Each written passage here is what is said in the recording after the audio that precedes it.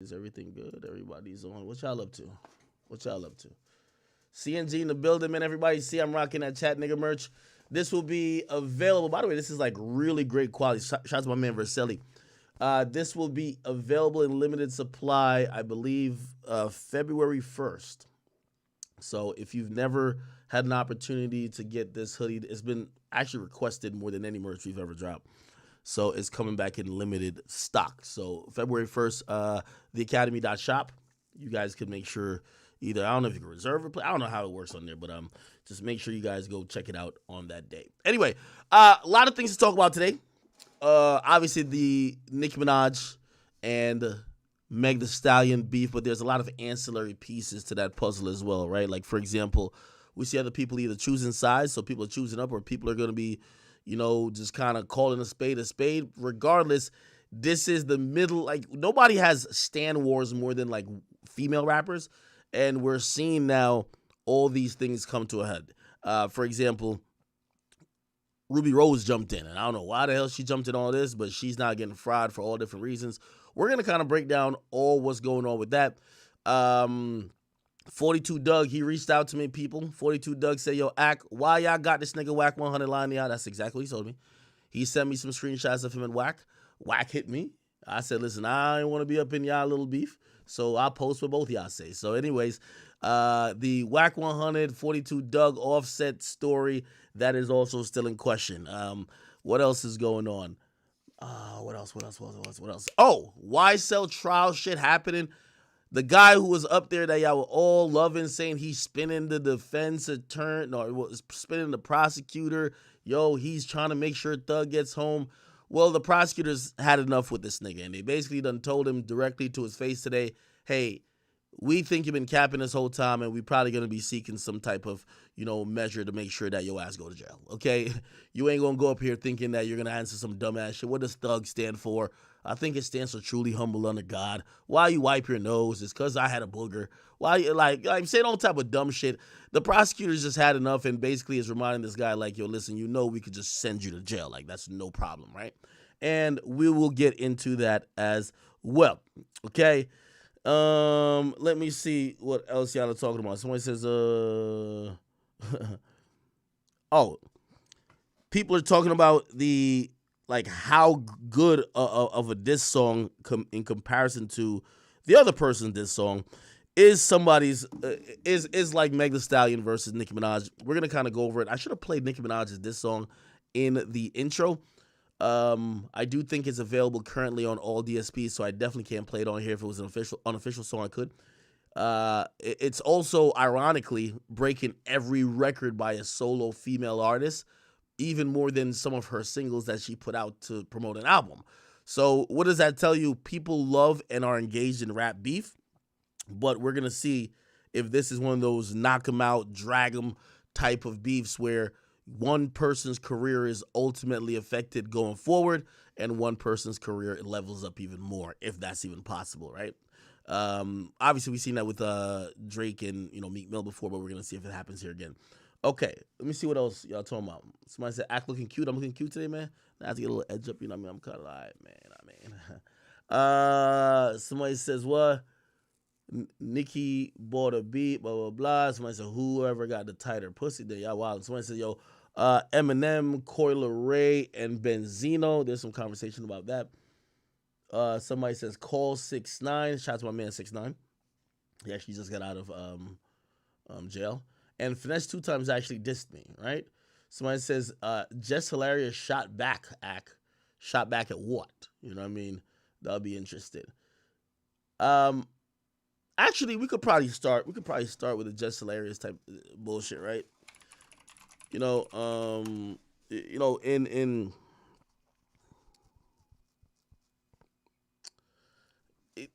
what's so funny about like radio?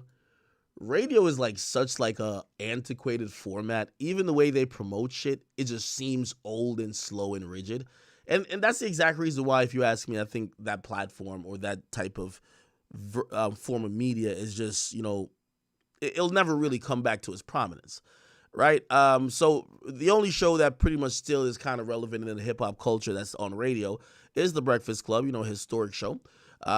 It's really co-hosted by Charlamagne the God and DJ Envy. Used to be co-hosted by Angela Yee, but she went on to do different things. Now they've been doing rotating seats, all type of people. They've been trying to bring up there, doing whatever. And the person who've kind of been up there the most is Jess Hilarious. Now, recently, Jess Hilarious dissed both of these guys, dissed Charlamagne and DJ Envy, after they had a take about SZA. And she was basically like, these niggas is trash. They're old. They don't know what's going on.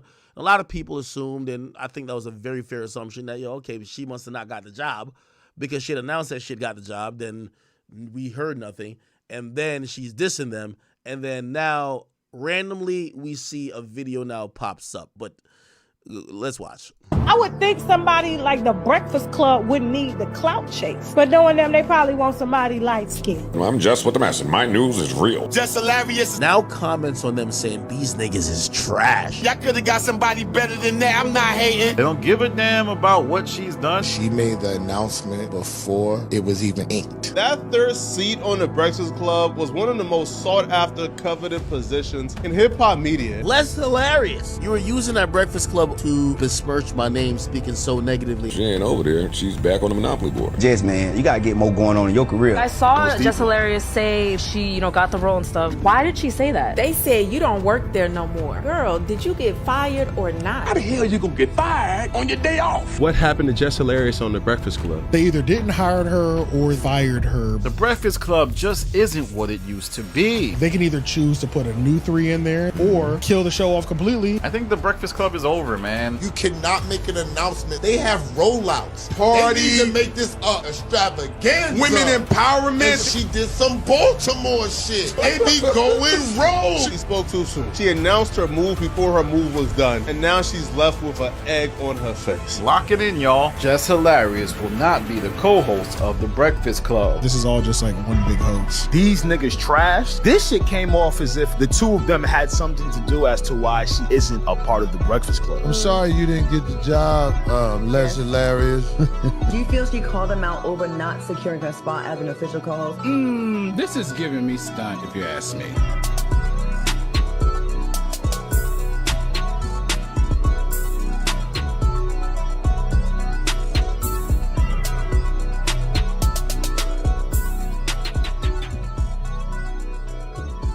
Okay, so this was their announcement. I guess she is going to be the third co-host, and I guess the diss to them was like an orchestrated plan. Also, Charlamagne and them acting like they're half retarded when people ask them about what's going on with her. They wanted to make a little splash. I guess this is good. I'm gonna be honest with you, just in reality, like again, the Breakfast Club these days, it's gonna always be a staple of the culture. Like you just got to give. It's the last most relevant, iconic radio show, and you always got to give that show all the credit in the world. The only thing I would definitely say is that I think the demographics of where they're gonna thrive versus where like most other creators are, which is most other creators are just internet creators, and not saying that the Breakfast Club ain't on the internet, but they're thriving not necessarily because of the internet. Because name the last like Breakfast Club interview that's really internet like ever really done stuff. I think they're thriving mostly off the fact that people drive to work. They're a very popular station. They have the guy who was probably one of the best in the world at orating or being like doing color commentary, Charlamagne, and they're gonna be fine in that market, right? Them adding her, I think the only way I could see the impact of her is if she gets them to go more viral on an internet level. Because, again, it's a radio show, right? Charlamagne done toned it down. If Jess gets them, like, posted every day on the blogs like they used to be, I could see that would be a great move. Otherwise, they're going to be self-sustaining among a demographic that don't even tune into internet shit. Like, they still get their news from radio. Like, there's a bunch of people who they only tune into radio, and they tune into radio every morning when they're driving to work. So, that's why the Breakfast Club, no matter what you think about them, they're not going anywhere. But them adding her, I'll be interested to see her impact. Now, do I think she's funny? No. Do I think she's like really talented? No. But she's not up there for someone like me. She's not even up there for someone like you. The Breakfast Club ain't even catering to people like y'all at this point. The Breakfast Club is catering to like a 50+ audience. Charlamagne's 50. The other niggas 50. Like they're let me not say other niggas. I fuck with Envy. But yeah, they're aging gracefully too. So I'm not even knocking them. They're getting more into politics and other social issues, and it is what it is. Cool. So yeah, she got a job. I don't know. You know, someone had this really interesting discussion about the Breakfast Club. They were like, yo, is the Breakfast Club, is it like washed or whatever the case is? I don't think so, right? Like, I don't think the Breakfast Club is washed. It's just that, but people just have a million other options. Like, for example, right? And by the way, it's just media in general. By the way, I just seen, you know, every athlete now have a podcast. Every fucking athlete, my nigga. Like, with all due respect, like, there's niggas who couldn't score 10 points a game. They got a whole podcast these days. Every motherfucking athlete has an opinion. This is why it's so competitive, but it's all good because I love when people are coming into my sphere because I do this every day. I've been doing this for over 13 or 14 years. I like it. But this is why, like, a place like the Breakfast Club doesn't seem as coveted anymore, right? Like, for example, I seen Kevin Gates. He just did a Breakfast Club interview. If he did that same interview with Shannon Sharpe, out of here. You know what I mean? Like, right now, Shannon Sharpe's like the hot place. You know what I mean? And it's not only a hip-hop thing. Everybody's competing. So, like, Shaq just started a podcast. Shaq's podcast is competing with All the Smoke. It's competing with Gillian Wallow. It's competing with Stephen A's podcast. It's competing with $1 Million Worth of Game. It's competing with Nelk. Impulsive. It's like everybody competing. So, like, places like the Breakfast Club, this is where we get to realize the Breakfast Club, it was a place that a lot of the moments was based on a lot of access, right? Like, they were the only people getting these interviews. Nowadays, we're seeing these interviews go to everybody. Like, for example, 21 Savage. Shit, I talked to 21 personally. Now, I could have just, like, brown noses and try to use, oh, you're my friend. Shouldn't be like, yo, you're going to give me an interview because your album just dropped. But, bro, I understand also his goal. I'm like, bro, he's like, yo, I don't want to do mad interviews. I don't want to do one. He's like, I was thinking about just only doing Shannon Sharpe interview. And I was just like, nigga, you're right. That's the only interview you should do. Like, just do that and you're good. So again, I just think the game has broadened a bit. And honestly, I know some of y'all might have just watched me and Flacco like go back and forth. Like, when it comes to internet creators and internet podcasts and stuff like that, the Breakfast Club is still a player, but they used to have like this airtight grip on like everything going on. That's not the case anymore. And that's a good thing because it gives artists options and it gives viewers options, right? They're not washed. They just have competition. You know what I mean? Like, shit. It's like saying, let's go to basketball. Would you call the Warriors washed if like they used to go 72-10 every year and then now they're going like 60-22 or like 57-25 or something like that?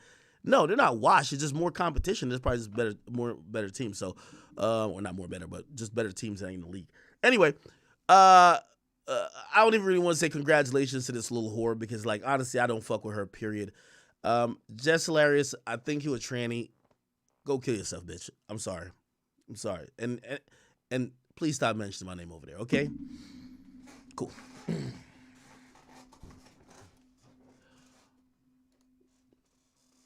All right.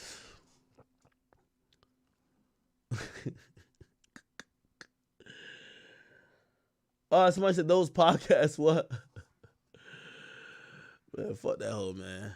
Man, listen, you know, we got to keep smoke for some of these motherfuckers for life, man. They ain't never give me a pass ever, man. Fuck them bitches, man. Okay. All right, bet. We're gonna get into the Nicki stuff. So, like, you know, I'm letting some more people get up in this bitch. We're gonna get into the Nicki stuff. Just calmly get up in this joint. We're gonna get there. Feel me? And by the way, I meant that on GTA, okay? If you don't know. I meant that on GTA, okay? That's like you gotta say you meant that on GTA. Okay, so we're gonna get to the Nicki stuff. That's happening real shortly.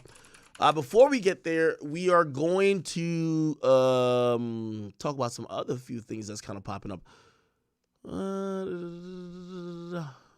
Super Bowl's coming. They're talking about Beyonce and Taylor Swift. Like, who thought Taylor Swift and Beyonce were in the same conversation?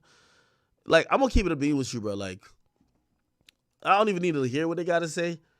Man, listen, Beyonce, like with all due respect to Beyonce, Beyonce's like, let me see. Beyonce's Block Boy JB. Taylor Swift is Drake. I'm sorry. Like, Yo, Beyonce and Taylor don't even belong in the same sentence, man. Now, granted, let me be very fair. If we're talking about actual talent, performance-wise, certain shit like that, Beyonce smokes Taylor Swift, right? Like, yo, if it's a halftime show, who would you want to throw the best halftime show? Of course, Beyonce's gonna smoke everybody. Beyonce, even at 64, is doing backflips, doing all type of shit. She's definitely really dynamic. Yo, do y'all hear my puppies? They're going crazy. She's really dynamic in how she could perform and just move around and give a great show. But if we're talking about just flat out clout, if we're talking about accomplishments, if we're talking about just dominating like an entire generation and keep doing it, Beyonce is in the twilight of her career. Like, yo, like Taylor Swift is something else. You got to compare Taylor Swift to literally Michael Jackson. Like, I'm going to be honest with you. Taylor Swift, even now, remember back in the day, people used to look at Justin Bieber like he was like this bigger than life type of thing. Taylor Swift has eclipsed even that nigga. Like, not even close. With all due respect to Beyonce, again, if we're talking about talent, I think Beyonce smokes Taylor. We're talking about like clout and the amount of impact she's had on just the large majority of the world. And I'm not just talking about one particular community. Taylor Swift is only comparable to Michael Jackson, okay? Taylor is actually up there with Michael Jackson, Bob Marley, and a few others, and most of them people are dead. You get what I mean? Like, she's in a very short list. Bro, she's dropping an album and selling 3 million records. She's dropping 4 albums a year. She's dropping the same album she dropped 8 years ago and still selling millions first week. These niggas is coming out with new albums and they can't sell 100,000. If Beyonce dropped an album right now, she wouldn't sell 500,000 records, okay? No disrespect to her. By the way, I still think she would do some pretty good numbers because, of course, the Beehive is still here. And I ain't trying to piss off the Beehive because we know Beyonce is still lit. You know what I mean? But there's levels to this shit. Taylor Swift is the only person, and you know what they were talking about is that Taylor Swift is dating some Negro, not actually some Negro, some guy, which it's so interesting how white people like code, like they almost like code switch depending on what their preference is. You ever seen Travis Kelce? So Travis Kelce basically is her boyfriend, right?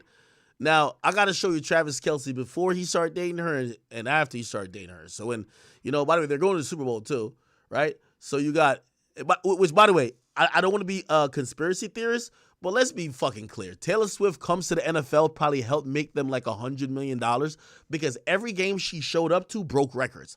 People would tune into the game just for the in-between play shots just to see Taylor. That's how fucking popular she is, okay? We have Kevin Hart all day long, Drake all day long at every motherfucking courtside game for basketball. That shit does nothing. It makes 5 blogs and that's it.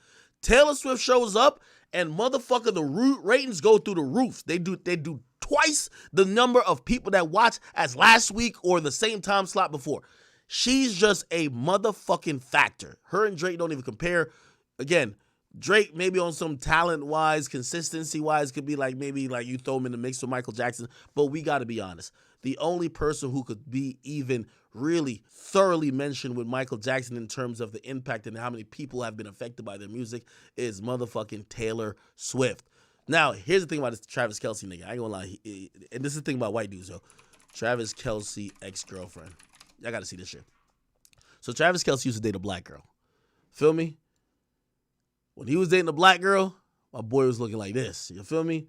That nigga was trying to look like, Chet Hanks or whatever. He was trying to look like, on some, he's trying to basically look like some little light, bright nigga dating, the black girl. Man, y'all ever see this nigga with Taylor Swift? This nigga, he got a racist mustache now, bro. Like, this nigga on some other shit.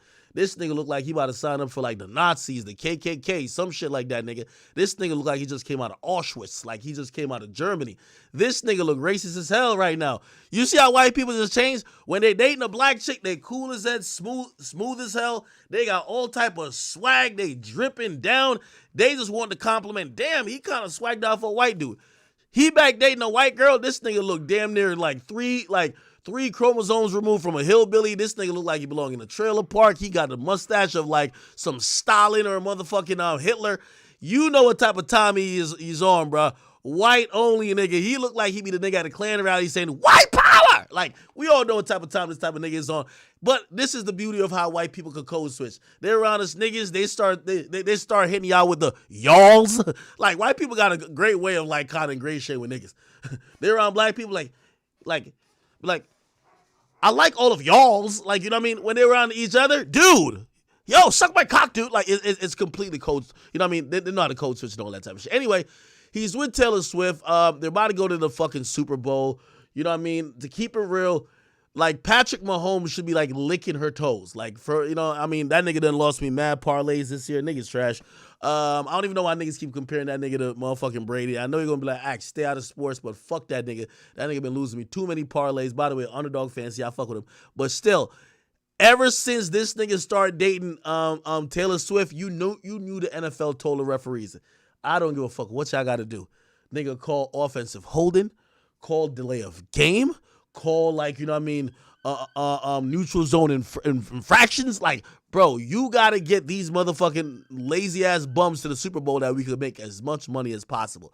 And that's just what's going to happen. They're going to make as much money as possible because Travis Kelce and his girl, I ain't going to lie to you, they're probably going to lose. But you see, it's the last game of the year. Nobody gives a fuck, right? It's actually a better thing for the NFL if they lose. If they win, nobody want to watch it again, right? Or it's like, you know, like the sequel is always never really better than the first. You got to let the NFL rig this bitch, let her walk him out, doing all this goofy shit, like, you know what I mean? He's going to lose, and then next year, hopefully they stay together during the offseason.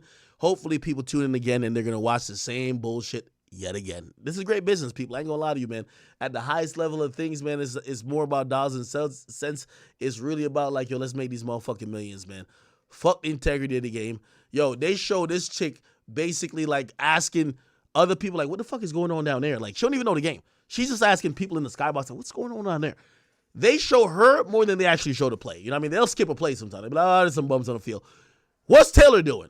So, you know, they're going to the championship. But, yeah, to go back to what I was saying, I don't even have to hear what Shannon Sharp and motherfucking Ocho Cinco got to say. Beyonce, like, nobody gives a fuck about Beyonce like that. Let's be honest, my nigga. Like, the only people who give a fuck about Beyonce like that is, like, them little black chicks who be on the shade room and shit like that. It is what it is. All right, cool. We're getting to Meg. Just calm down. They say Biden is saying what? We'll take all necessary. Yo, Biden looks like he retarded, man.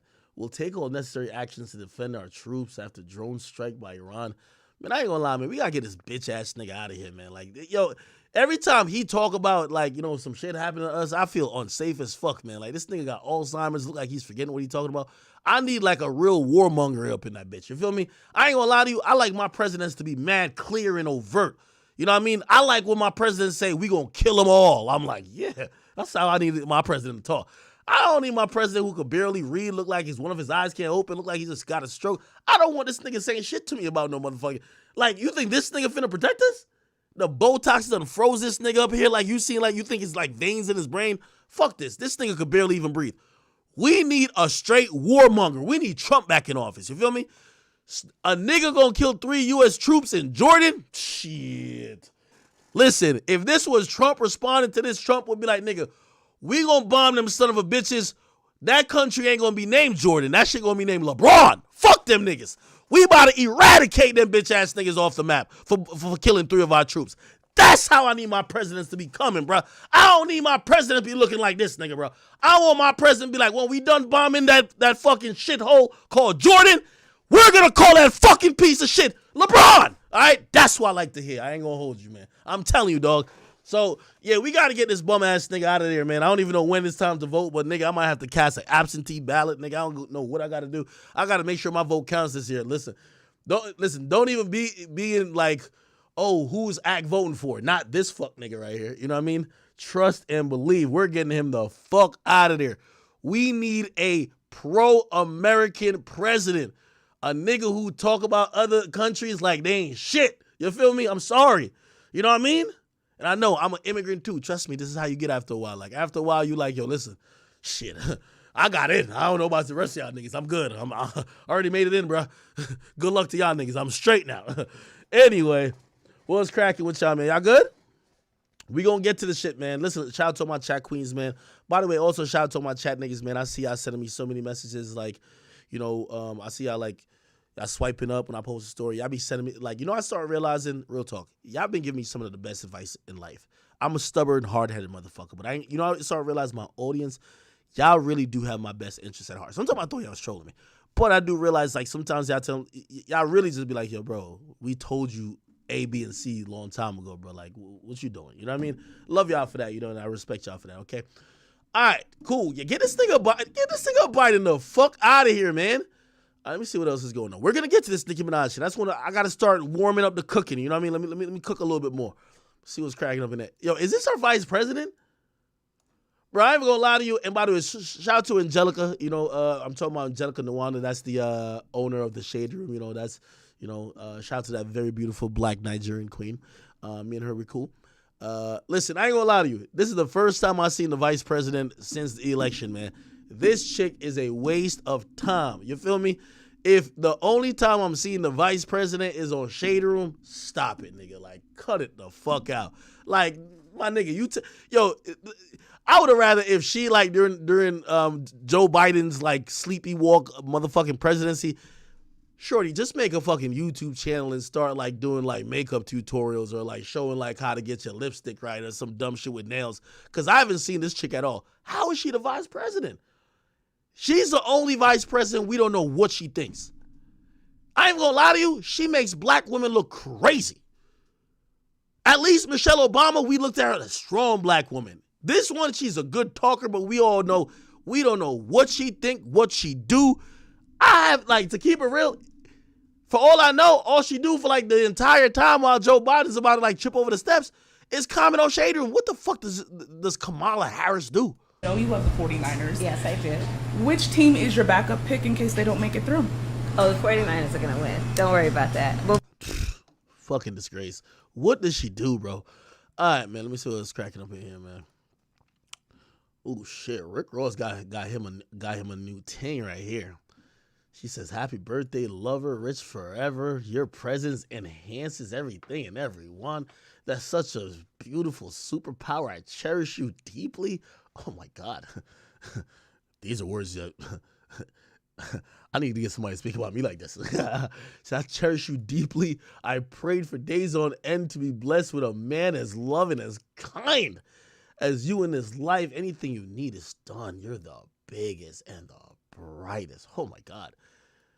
I ain't gonna lie. This chick is, this chick right now she's getting an A+ for playing her part. Ross, you might have to drop a kid in her, man. Like, she playing her part, not embarrassing you, doing her thing, making you seem like an African king. She's riding on that private jet, loving life. It's a good look. You know what I mean? Okay. Where the hell you find her at? Speaking of which, did y'all see this too? Oh, I got to play this before. So Rick Ross's disgruntled baby moms, Tia Kemp, right? Remember the whole thing about Tia Told Me?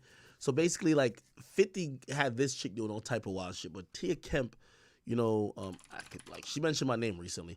So essentially, she been trying to expose Rick Ross. Yeah. And now we gotta, like, just be honest, bro. She see Rick Ross with his new girl, flourishing, loving life, the new girl in the mansion, in the Maybach, in the Lamborghinis, in the jet, and she's over here. She can't even find a hot comb, and she is stressed out, just going crazy. Listen to her just ranting. Hear this.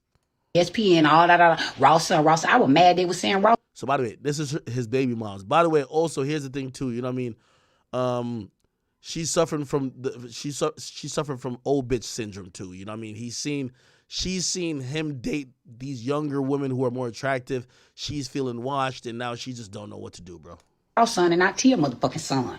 Bitch, I'm the one that's changed 2-3 shades darker for 16 years out there since he was 3. One to throw a football, fat bitch. Be glad he ain't wearing rainbows like Wade's son. Y'all going to see the Heat tonight. The Heat'll get the heat of my ass, because Wade is a whole sissy, and you sat at his motherfucking podcast with his legs wide open. Why you sat there like a big dick bitch, looking like a big manly dick? Get a BBL, you big back bitch. See, I ain't done reading you. You play with my mama, bitch, I'ma show you. I'ma run your mama nuts in that motherfucking big house, because that bitch been crying to me for 5 years, telling me how depressed she is. She just begged me to block her. All right, let me get to some of the bullshit she was saying. I dropped dead, man. Y'all better fight in court for mines, because he'll be a gay boy. They was like, what you mean? I say, mama, y'all work for it, pay their bills and feed their family, but you ain't tonight. Tell Drake, at Drake right the fuck now. At that nigga Drake, right, motherfucker? By the way, before we even get into this, I gotta let you know what, listen, it's nothing worse more than a disgruntled woman, you know what I mean? Move on with your life, shorty, you know what I mean? Because Rick Ross decided not to be with you, it's not the end of the world. Like, what are you doing? But, ain't nothing, hell hath no fury more than a woman's scorn. I think that's maybe the saying. Anyway, if you wonder why she's on live ranting in, like, a Section 8 housing bedroom, is because, she's not at the promised land with Rick Ross and, like, all the opulence. She's, like, just not doing well. Here's the thing. I'm going to tell you why. So back in the day, she decided to do some down bad shit. Tia Kemp, 50 Cent. Now, 50 Cent was beefing with Rick Ross. And then what happened was, of course, the disgruntled baby moms linked up with 50 and was hugging on him, doing interviews with him, and she thought she was the shit. That nigga probably gave her like $5,000. Actually, this was another baby mom, Lastonia, whatever. She was suing 50 as well. But anyway, there's a video of her basically bringing her kid with Floyd. So she brought her kids to Rick Ross's house. No, she brought her kids to 50 Cent and Floyd, and basically, okay, I just fucked that whole up. So she's Rick Ross' baby mom. Rick Ross is beefing with Floyd. No, Rick Ross is beefing with 50. She takes Rick Ross's son and goes to link with Floyd Mayweather, 50 in Vegas. Now, you're permanently cut off when you bring a man's son around as op. And look, yeah. So this is like Rick Ross's son, or like one of them is Rick Ross. I don't know which one is Rick Ross's son. Anyway, you had Rick Ross's biggest op rubbing like 50, rubbing Rick Ross. Rick Ross's biggest op 50, rubbing Ross's kids in their head, like, sonning them. He's gonna hate you for life. Look right here. Look, that's Rick Ross' son. Like, bro, like it's impossible. Look, it's impossible for that nigga to ever really fuck with you again.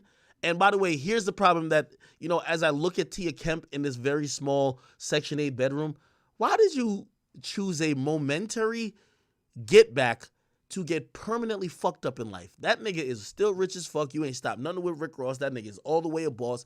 He done got all the more beautiful women, even 10 times more beautiful than you. He got hundreds of more millions of dollars than he had when he was with you. But you know what now? He is spiteful and vengeful. You know what he would never do? He won't give you a motherfucking dime. And matter of fact, his son is going to suffer for him, because now he wouldn't give anything to you that maybe you're going to benefit from, even if it's going to benefit his son. This is how much, Ross don't fuck with her. Anyway, this was a stupid ass move. So yeah, she thought she was a shit back then. By the way, this is 14 years ago. You could tell she actually thought she was cute. By the way, look how she's looking now. Bitch look like a crackhead and look old as fuck, right? This is how she was looking then. She probably went through there. The money team ran a little choo-choo or something. I don't know. Allegedly, I don't know. But, yeah. Look, see? Look, 50 was doing the most. Look at 50. Look at 50. Look at 50. Nah, you see, you could tell. Yo, my top op is rubbing my son's head? Oh, hell nah, it's over. Nah, it's over. It's over. You can't hate your son, but you gotta hate the moms. Diddy was even there, which is kind of odd, because 50 and Diddy don't get into it. Shit. If Diddy was there, man. Shit. Diddy going in the room? Oh, shit. I think like a hustler. I'm thinking about a shipment. She thinking, it's just not for me. Anyway, all right. Anyway, she's on the gram 14 years later, looking distressed and looking impoverished. And now she wants to try to expose Rick Ross while he's on a private jet with his new girl who's 20 years younger than her. Fucking not, because I'm going to sit that nigga. I fly to that nigga. I'd give him some beats from his favorite motherfucking engineer. Tell him right now. And I'm going to spend another nigga money. See, this how I'm going to fuck you around, nigga. I'm going to fuck with your niggas. Sam Sneak, do you got a car? Tell the truth, Sam Sneak. You been his DJ 15 years. You don't even have a car right now. It hurts my soul to see you out there waiting on the Uber 3, 4 in the morning knowing them people sleep. I be wanting to take you home because I be pulling up because the bitch done called me 50 times to wake me up. I'm finna let you hear a voicemail right now. Man, shout out to my boy Sam Sneak, man. Sam Sneak be watching the stream. Sam Sneak, man, if you want to get on here and give her some words, man, go ahead, man. I don't like how she talking about you like you don't got no car, man. I don't like that. Watch this. I'm gonna show you. Out for all that midnight shit, you gonna fuck around like my mama say, stroke out or either motherfucking beady out. You beady ass bitch. I'ma call you beady. You beady, bitch. You's a rich beady ass bitch. These ain't grapes. These juju plums. I don't know what this Jamaican shit is. But it's good as fuck. There's lemon juice and vinegar and it's ghetto shit. I call it ghetto shit. These mangoes. Fat ass bitch wish she could eat like me. I'm healthy than a motherfucker, bitch, because I'm holistic. I don't take drugs. Bitch, I smoke herbs, weed, and matter of fact, it's time for me to roll one, bitch, because I thought I wanted some neck bones, but I don't. I just wanted to charm your big back ass, because you can't get none. That hoe can't cook none, and your mama can't either, because that bitch put too much black pepper in her shit. The day I taste that whole macaroni and cheese and white rice, I say, this bitch can't cook worth the shit. Tia, go home and cook your own food and show this lady you could cook. That's why every time she fly down here, she asks me to bring fish and fried fish and conch over there. Y'all be seeing me on the page at this house when she bring her bald head ass in town. And I got pictures of your bald head ass too, Miss Roberts. Don't make me post your ass, bitch. And I'm... Damn.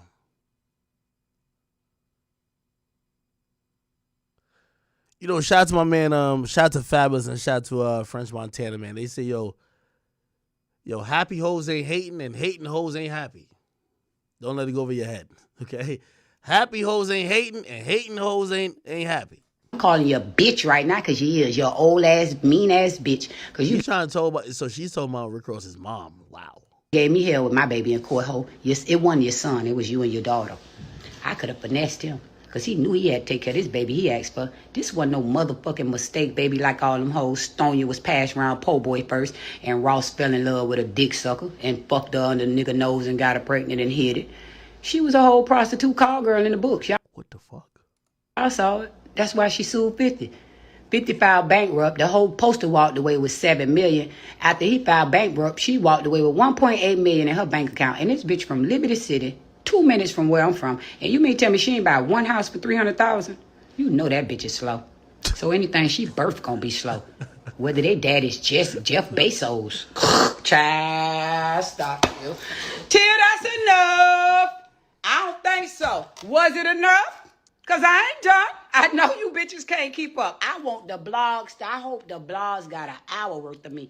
Because I ain't done, bitch. I'm coming back for you. You lucky my real page shut down. Because, bitch, you know I have 100,000 followers in 20 minutes, bitch. But I have 1 million by the end of this. Bitch, by motherfucking Black History Month before it's over. Because, bitch, I'm going to buy me some African. I got your daddy sending me African suits from Ghana. I'm finna show you bitches. Listen. I'm going viral, ho, for the rest of my life. I don't give a fuck who come over here and tell me what the fuck I shouldn't be doing at this age. Yo mama boring, bitch. Because my churn clap me up, ho. Keep me fresh, bitch. Tell me what the fuck to wear.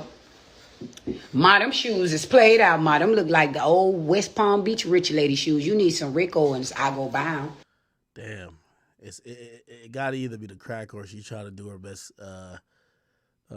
Kaya like impersonation. Right. Girl, he'll go at children's place and if he see something he like, he will buy it and say, I make a fucking seamstress stretch it. Yeah, it's my cousins, all these my surgeries. That hoe is a lumberjack, big back heart attack lumberjack. She wears size 13 shoe in women's. The bitch taller than me, and you know I'm a tall hoe. But that bitch can't lose weight for shit. Every time she have a surgery, she still looks swollen when her mama had her on child support. Anyway, she goes on later to say that supposedly Rick Ross fucked Gucci Mane's wife, which that turned into some other shit. In the 2000s, and his niece name, find her mug shots, her cases in Mississippi. All for shit. And I told you don't do that. Cash out. I said, oh, this bitch playing games till you better stack your money. Girl, stack your money and go build your... I got all this shit everywhere in every room. Missing radio, pioneer shit. All that shit. And I get in that bitch and roam on out that motherfucker. Go back, ride out 15. And wave at him till it's time. Bitch, for an hour or two. You ain't ready for me, fat nigga. And I just did this shit for free. I'm gonna get so rich on your ass. And I'm talking about, oh, ain't even about the money. I've been rich in spirit. You know that. I've been trying to teach your ass that because you rich in materials and ain't rich in spirit yet. It's backwards. I don't know how they bless you with it. You evil Illuminati ass, boongie boy ass bitch. And I'm calling you one because you act like you one. You tooted up too much for me. You tooted up too much for me, bitch, and you sleep like you're in a fetus. Something going on. And it's the one, I'm going to make that bitch pay me for some money. The bumblebees, the raccoons, the eat. That shit, it hurt. That shit on, bitch, you look like somebody bud that. But I hope you and Christina have 7 children. I want to see them big head motherfuckers gonna look like some goddamn big boy heads from Publix. You big back bitch, you can't motherfucking even ride. Boy, you can't motherfucking argue with me, nigga. You can't win with me, fuck boy. Your niece. Oh, she's cussing out the new girl, Christina. Damn near killed herself. Your niece damn near killed. Look at them black eyes on his niece. Broke her neck, arm, face was burnt. All her whole back was burnt out because she was threw out her windshield. Anyway, let me try to find the relevant part. Hey, this is Lisa. Allegedly, and it's the truth. I ain't gotta lie. Here we go. Keisha K.O. too while you was in prison. I seen her pulling off. Wait, what? O2 Meek Mill. I'm with his baby mama and them too when it was her turn. I want her too. Right now, I'm bloggy. I'm viral. Okay, we're gonna stay on lyric. Meek Mill. Then y'all choo on that whole 2 Meek Mill. You and Rose them. I heard Gucci Man. He Keisha K.O. too while you was in prison. I seen her pulling out from his studio house in that Rolls Royce she was driving. It was a white one. Say allegedly. Say allegedly. This the truth though, allegedly, and it's the truth. I ain't gotta lie. Lie detectors pay me. It's gonna be in the book. They can't sue me. I ain't lying. That girl better go prove to her husband and Rose that I'm telling the truth. Cause he told me he done all these hoes. And he laughed. Rick Ross fat ass. Girl, that could fuck you right now. If you got that bit, you want guys bitter. I ain't gonna lie for some wings. Yeah, I love wings. I 10-piece. Got a little old trick bitch to send over there, and I ain't no madam. But that's sinning. I don't want to go to hell. I got a spot in there. All right, so interesting enough, right? So she's saying that Rick Ross fucked Gucci Mane's now wife back when Gucci went to jail. All right? And let me see. Low key, I was like, yo, this chick is off the rocker and she's just chatting. Even though some people have sent me some proof and they said, yo, maybe she's not chatting because there's some proof that let me see.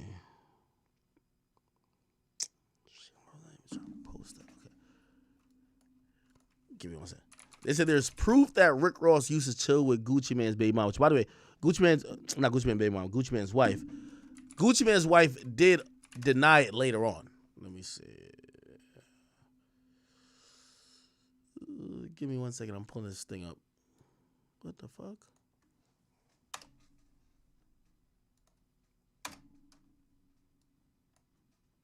Why this shit not working?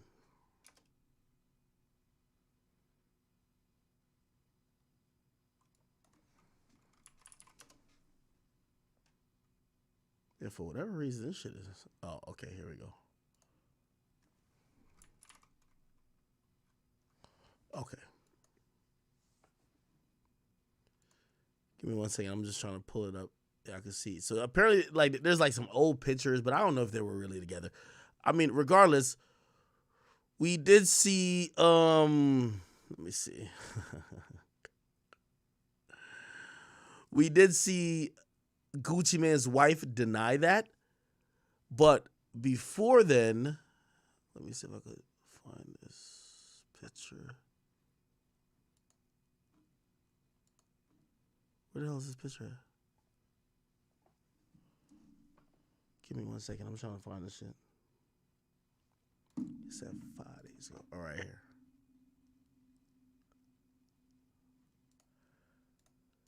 So apparently the proof is this. Like, supposedly this is back in the day. I don't even think this picture even proves that they were fucking around.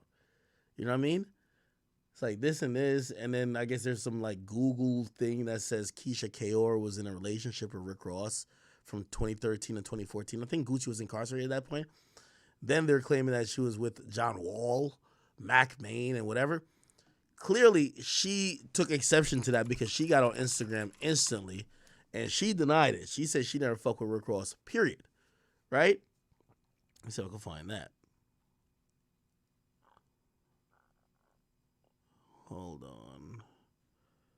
Yeah, she wrote like a whole little message. She was like, nigga, stop fucking around with me. I did not fuck Rick Ross. And I could imagine, I don't know if like, I don't even know if Gucci cares at all. Because also, you got to think about it like, man, Gucci was actually in jail, man. Like, she wasn't your wife then. How much could you care you were in jail? If she did some shit, are you going to just like torture yourself over it? Let me see if I can find it though. Where's her denial at? It's the 13th. Where the fuck is her denial? I might have skipped past it. Anyway, she had denied it on Instagram, saying that she had never... Why can't I find it? I'm probably skipping right past it, some dumb shit like that. I'm gonna just Google it.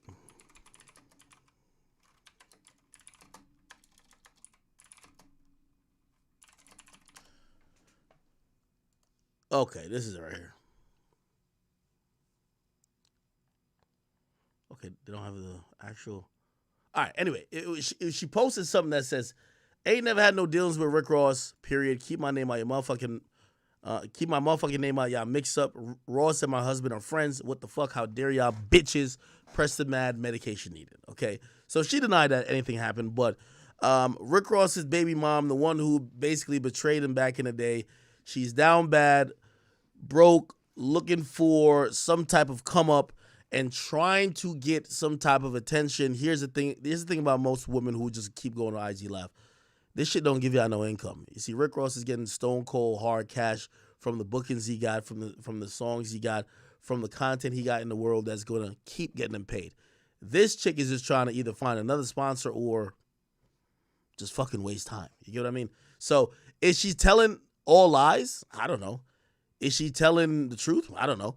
Is she saying stuff that's going to affect Rick Ross at this point? Nah. Bro, you waited too long. Like, yo, my nigga, like, you're talking about some 2013 shit when we're in 2023. That's how we know you old. You talking about some 10 years ago shit when we're in 2023. You've been cut out you've been cut out the money. You've been cut out the situation. You don't know really what's going on now. You're talking about some old shit, which I guess is good for like media gossip, but other than that, nobody gives a fuck. All right, let's keep it going. We're probably gonna just go to the Meg and Nicki stuff immediately. But I did want to play this song real quick. Finesse2tymes, okay? So Finesse2tymes, he actually premiered, let me see, Finesse2tymes. Finesse2tymes premiered a new song where he was dissing a few people. In the chorus, he actually mentioned me. Let me actually play the chorus, okay? Sorry, chat. In the chorus, he said this. Is it this? There. So thank you. All it. Tell the shade room this. Post this. Tell say cheese that. Post that. Tell 1090 Jake he a bitch. I'll put 100 on wax. Mom called, thought I told you I was a done. I'm the king, you a pawn. I'm really one of them ones. Hold up, academics, you a bomb, bitch. Tell the shade room. Okay. Now, I know this is great promo by Finesse2tymes. But you know, we can't let you just use me as like your step stool to get some free promo. Okay, if you want some free promo, pay for it. Now, let me state some objective facts about Finesse2tymes. The song sounds great, but every day since you've been free, people have been just seeing through you. Like you're basically like you're transparent in a sense. Like, my nigga, we seen what Honeycomb had you scrambling and scraping. We get that. But beyond that, it's so crazy you said academics is a bum when I could have swore you and your management was trying to do an interview with us, but y'all claim y'all couldn't afford a plane ticket. And I'm like, wait, a rapper can't afford a plane ticket to get to New York? It was an odd request. Never in the history of rapperdom have I ever heard a nigga saying, you got to fly me out for me to do an interview. Like, nigga, what? You're not a bitch? Like, what are we talking about? But this is the guy who's talking about all this, yo, we don't care about none of them cars you got in the background. Everybody got him. Nigga, the mere fact you wanted me to flew you out like an Instagram chick to do a goddamn interview, you can't call me a bum, okay? My nigga, I would have had your ass on goddamn Spirit in the middle seat, okay? That's what I was gonna do. That's what, I told my assistant to ask your people for your info. You were gonna be in the middle seat just like the regular thoughts that come out here, okay? Matter of fact, it's gonna be a connecting flight, 2 stops, okay? Get your mind right. So you can't call me a bum when you're asking people to book your flight. Like, my nigga, are you getting money or not? You get what I mean? Now, here's the thing. I know what's really upsetting Finesse2tymes. Finesse2tymes has been called a rat and a cooperant by 1090 Jake. I don't really care.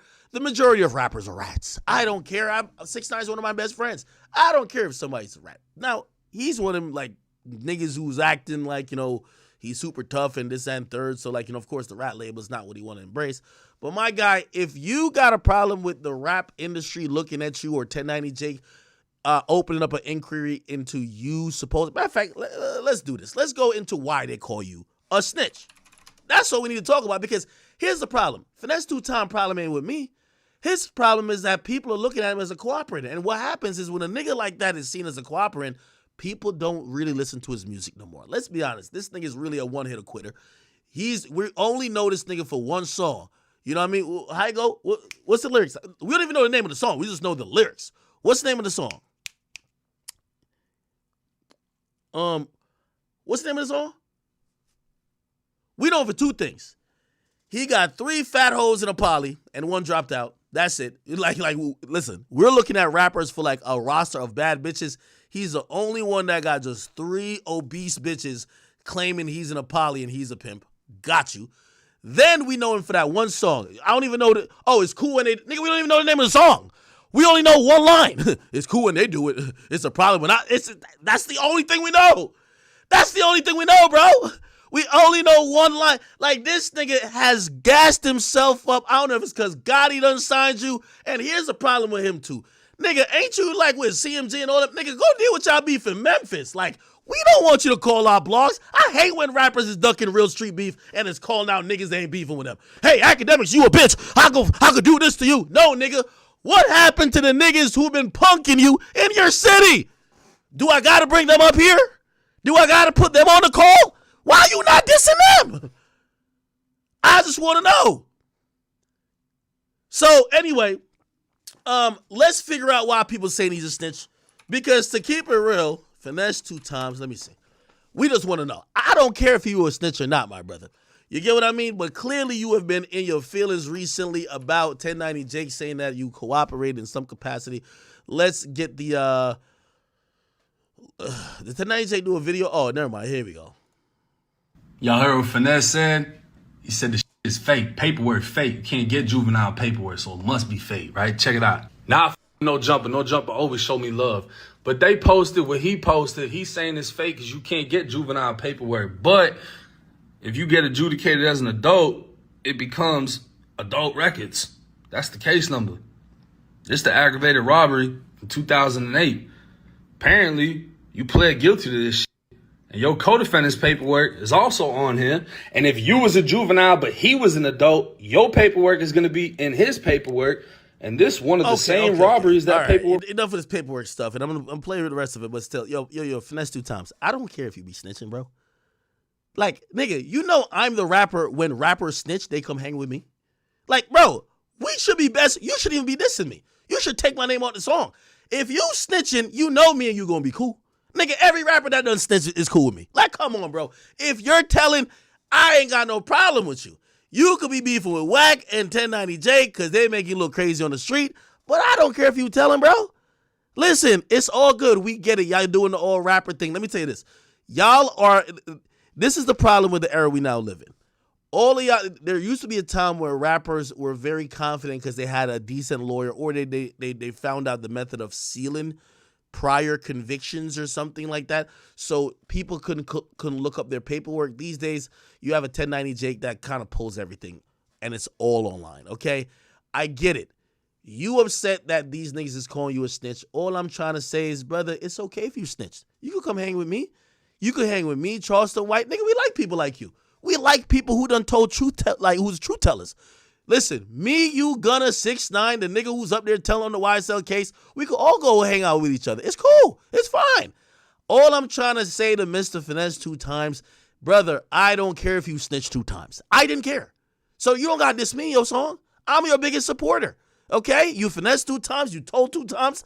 I like whatever you do because you know what? Everything you do once, you do twice. You told 2 times. You finesse 2 times. You had 2 bitches. Or I don't know what you were doing them 2 times, but whatever. I'm with you, brother. Don't get mad at me. But I like your song, and I'm going to give you the proper promo. But I do know why you're mad. You're mad because they're calling you a snitch. And I've stayed out of the snitch conversation, but when you mention my name in a song, now I'm trying to find out. Are you a snitch, nigga? We're gonna find out. Is 1090J? No, not 1090J. Is Finesse2tymes a snitch? By the way, 1090J, you're welcome to get on the stream. We're actually working on pulling the full paperwork up. I like to stay out of this snitch stuff, but don't try to deflect from your snitching allegations and put my name into it. I will make it my mission from here on forward. We need to find out who's Finesse2tymes snitched on. And by the way, if you got snitched on by Finesse2tymes, I got $10,000 for you. You come up here and you tell me exactly what he snitched on you about, and you give full paperwork. I got $10,000 for you. Okay? Okay? It's cool when they do it. It's gonna be a problem when I do it too. Okay? Here we go. What was talking about? And he got developed as a suspect. Hey, put that on the blogs. The nigga who Finesse2tymes snitched on twice. You come up here. Matter of fact, you know what? Just because I got money. I got $10,000 for you twice, 2 times, okay? So I got $10,000 for you 2 times after you tell me the 2 times that he done told on you 2 times, okay? Finesse, thanks for mentioning me, your bum ass song. Your song did 100K in a fucking day. Let's go to the pathetic views, man. Nobody ain't listening to you, nigga. Your shit is whack. Fuck are you talking about, nigga? Let's go to Finesse2tymes. Like, who the hell? Nigga, you got 2 dusty, fat, obese bitches claiming you some type of pimp in a poly. They got cankles, nigga. Talking about they waking up and rubbing your big toe. I get it, you were in jail for like eternity, so of course you're happy that you, like, come the fuck on, my nigga. Look, the nigga dropped the song and got 172,000 views in 20 hours. My nigga, this shit not even trending, nigga. This shit not trending in your city. This shit not even trending in your household. Your bitches don't got this shit on your goddamn playlist. What are you talking about, Finesse2tymes? You can't call me a bum. Nigga, you a bum. Nigga, you was in your jail. Nigga, first of all, I'm richer than you. We could say that again, but I don't have to. Your boss would tell you that. I'm richer than you. How are you talking about me being a bum? You said you needed a plane ticket to come do an interview. Nigga, I was going to put you in the middle seat in Spirit with 2 stops. You was going to go through TSA like 5 times, nigga. I was going to have them fly you to Canada. You had to go through the fucking customs twice, nigga, just to get here to do an interview. Because I couldn't understand what type of bum-ass rapper can't afford to pay his money to go do a fucking interview that's supposed to promote you. If you did a fucking interview with me, you bum-ass nigga, you wouldn't be doing these pathetic-ass numbers. Look at this fucking pathetic-ass numbers you doing, nigga. How much you pay for this goddamn video? Lambo rented. What else is in here rented?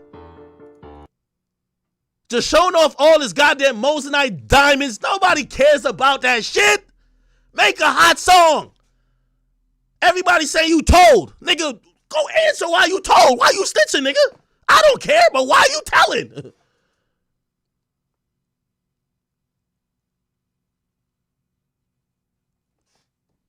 I ain't gonna play this bullshit. But anyway, let me keep going back to 1090J. 3 days after the alleged interview given by Finesse. But if the shit's fake, I'm going to find. And they say I only go at women, right? Promise. If you ever been to a federal system, if you know anybody that been to a federal system, a USP, a medium high. You know, you can tell all these little street niggas done snitch. These niggas can't even say the word music. They say music. But let you say they snitch, they gonna tell you about the whole court system. Hey, I had the paralegal text me this, and I got it in my discovery, and then, of course, I filed it in Pacer, and I got... Nigga, how the fuck you know all this shit now, nigga?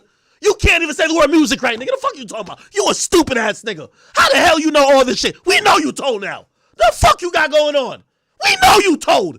Nigga, you can't say the word music right. But now you know everything about the law? Look... I got $5,000. Have this nigga say the word music without saying music. Stupid ass nigga. This is how we know you told, nigga. If you know anybody that been to a federal system, a USP, a medium high, we got something called PSIs. They want 2 to 3 things. They want your PSI, they want your docket, and they want your transcripts from your current case. I just did 5 years and I ain't never been in no PC. I done had paperwork parties. That's my first point. And your PSI, what your PSI do, to break it down to people who don't know, it's called a pre-sentencing report. Pre-sentencing investigation, one of them. And what the PSI tell is every charge you ever caught. Every charge you ever caught since you've been a juvenile. This is why I know something's up with this nigga, man. Niggas in Memphis getting killed left, right, and center. 5 bodies done dropped in the last 15 days. And this nigga got a song talking about blogs. Something ain't right with him. Somebody do an investigation about this guy. Yo, 1090J, get up in the court, man. I need you to figure out what's going on with this guy. Could we get 1090J on the horn? We need 1090J up in the goddamn court, bro.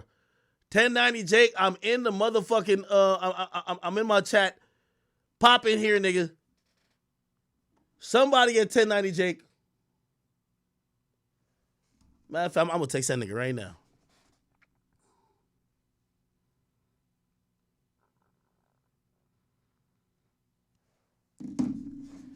Anyway.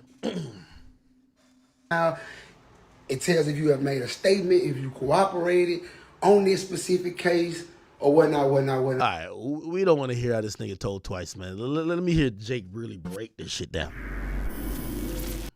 2Tymes put out an IG post. He said, y'all out here killing all these rappers. Y'all need to start killing these bloggers.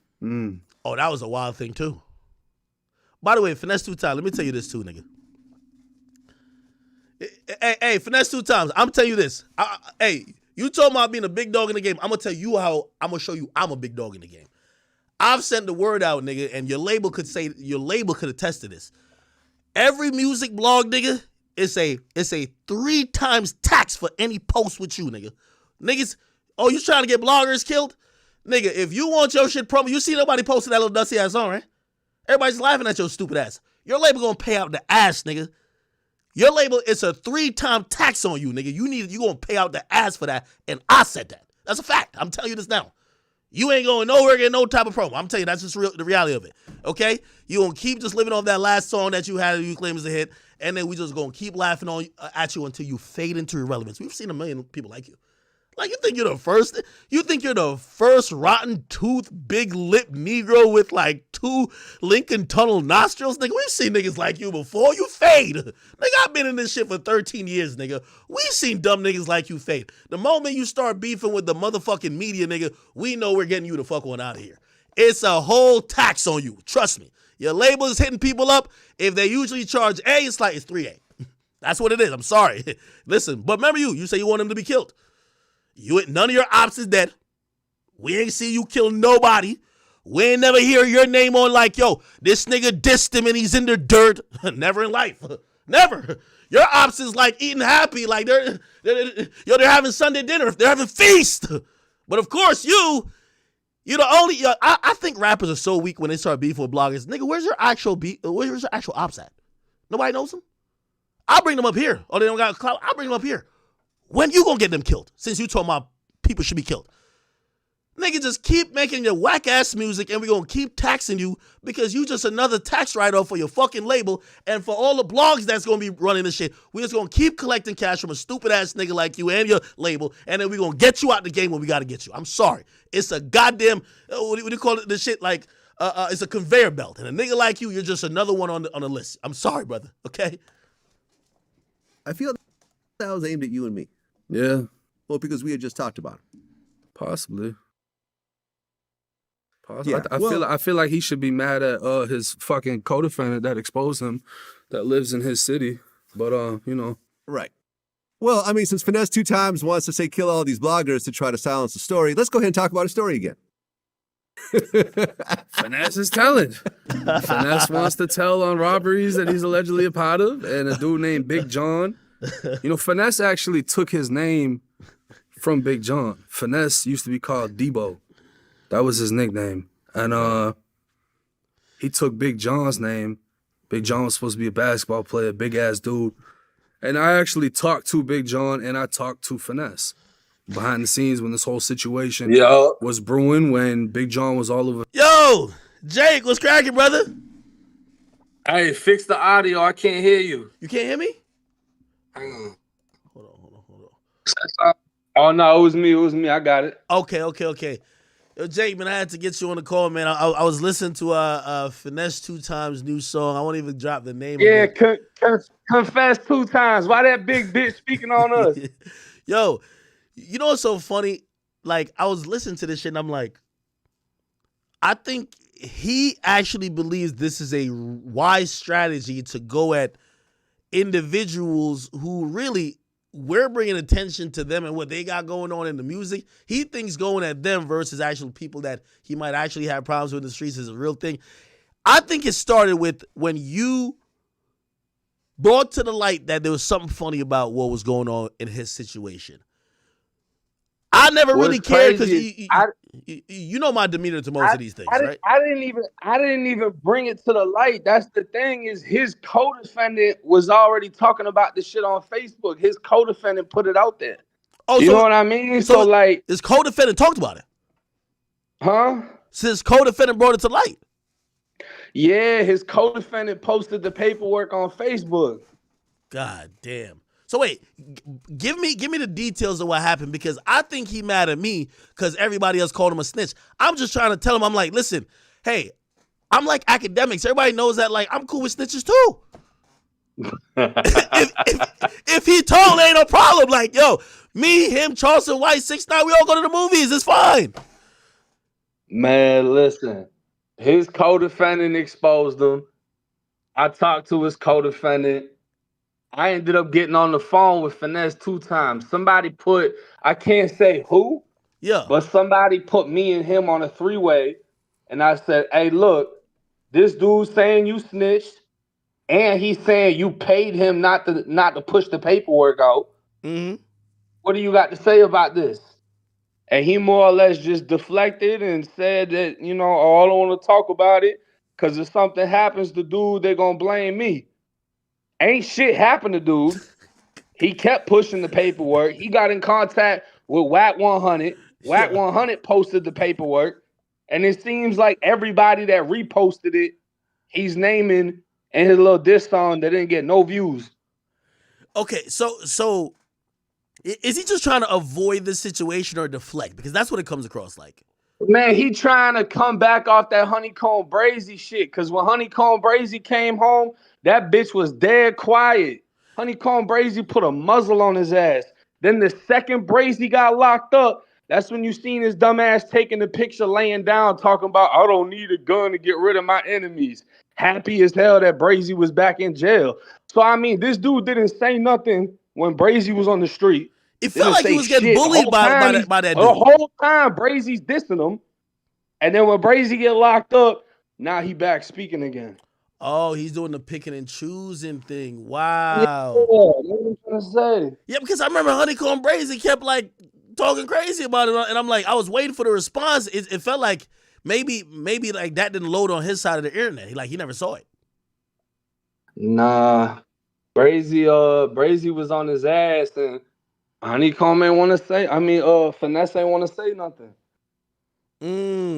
So wait, does he have a problem with you specifically? Because also he also said he could put money on Wax's head. What did he say about you? He said, I'm a bum. He said he could put $100K on Wax's head, and he said something about you. Yeah, he said I'm a bitch.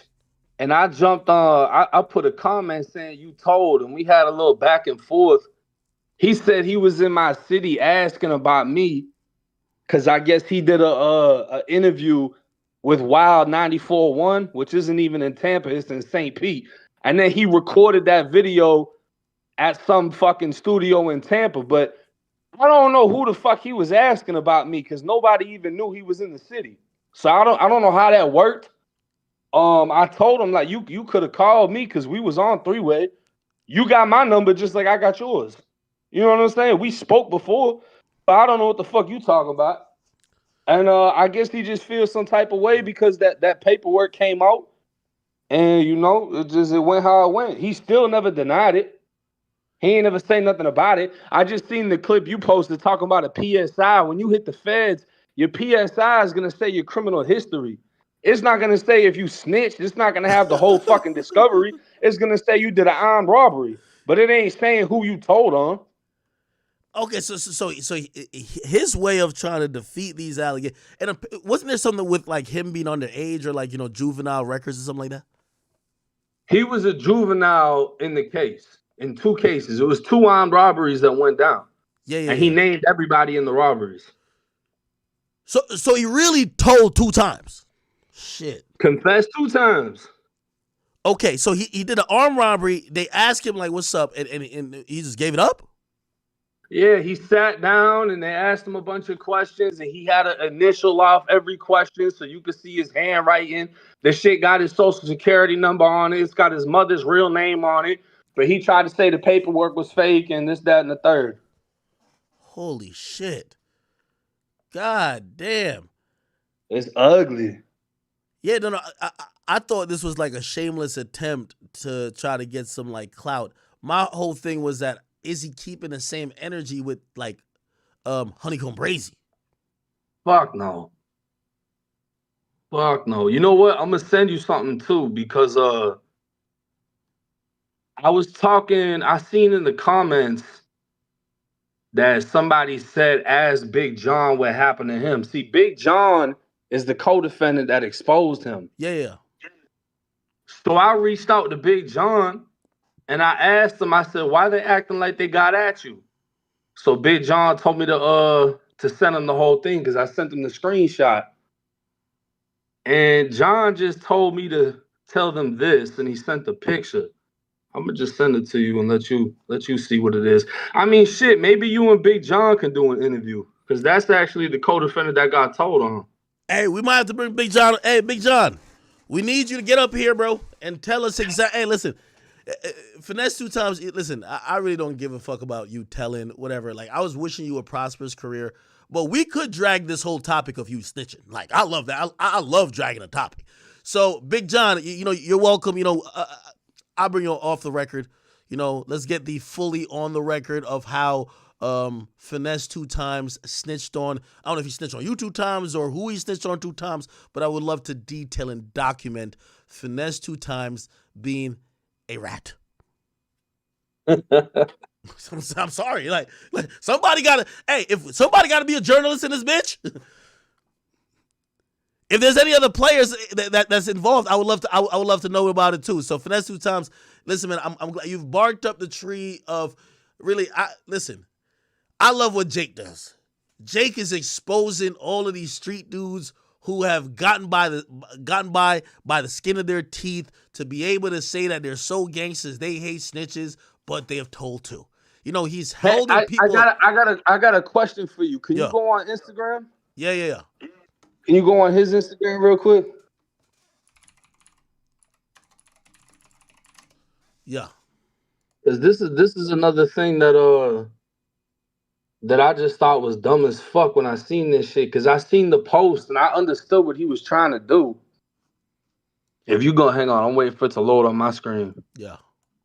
Go down to where he got that mugshot. That mugshot right there. Let me see it. I'm waiting on it to load. There it is. All right, so hit click to the right. Yeah. Because you know he trying to not like the next picture. So it shows the next picture stuff. Show. Okay, bad. Yeah, because he was trying to do the whole like, oh, I'm gangster. I'm gonna show y'all my history and this and that. And I thought because he had I'm pretty sure this is the one. It's got like a screenshot of the news article or some shit. Yeah. Felony warrant dropped against Memphis rapper Finesse2tymes. Is this where he told? Nah, hit it again. Because there's one where it's talking about a shooting. Okay, complaint been filed against Ricky, whatever. Pointed an AK style pistol at that person. Hampton fired. Yeah, so this is what he went to federal prison for taking out an AK style pistol. Shit sound gangster as fuck. Dude. until you realize that he shot a female's window out. That was a female in the fucking car, bro, that came to see you perform. And you want to act like a gangster? You ain't shoot at no ops. You ain't shoot at nobody distant. You ain't shoot at no Honeycomb Brazy. You shot at a female that came to your performance, and you blew her window out and got 5 years for it. No way. He ain't shoot at no fan. No way. Stop it. He shot at a female fan? Come on, bro. I thought he was terrorizing the streets. You terrorizing the parking lot. Damn. Holy shit. But he didn't want to show that part, right? He got all his federal paperwork. He didn't want to show y'all his victim was a female. So why is he so upset that people are talking about it? Like, I feel like every rapper people talk, like, we're in the age of fact checking now. Why is he mad that people are talking about his paperwork? Man, I don't know, bro. Them BBLs be boosting a man's estrogen or some shit. I don't know what the fuck wrong with him. Oh, don't tell me he hit that BBL. Oh, he got the tummy tuck. Oh. Damn, yeah, he got the 360. Oh shit. Anyway, yo. Listen, I would love to delve a little bit more into the story. I'm gonna be honest with you. The mere fact he made that song, it tells me that something is probably up. And I think we should probably, invest a little bit of time into try to talk to, was it Big John? That's his name? Big John. Yo, Big John, man, you got to hit me up on the gram, man. We'd love to get you on here and just kind of figure out what's the nitty gritty to Finesse2tymes allegedly cooperating. Ain't no alleged. Anyway, what else you been up to, bro? Ain't shit, man. Ain't shit. Just got some videos coming up, and I'm putting this shit together on this finesse situation too. Oh, great. I can't wait to watch it. I was trying to watch. You never did like a full video on him, right? On finesse, nah. I was waiting because Big John was supposed to do the interview with Wack out in LA, and I was waiting for that. Oh. But see, you know the thing is, right? This really ain't the only case. There's another case.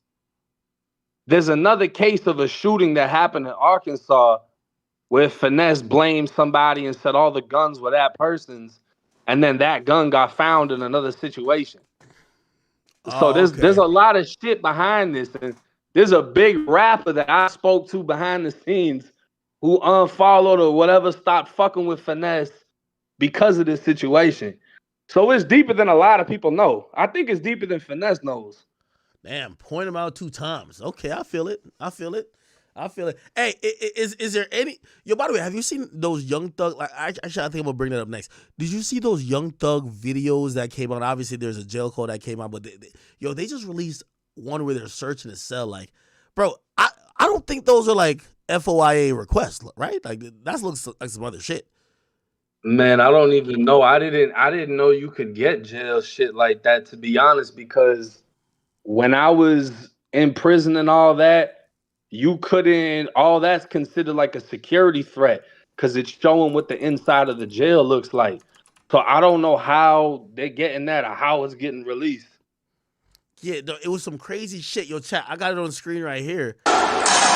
That's them going into Young Thug's cell. Now, by the way, I think you were the first one that said this, that gave me the information on this. You had said Young Thug is in a wing of the jail by himself, right?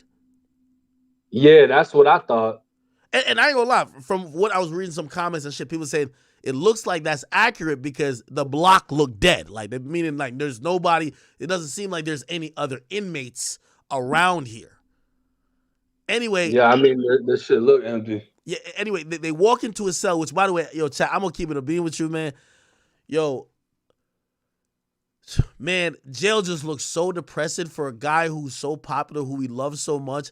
To know he was confined to this small space, this little bed, he has to print out pictures. When's the last time you ever seen a printed out pictures, bro?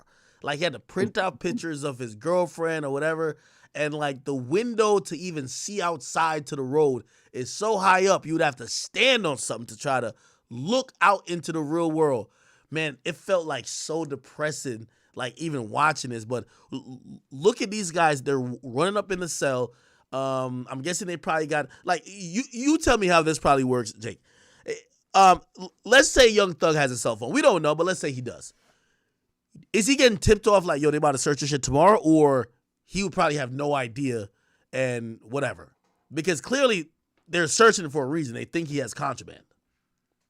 Yeah, most likely he would have no idea. The only way you're going to know something is if you're looking out the cell window, you can see all the COs coming to the cell block, like before they get in the actual dorm. And when you see there's usually going to be a squad, there's going to be a white shirt, like a captain present. When you see that squad coming, you know they're about to do some shit. So you got to hurry up and try to get rid of whatever you got. But a lot of times they'll cut the water off before they even come in. So you can't even flush your toilet when they come in. So if you try to throw a knife or something, it won't even go down the toilet. Really? Mm-hmm. But let's be realistic, right? With say like Young Thug, like he gotta have like some of the CEOs at least like in his pocket where they're gonna give him like the heads up, like, yo, tomorrow they're gonna search your shit, like just let you know, right? I mean, I would look at it like this. If he got a CO in his pocket, like usually COs ain't even allowed to have phones inside of the facility. Really? So like they don't even have that shit with them. Unless where he's at's different. But if a CO got a phone or something, it's probably he makes contact with the CO, uses it, gives it back to the CO. He most likely ain't keeping nothing inside of his cell. Damn. Fucked up. Anyway, so chat, I don't know if y'all seen the video, but they walk into the cell, they start looking for all type of shit. They lift one mattress up. Are those like mattresses? Like I don't know if you're watching exactly what we're watching, but they're lifting up like it looks like these thin mattresses, kinda. Like yeah, but he got two of them, bro. Usually you only get one. So if you got two, that's like a Tempur-Pedic right there. Oh shit! So you say like it's gonna be a little bit comfortable for him. It's gonna be more comfortable than the regular. I ain't gonna lie, bro. You get caught with two mattresses, that can get your whole cell stripped, and they'll take everything out. You got to sleep on the metal. Really? Like where I was at, we weren't even allowed to have pictures on the wall. They'll come in and rip all them shits down. Oh, okay. So shit. Maybe they allow him a little bit more because he's probably on an extra level of lockdown, given that he's on like this extra like isolated wing. Hey, would he have like a TV or a radio in there? Because I was looking for those things. I don't think so. It all depends on where you land at, bro. Like you got to think. I was down from 2012 to 2015. That shit was like the Middle Ages. We didn't have tablets or kiosks or none of that shit. So we had to handwrite letters and shit. Nowadays, like inmates be having their own tablets and it's different. So it really just depends where you at. Like in Florida, there is no TVs for inmates. There's a TV in the dorm. But in Cali, all of them get TVs in their cell and shit like that. So it just depends on the state that you're in. Okay. So they done lifted up 2 goddamn mattresses. Okay, they're searching. They're kind of being respectful. They're not just throwing the shit all over. Yeah. That pillow don't look too comfortable though, bro. Like, what type of pillow they give you? Man, I don't know what the fuck. That should be having like nothing inside of it. And then at the same time, the shit they give you be like 20 years old. So all the like comfortable shit that's in there is all flattened. Can't like your family bring you a pillow or some shit like that? Hell fuck no. Yeah, okay, so now they're looking at it. All right, so they get to a part where like they lift up like one of the mattresses on the other end, and I guess they see a bunch of books. Why would he have all this stuff under a mattress though? That was confusing to me. So you don't put it on the floor. The floor is dirty as hell. You know what I'm saying? Like, especially if they ain't giving you a mop or nothing, like the floor gonna have people's hair and all type of. So it's just is more organized. If he don't got like a bin or a locker in the cell with him, you just put it under the mat. But at the same time, if that's where his pillow's at, those books are cocking him up. So it gives him like a little bit of an elevation. So it could just be for comfort. Yo, I'm glad you're on here because I was confused by this whole shit. I'm like, what is all this shit? Yo, chat, I ain't gonna lie to you. Just watching his body cam, nigga, I was just like, I felt so horrible for Young Thug. Okay. Now, by the way, he got some dope ass books in here. Look like my boy been actually reading. He on his Cat Williams shit, 3,000 books a year. By the way, chat, what's this book called? It's something gone. We got to figure out what that book is. This looks like is this a Bible or like some picture book? I can't tell. It has a bunch of. Okay, so they actually grab also a bunch of loose paper. Would that be because I would imagine he would have some paperwork maybe dealing with his case. Would that be also in his cell as well, or that would be some shit he would have to go to like the library to kind of like access? I don't even know if they get access to that. Nah, yeah, that all that'll be in his cell. His paperwork, or if he gets like canteen, you can get writing paper off the canteen just to have it, but all that'll be in the cell. Oh, yes, newspapers. God damn. You know how long I haven't seen a newspaper? No, I'm serious. Yo, like, I'm trying to think about who still reads the news. Like, newspapers probably go to jails and stuff like that. Is there any modern jails that they just give you an iPad or something like that? Like, I know that in prisons sometimes, like, Nah, yeah, now that's what they do. They got the iPads and shit. So you got, motherfuckers will hack the tablets. You feel me? And you can go on Facebook and you can go on all types of shit. You can go on them XXX sites and everything else. But before that, man, motherfuckers had Playboy magazines from the 90s inside of the prison system, bro. Them shit's been passed around for decades. Wow. You remember Straight Stunting? Yeah. I heard that was like really popular in jail, right? Bro, you could get stabbed over a Straight Stunting magazine. Damn. Was that like considered like almost that's damn near like porn, right? Like you're like shit. You might have to rub, you gotta rub one out to like one of these bitches. Somebody will pay you to hold that shit down for 7 minutes. 7 minutes? Like, oh shit. 7 minutes. You be charging them, renting that shit out.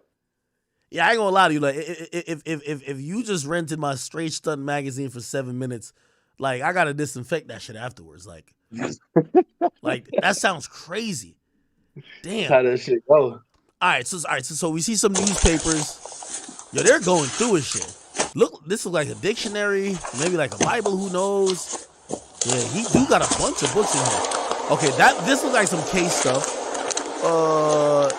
Some of it looks case stuff. Some looks like some stuff that has to do with like also. Yeah, that looks like maybe some discovery stuff. Yo, this is why it's wild, right? Like on the body cam, you might see some stuff that maybe only he should have privilege to. Like, this is completely violating his privacy, right? Like, to have the body cam of them raiding his cell, especially, at least from what I saw, they didn't find anything. I mean, you have no privacy when you're in facilities like that. Before you get moved anywhere, you got to strip butt ass naked, lift your dick, lift your nuts, spread your ass cheeks. Like, They're bringing like a female inmate, like a female CO to like, when you're doing that? Nah, it got to be a male. Really? Yeah, it got to be a male. God damn. If there's like an emergency though, like a riot or a stabbing or something, females will come in and like search you and pat you down real quick, grab your nuts to see if you're holding a knife. But normally to strip naked, it's got to be in front of a male. They're not telling you like cough and some like shit like that, right? Hell yeah, they make you cough. Every time you get transferred somewhere, bro, you got to squat and cough, butt ass naked with like 30 dudes next to you. You gotta cough and squat? Man, listen, when you get off the prison bus, when you first go to a prison, you gotta strip ass naked in the cold ass weather because it's like 3 a.m. You gotta strip, shirt off, pants off, boxes. You look straight up in the air because if you look straight ahead, there's a million dicks in front of you and to your left and right. So everybody's looking straight up.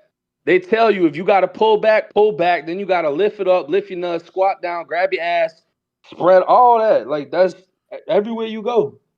Like, could you cover like your dick? Like, you probably don't want them to see your dick. Could you cover it? Like you take your pants off, but you just cover it with your hands, type shit.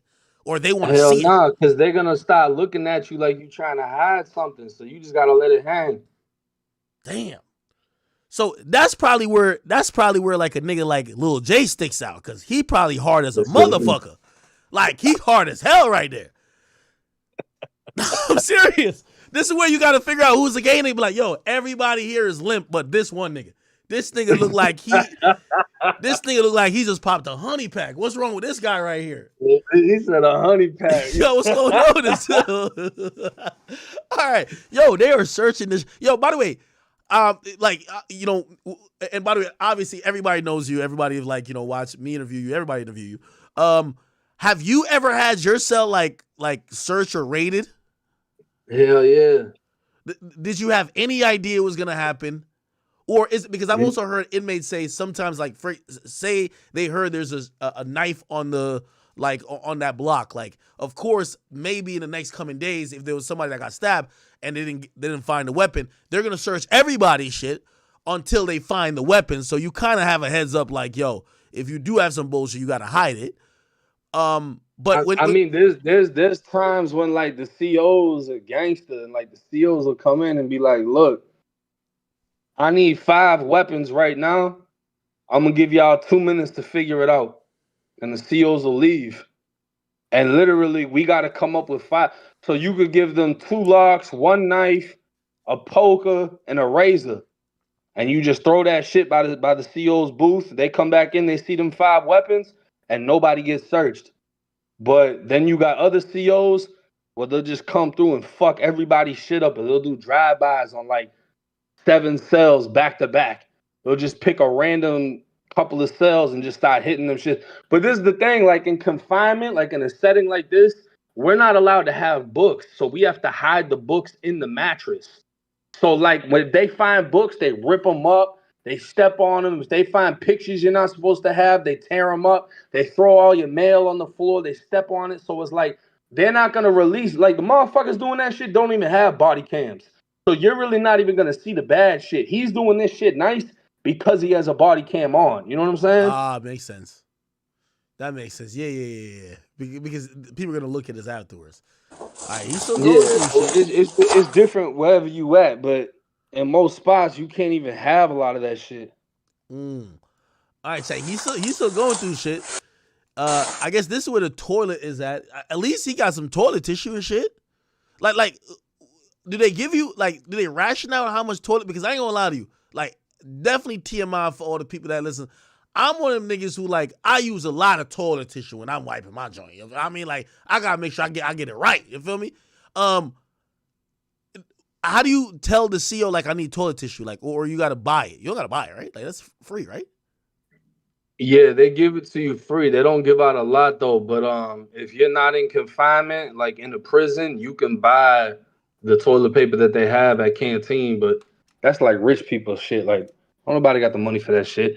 Motherfuckers will just get that shit for free. And if you down bad and you run out of toilet paper, bro, I done had to use fucking book paper. What? I done had to use socks before. I done had a bird bath, just water and soap. Fucking, what? That shit get bad. Like, what type of toilet tissue? Are they giving you, like, the double roll toilet tissue, like the nice one, like, you know what I mean? Like nah, the Downy brand? You get the shit that you can see through it. The fucking, hell nah. Them thin like joints? Ass hell and nah. You got shit on your hand. Like, that shit ain't nothing. Damn. God damn. All right. At least he doesn't. I don't know if you can watch. You can see this video in a cell like this. This look like this is a single cell. Ain't no way 2 niggas can fit up in this cell right here. Like, this shit look barely. I mean, that's the single cell, but I've been in double cells that are smaller than that. They just put the bunks on top of each other. Really? Mm-hmm. Why do they put the window all the way up here? Like, my nigga can't even, like, look outside, man. That ain't for looking outside. That's just for light. Really? That shit's probably blurred anyways. A lot of the glass that they use is blurred, so you can't even see out of it. Yo, that's like mentally torturing. That shit be fucked up, bro. Shit fucks with you. Now, he do got some good pictures on the wall. Let's see. Damn, they going through his toilet tissue right now.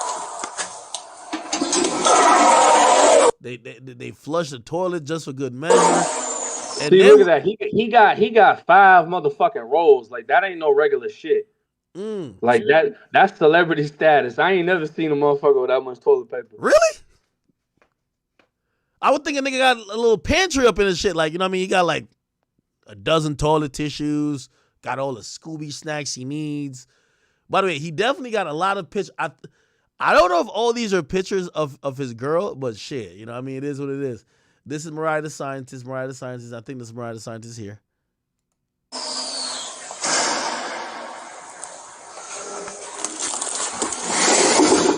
then they're searching some other shit.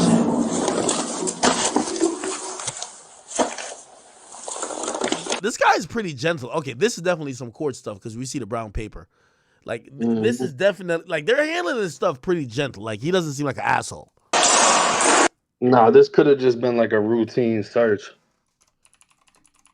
Yeah, I think there's a longer version of it where I don't think they found anything, though. They literally just, like, kind of looked at it. And I don't know what they were expecting to find.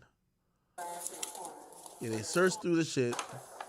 Oh, is this who got the video? Chirac Red? Yeah. Oh, okay. So those are the two kids that work at the fucking the Cook County clerk house. So they're the ones that get all the jail shit from Chicago. So it makes sense that they know how to request the shit from Atlanta.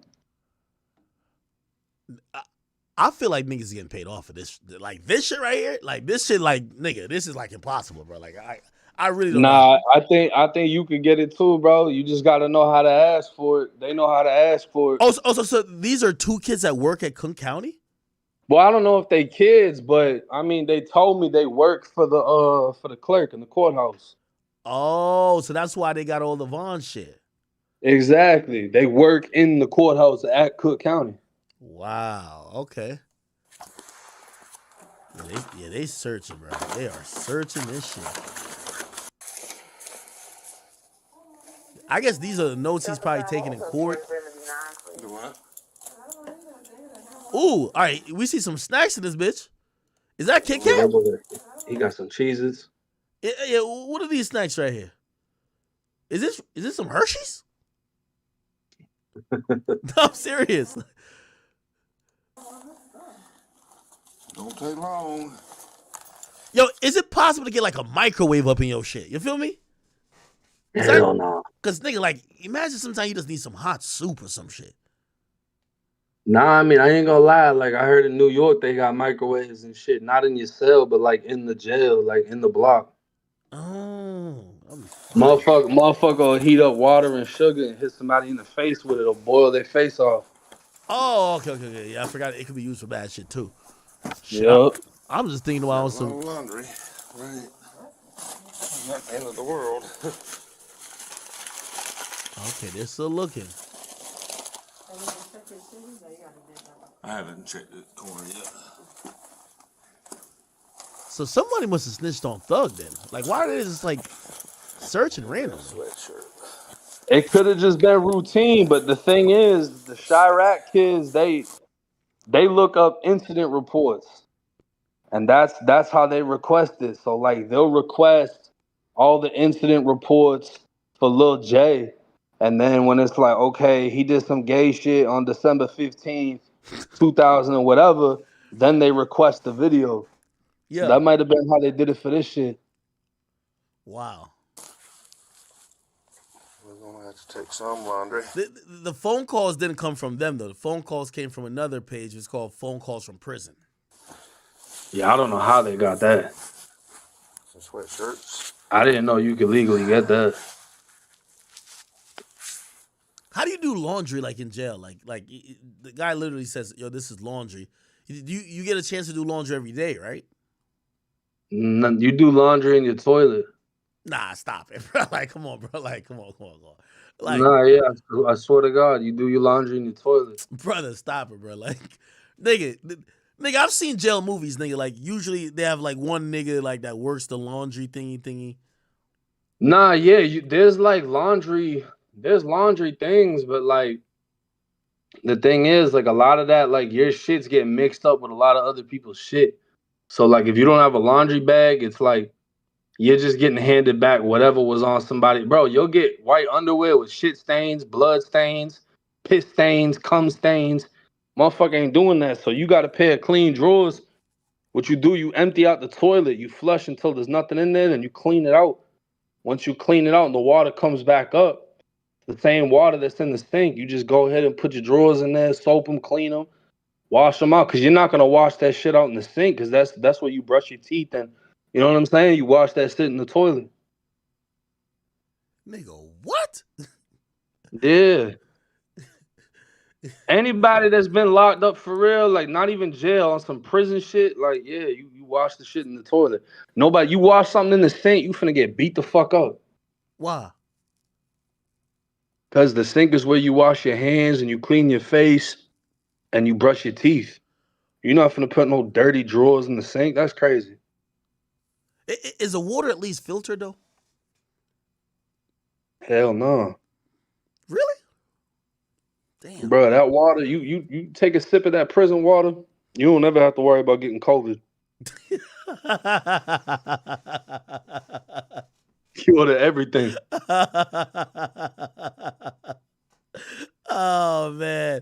Yo, I feel bad for Thug with these videos because I feel like they're just violating this like personal privacy. Yo, I know everybody says like when you're locked up, you're like you're pretty much you're a property of the state or whatever the case is. But is there an like are you allowed or are you owed any type of privacy? Hell no. Like, I don't even know how to do jail because yo, I can't take shits in front of people. Like matter of fact, I can't even take shits if I know anybody in the near vicinity. Nah, I used to be like that too until I got locked up, and now I don't give a fuck. So it's like that's just once you're in there, bro, you don't have a choice. Like, and also I be on the toilet for like an hour sometimes. Real talk. I be on my phone scrolling. There's spots where the toilets don't have dividers, where you're just sitting next to motherfuckers. There's no divider. They're right next to you, bro. It's like, that's how it is. So your stink is mixing with their stink? Bro, y'all pushing at the same time. Nah, this is crazy. God damn, man.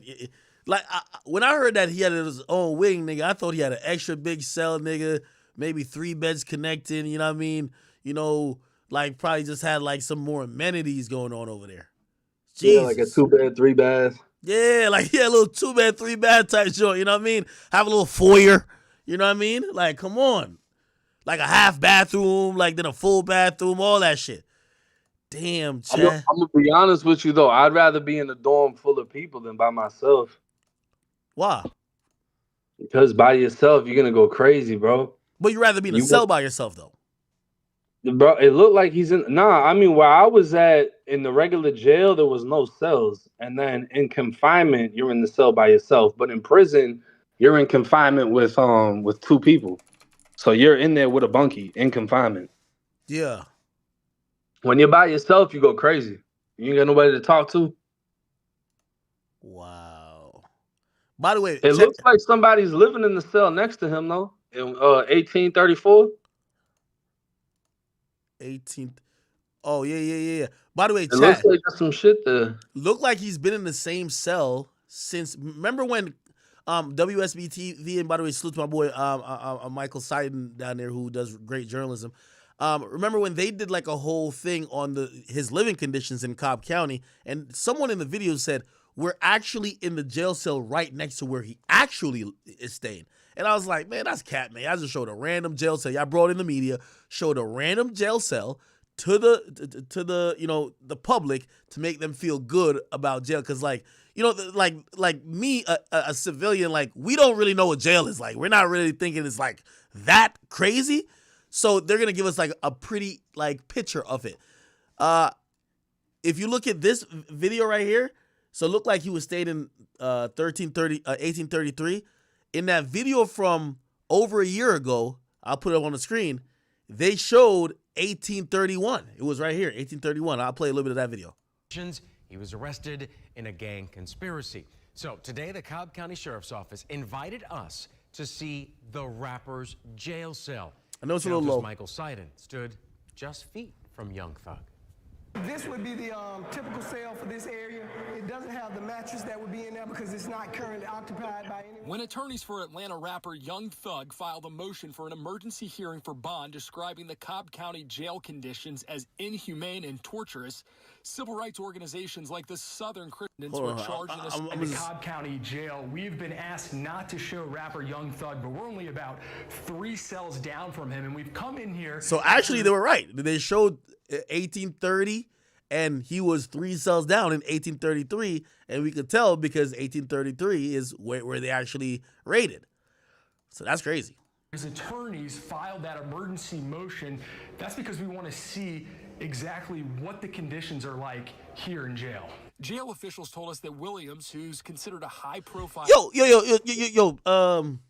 So Jake, like, what about the movies that be showing certain niggas that like nigga, they don't even have bars on their cell, like they just walk in and out, like they living like real kings and like, you know what I mean? Or is that just prison? Or maybe that's just not in America. Man, it's different everywhere you go, bro. Like in Florida, like people in the comments are saying like single cells is this and double cells is that. In Florida confinement, you're gonna have a bunkie in the cell with you. The only time you can be in the cell by yourself is if you got an MIP in Florida State Prison. And an MIP means a murder in prison. You've killed somebody in prison, and you can only be housed with another MIP. So I remember when I was at Appalachia Correctional, I was closed custody, which is the highest custody level you can have. And in R1, I was in R4. In R1, there was a guy from Miami with an MIP, and he had a cell to himself.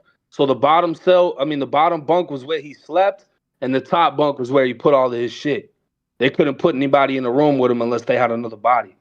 So it's like, other than that, I've never seen it. You know what I mean? But that's a luxury that comes with a life sentence. A luxury. That sounds crazy. A luxury with a life sentence is crazy. Damn. I ain't gonna lie. Like, wait. Okay, so help me understand. How many hours a day does he have to be in this little room right here? Shit, if it's like how mine was, it's 24 hours. No, but like, there's an outside the area, which is like, you know, I guess like the shared like area in that little pod or whatever. Like, right. When does he have to be in this room, like confined and locked in?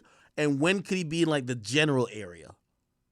If it's general population at like 7 in the morning, they'll open up the doors and you can come out to the regular area until like 9 at night. But if he's in confinement, he probably only gets an hour in the regular area. Really? It just depends on the type of situation. Like in our confinement, we didn't get to come out at all. Wow. This shit sounds torturous. Yeah, it's not fun. Hey, speaking of which, have you been keeping up with the YSL case? Hell yeah. Yo, I don't know if you've seen this, but so today the prosecutor, they've had enough. They've had enough with this nigga. What's his name? Is his name Slug or whatever his name is? The co-founder? Oh, yeah, the one that's been testifying? Yeah, so the prosecutor basically reread the plea he took and reminded him that, like, if he gonna be capping on the stand type shit, essentially they're gonna go forward and probably try to like give him some jail time. Let me see if I could find. There's a time. I think I said it to Vlad. I was like, yo, if anybody was gonna testify on me, I hope it'd be him, because the shit he be saying ain't gonna help them at all. Yeah, but it might end up sending him to jail though. Like he's playing crazy with him. Like he's like, they're not putting you on the stand to entertain. They're putting you on the stand to answer the questions that you already agreed to answer to. Remember, like, they're looking at him as a cooperating witness. Let me see. Also, 50 minutes. Let me see. I had a timestamp. Here we go. Do you remember saying that, or do you need to see it? I need to see it. Yeah. All right. And Slime Life Shawty, who is that? One Lee? Yeah. And he also is a member of YSL or Young Slime Life? Yes. And did Winnie Lee in response to... Okay, so basically, this is the prosecutor. She's tired of his shit. She goes up there with basically what he done signed off on and basically said, nigga, you know you've been playing around up here, right? You know you done agreed that all these things are true, and we asking you this shit when you understand and you playing dumb. Let me just reiterate what you signed off on, and let's see if you're going to still play dumb, because it's your last chance before we try to throw your ass in jail. Right.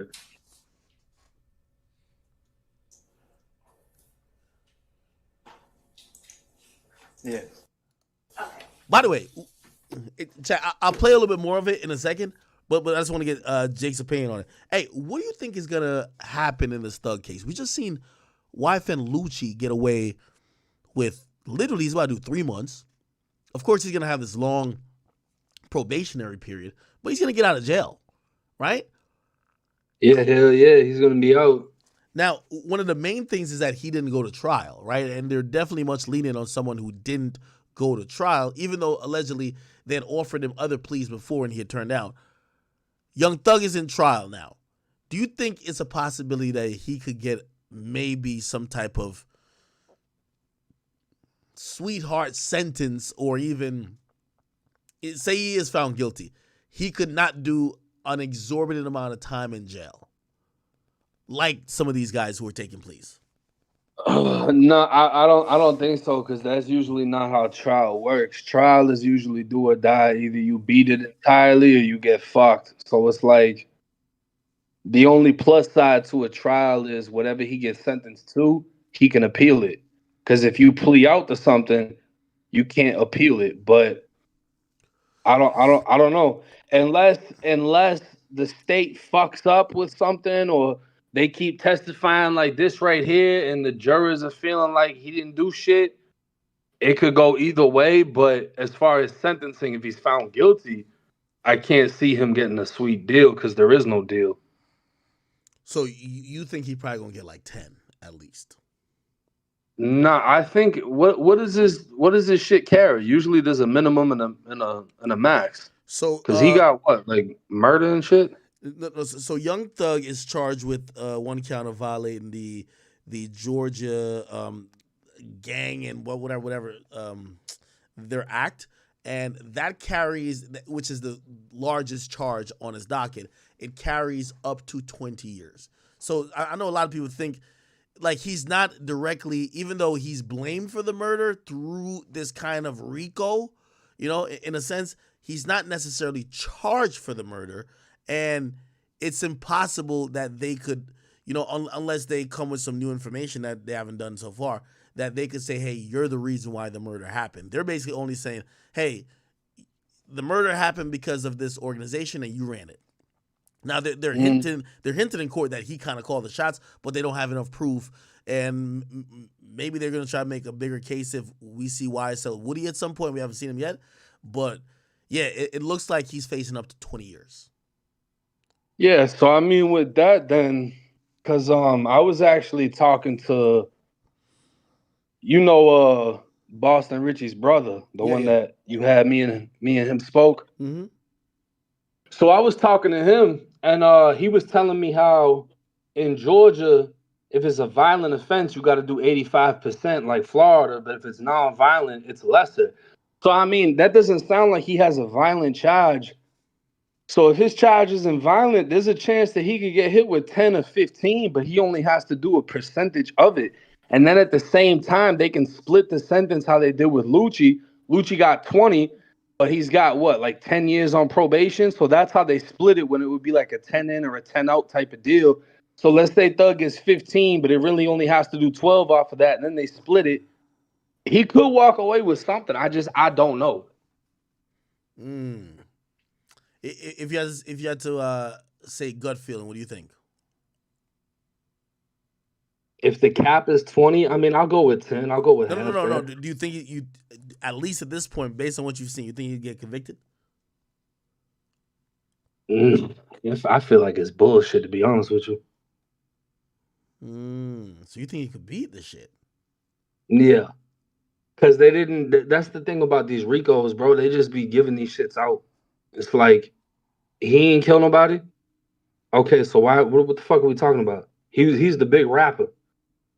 You know what I'm saying? I don't know. It's so sloppy. And then the way they put this whole case together, the whole thing is sloppy.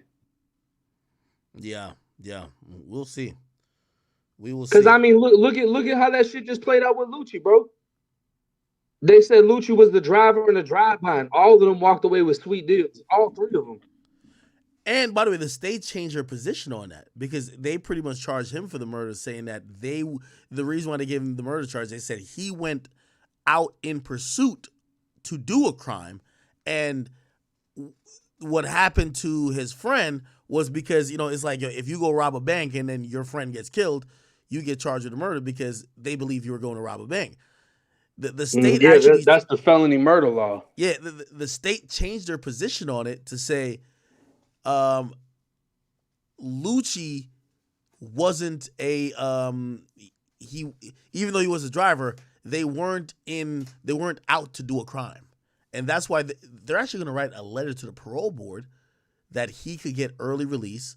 And yeah, they've changed their stance on it, which is kind of crazy, I think. A sweet ass deal, bro. Very sweet. I got a timestamp here where people say there was some Gunna questions asked in court. Let's see if we can hear about it. Do you know whether Mr. Williams' art has been pirated or taken? If you know. If you don't know, just say I don't know. I stand the question. Point being is Mr. Williams has a lot more songs recorded than what's in the public domain. True? Yes. Thousands more, right? Yeah. And do you know that Jeffrey Williams has songs under Jeffrey and not Young Thug? Do you realize that? Yeah. And do you know that those songs don't sell very well? Objection, speculation. If you know. I stand the question. Are you aware of that? I don't know about the sales for real. Okay. All right. The prosecutor asked you about Sergio Kitchens. You know who I'm referring to? Yeah. Now, he is an world-renowned, if you know, known artist. True? Yes. And he goes by the stage name, what? Gunna. Gunna. Yes. Okay. And the prosecutor asked you whether he was a co-defendant, and a co-defendant means it's a human being. Defendant's just a kind of strips a person, but it means it charged with a crime, right? I stand the question. You understand that it's the state of Georgia plaintiff versus Brian Steele defendant. I'd be the defendant. You understand that? That's where the word comes from? Okay. Yeah. And Mr. Kitchens is, in this indictment, an accused. You're aware of that? Yes. Okay, a defendant, right? Yes. Okay. And Mr. Kitchens, if you're aware, resolved his case. True? Excuse me. Yes. About a month before you did, right? I don't remember. Was it a month? That's fine. And he was released from jail, right? Yes. And he pled Alford, meaning he maintained innocence, right? I stand the question. It's on the indictment. But I stand the question. All right. Now, do you know what an Alford plea is? I stand the question. I'm asking the witness if he knows. I stand the question. Okay. All right. Now, I want to talk with you about Gunna or Mr. Kitchens. The prosecution keeps calling you the leader or the beginner or the creator of YSL, one of them. You realize that? Yes. You and Jeffrey and a man named Walter Murphy known as DK, right? Yeah. That's what they're saying. And tell the jurors what crime that you know that Sergio Kitchens ever committed to further the interests of a criminal street gang YSL. Basis. Okay, all right, come on up. I ain't gonna lie, the judge getting a little fed up. By the way, this is such a long, convoluted case. You don't even know really who's winning because it's gonna. I thought they were exaggerating when they said this shit could take 9 months or a year. It looks like that's exactly what's gonna happen. They've had this guy on the stand for like literally a week. And usually, if you think about a lot of cases that people cover, usually a witness being on the stand for maybe a day or two, a full day or two, is like, okay, they've been there for a while.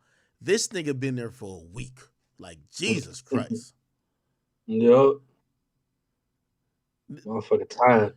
Yeah, like, I could tell he's trying to, like, do his little magic, his little 1-2, but I don't know if it's working, man. I honestly don't. I have zero idea if it's working. But anyway, clearly, we'll see what happens with Dugg.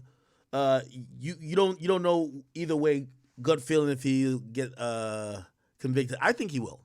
I think he's gonna get convicted. It's just too much. they're throwing too much shit at the wall for nothing to stick. And I think that's why they come with this RICO case, just to kind of have an abundance of evidence that a jury's going to be fatigued at the end of it saying, yo, if y'all got all this stuff, this nigga can't be innocent. You know what I mean? Like, and also I do think some of this defense, it's laughable. Like, bro, like these jury members aren't idiots. Like, you think they're going to go home and think, oh no, Thug stands for truly humbled under God. Oh, okay, you wipe your nose because weed is loud. Like, they're not that dumb, I think. So we'll see what happens. Yo, the O Block 6 situation, were you, or O Block 5, whatever they call them, were you surprised that guilty verdict came down or no? Hell no. Nobody did no telling in that shit though, did they? You said what? There was no cooperating, like, you know, witness from like anyone that was there. Everybody kept it solid. Not anyone that was there, but I mean the amount of fucking evidence that they were able to get in the video of them literally leaving O Block, driving there, leaving the scene. Like, once the feds get involved, once you get picked up by the feds, you're gonna do time. It just becomes how much time. You get picked up in a federal murder, you're out of there. What do you think about Trench's news? That man is fucking Batman at this point. What do you mean? He's fighting for justice, telling on everybody. Well, it looked like he said he just was cool with ducking them and like he wanted to get justice for them. But I don't know if he generally wants violence to end or he just like Duck. I don't think it was either one. I just think he was pressed into the situation by the police. All right. Okay. Trench's news is because he tried to spice it up and make it seem like he doing the right thing for the right reason. I think he's saying that to save his channel, but the Butter, on the other hand, is like still trying to be gangster and snitching. Did Butter ever take the stand or no? Yeah. The only thing about federal cases, you never see it, right? Like they don't allow like video in there. Hey, yo, Blueface, he's locked up, man. Did you ever look at anything with him? Like what's going on with him? Because he's incarcerated now. He said he love it there. He looked like, I mean, he a celebrity and he's from out that way, so it's like, you know, he probably getting treated good, but I don't really think there's too much I can get into as far as like Cali and Nevada goes. So it's like I can't really get nothing out of there. Yeah, Cali doesn't really. They don't release shit, do they? Hell nah, you can't get shit. It's really like Florida, Georgia, Louisiana. You could get stuff from. It's basically the South. Anything in the South, you can get it. Yeah. All right, man. Anyway, yo, things are popping on, man. I just had to talk about the Finesse2tymes thing and run a couple things by you. I'm gonna get into this Nicki Minaj and Meg the Stallion shit. These two beefing like a motherfucker. Do you care about rap beef or like you more into the street side of stuff? I'm more into the street shit, but I'll be watching your channel, so I'm sure when the clips come out, I'm gonna go ahead and watch it. You know what I'm saying? Who you got in this beef? Meg or Nicki? Man, I'm riding with Nicki. Really? Hell yeah, bro. That's my generation. Like when I was in high school and shit, it was all Nicki. Yeah, nah, I fuck with Nicki, but I ain't gonna lie. Nicki's definitely coming across a little bit, you know, like the old person that don't want to get out of the spot. And by the way, I do think she had the right to like do what she had to do, but not to give the spoiler on the commentary because we got to break down some of these lyrics and shit. Man, you can't be tweeting that much and then dropping a mid song. Like I can't let that happen. Like your tweets can't be more fire than the song. It just doesn't make sense. Man, anyway. Free Tory. All right, man. All right. Yo, chat. Yes, I know y'all been waiting for me to get to it, but we're finally here. Okay. So Meg the Stallion obviously dropped a diss song called Hiss. You know, she clearly was taking aim at people who have either supported Tory, called her a liar, called her a whore, but especially a few rap females who have kind of been sneak dissing her for a while. One named Nicki Minaj. You know, she started out her song by saying, yo, I feel like Mariah Carey got these niggas so obsessed. My pussy so famous, might get managed by Kris Jenner next. He can't move on, can't let it go. That's clearly that party. He hooked. Nose full of that Tina Snow, which, by the way, I don't know if he's saying that party was off that white girl type shit. Who knows? He's saying, since niggas need Megan to help make money, bitch, come be my hoe. You bitches is weak on the Bible. Talking shit where no one could find you. I could never be judged by a bitch that was dancing, making R. Kelly go viral. Hey, I'm sexy as fuck and I'm freaky. I get whoever I want, eeny meeny. Why would I stay with a nigga that's weak in the sheets? Don't know how to please me, bodies on bodies. Say he fucked Megan, now he the topic, blah, blah, blah. But anyway, the lines that really went at Nicki was this. These hoes don't be mad at Megan. These hoes be mad at Megan's law. I don't really know what the problem is, but I guarantee y'all don't want me to start. Bitch, you a pussy. Never finna check me. Every chance you get, bet your weak ass won't address me. Bitches swear they G, but the G must stand for goofy, okay? Now, I'll be honest with you. You know, I think Nicki Minaj reacted exactly how you want somebody who's a rapper to react to this. She was previewing a song 5 minutes later. She was tweeting up a storm saying, bitch, I'll talk to you directly. Yo, fuck all that out. Like, ain't nobody scared of you. Nicki Minaj directly was on her head top. And I'm going to be honest with y'all. You see, there's a lot of conversation now happening because Nicki also started speaking about Meg's dead mother. Now, let me tell you how I treat rap beef, and you don't have to agree, but this is how I look at it in terms of rules, okay?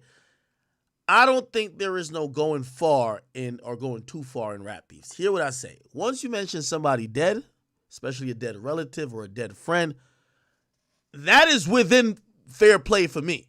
As long as you're down to fight over it, shoot over it, or kill over it. That's where that beef is. So, yeah, you could be like, yo, I'm smoking on his dead man's, fuck him. I'm going to piss on his casket. You could say whatever you want. I ain't mad. As long as the beef that you got going on is that deep. If it's that deep where you're like, yo, I'm willing to do some shit about this shit. I got no problem if you say you smoking on their deads. Do what you want to do. So for the people who say, yo, Nicki is blah, blah, blah. No, I'm not mad at Nicki. Like, if Nicki really standing on that, now I don't know if she is. Like, maybe she's just trying to say anything to hurt Shorty's feelings. But if she's standing on that on some bitch, like, yo, nigga, do something. You know what I mean? Like, now, granted, it's two women, so, like, usually nothing ever ends up happening. But if she's standing on it and she's, like, really beefing like that, I don't have a problem with her saying that. Okay.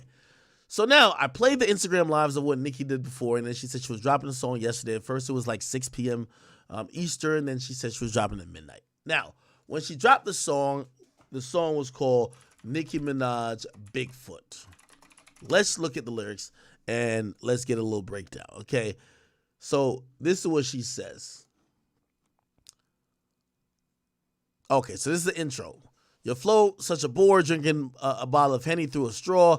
Bitch, you better stop that dialogue before I hit Carl and buy your whole catalog.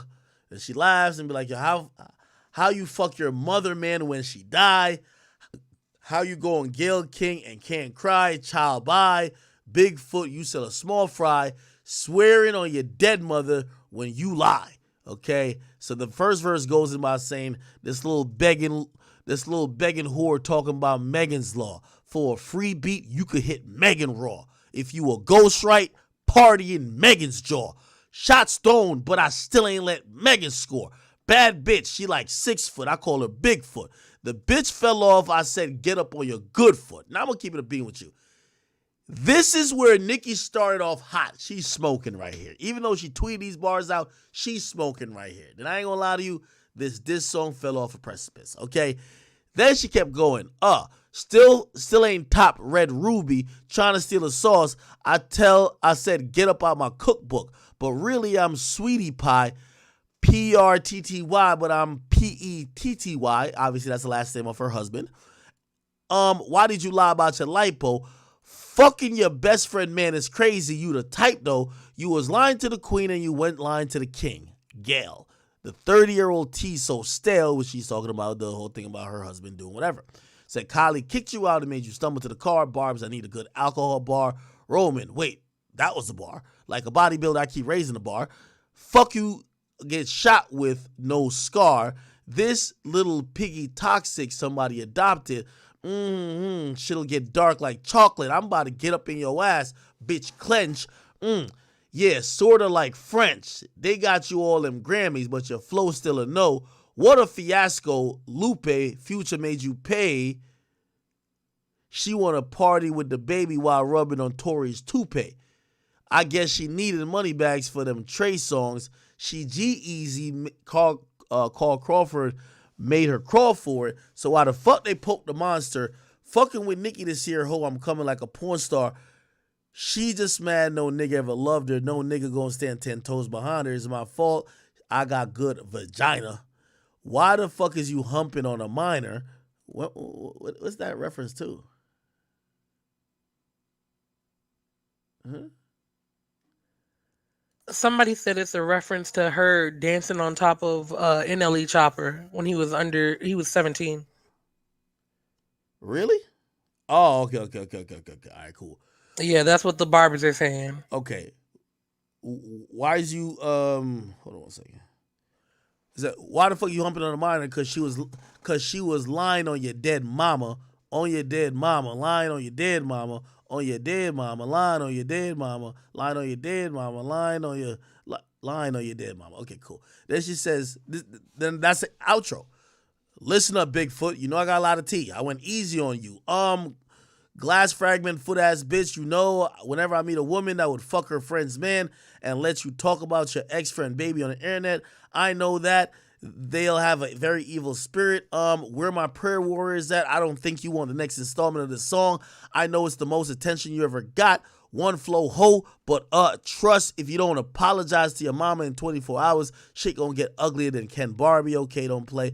Okay, and then she goes on to say that, you know, all the good pussy gal them too. Okay, I'm gonna be honest with you, man. This shit is whack. I gotta keep it a beam, man. Nicki Minaj, I love the spirit of battling.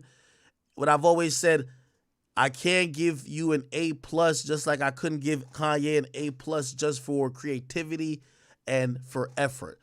No, it takes more than that to get an A+ for me. This shit was lukewarm. It didn't hit the spot. And I'm gonna be honest with you, I have now came to the realization that Meg has one of the most rare chances in hip-hop. Meg, let me talk to you for a second, okay? Sit your big-footed ass down, okay? Put them hoofs down for a second. Sit down. Let me talk to you. I don't care if you got to suck Party's dick one more time. I don't care what you got to do. Go get your ghostwriters. Get every writer in the world. You have one chance right here to rewrite rap history. You want to have a moment where, let's be honest, okay, let's be very clear. Nicki Minaj lost the last battle she was in. What was the last battle? Wasn't it versus Remy? She lost that. Remy. Yeah, it was her and Remy. You could, except Remy didn't have a mainstream career like you have. You could literally do the, Allen Iverson crossover to her, but you got to drop a real song that's fire. This is where Nicki fucked up. Her intentions were right, but she thought that gossip and tea and tweets would have won this beef. It doesn't. You're going to have to win it with a good song. I hear everybody keep comparing this song to Charged Up. Stop it. Charged Up was light with disses, but it was a great song. This song is a basic freestyle of Nicki Minaj's tweets when she was either drunk or high off something the night she was going out. What's her name? It's not a great song. It's not a Charged Up. It's a lukewarm attempt that, because she was so aggressive with talking shit to Meg, we thought that she was gonna deliver. She didn't deliver. So this is what I'm gonna tell you, Meg. This is what you gotta do. You gotta drop the proper diss song. Fuck it. You got 2 days. You gotta drop another diss song on her, and you gotta put her in her place, but it gotta be good.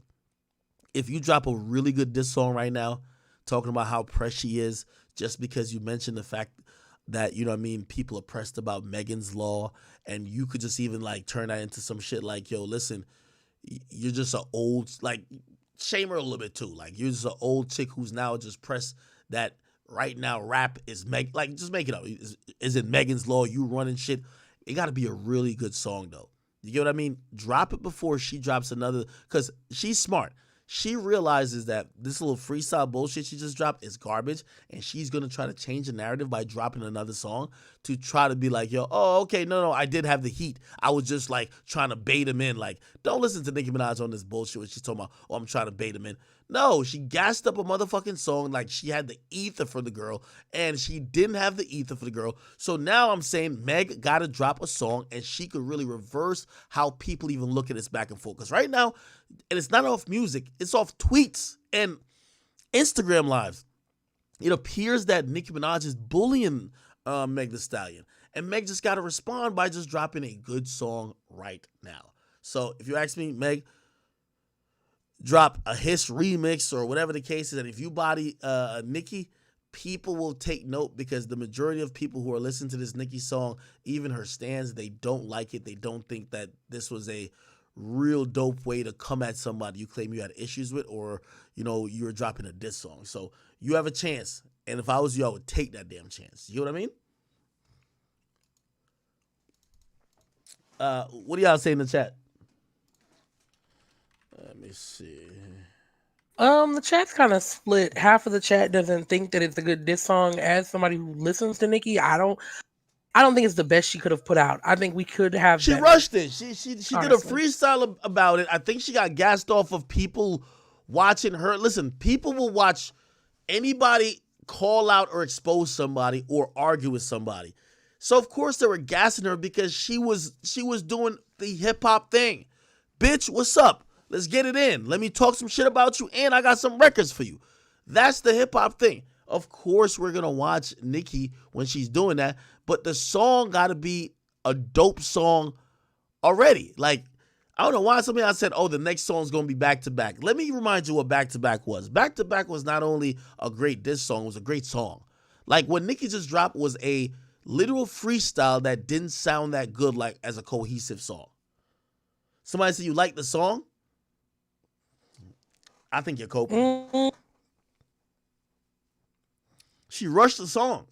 I think, yeah, the song was definitely rushed because it wasn't done when she previewed it on her live. Somebody said she made like it. There was no second, there was no first and third verse. Somebody said she made it in 24 hours. That's no excuse. Drake, yeah, she made it in 24 hours. Yeah, Drake made that shit like in like 48 or 72 hours. Who cares? We don't care how long you take. Just get it right. Again, you have all the momentum behind you just to drop a song to obliterate this girl, but it has to be a song that works. What I realize is that as much ammo as Nicki keeps saying that she has more gossip than bars, right? Oh, okay, she fucked everyone. Okay, we all know that. Oh, okay, you know, she's a liar. We kind of all know that. Like, there's nothing that's like clever. Like, she's not gonna do like a what's that guy called? She's not gonna do a Pusha T. Tell us something we never heard. Like, that could have been a bombshell. Like, if she had like some type of crazy secret on Meg and she dropped it, yo, that would work. But she doesn't.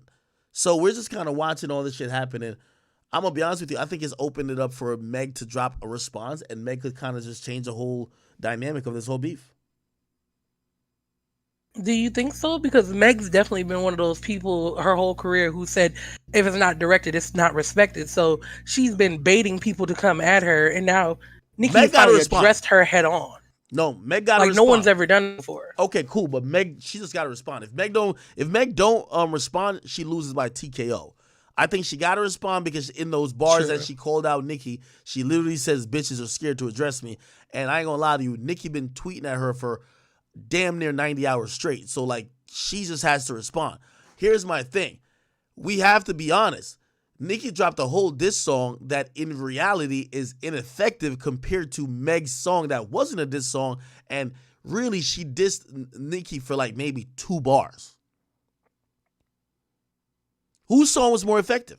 The diss wasn't worth it. Yeah. His was definitely a better diss song and a better record, but if she does have something in the chamber, which I pray she does, and Nicki drops a back-to-back, oh, it's over. It's done. Bro, we got to stop saying back-to-back. Like, yo, Nicki not even known for hit songs like that right now. Like, yo, Drake is like a different monster. To get a back-to-back is not only an amazing diss, you got to make a hit song a diss. Like, if I'm any artist, I would always bite the back-to-back formula. I would take my biggest hit song, right? The song that like I've been saving for, when I want to go roll out some shit. And if I'm beefing with somebody, I would just drop that song and replace a bunch of lines with a few slick diss lines. And I think that's like the back-to-back thing where the diss song is the hit song. And that's the way it's supposed to be. But this wasn't it. I hate to say this out loud. Ugh, but it wasn't a hit. Somebody says Nicki doesn't have hits, act. No, that's not what I'm saying. I'm not saying she doesn't have hits. Nicki isn't the person that just got so many fucking hits that she could just turn her hits into diss songs, bro. Like, you know what I mean? Like, she's not Drake, my nigga. Like, that's a rare skill to have. And I'm gonna be honest with you, for all the people that do like Nicki, y'all all kind of blatantly gave her like a very big pass because she definitely wasn't that lyrical on it. Like, it's not like we heard her rapping and be like, oh my God, this is, because that's what I thought I was going to hear. Like, hey, yo, you wildin', bro. Nicki did that track in 24 minutes, not 24 hours. And that shit was fire, man. No. We giving her too much credit for doing it quick. It's like you rushing in, you doing your homework before class, and your teacher saying, I could tell you did this before class. You're wrong with half of these answers, but I'm gonna just give you an A. Like, no. A Nicki fan. I'm disappointed in it, but I want better. I do. I want better. Yo, but you also got to look at the fact how she was going at her head, and Meg Thee Stallion was subliminally rapping, bro. Yeah, hold on. What it told me was that one line was enough to get Nicki on a mental breakdown. Yo, bitches need to be worried about Megan's Law. Yo, stop talking about my husband. Stop talking about my like. She went on a rant. Like, bro, she was on station head just like right now. Look, I'm gonna play some of this unhinged shit. Like, bro, and that's the thing with Nicki too. With Nicki, let me see, Nicki Minaj station head. With Nicki, it's like she's doing too much talking, and the talking is almost better than the raps. Like, listen to this. Somebody said they trying to use the internet. Oh, it's muffled. I know. It's because, don't worry, it's gonna be muffled. A song joking around. Oh, this is her talking about the. Oh, I'm gonna grab some water real quick. Let me just play this though. Because now the highest debut of all time for any female in Apple Music history is fucking Bigfoot. Well, not Bigfoot, it's me. My song Bigfoot, about Bigfoot.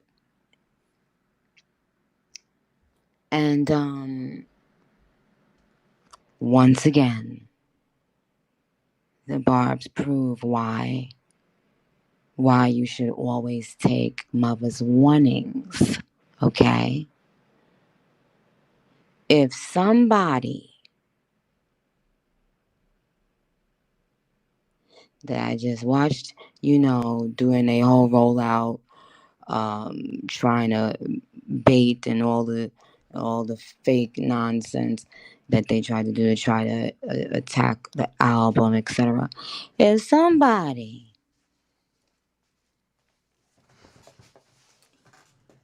Hey, what I don't like about Nicki fans, they're changing the goalposts.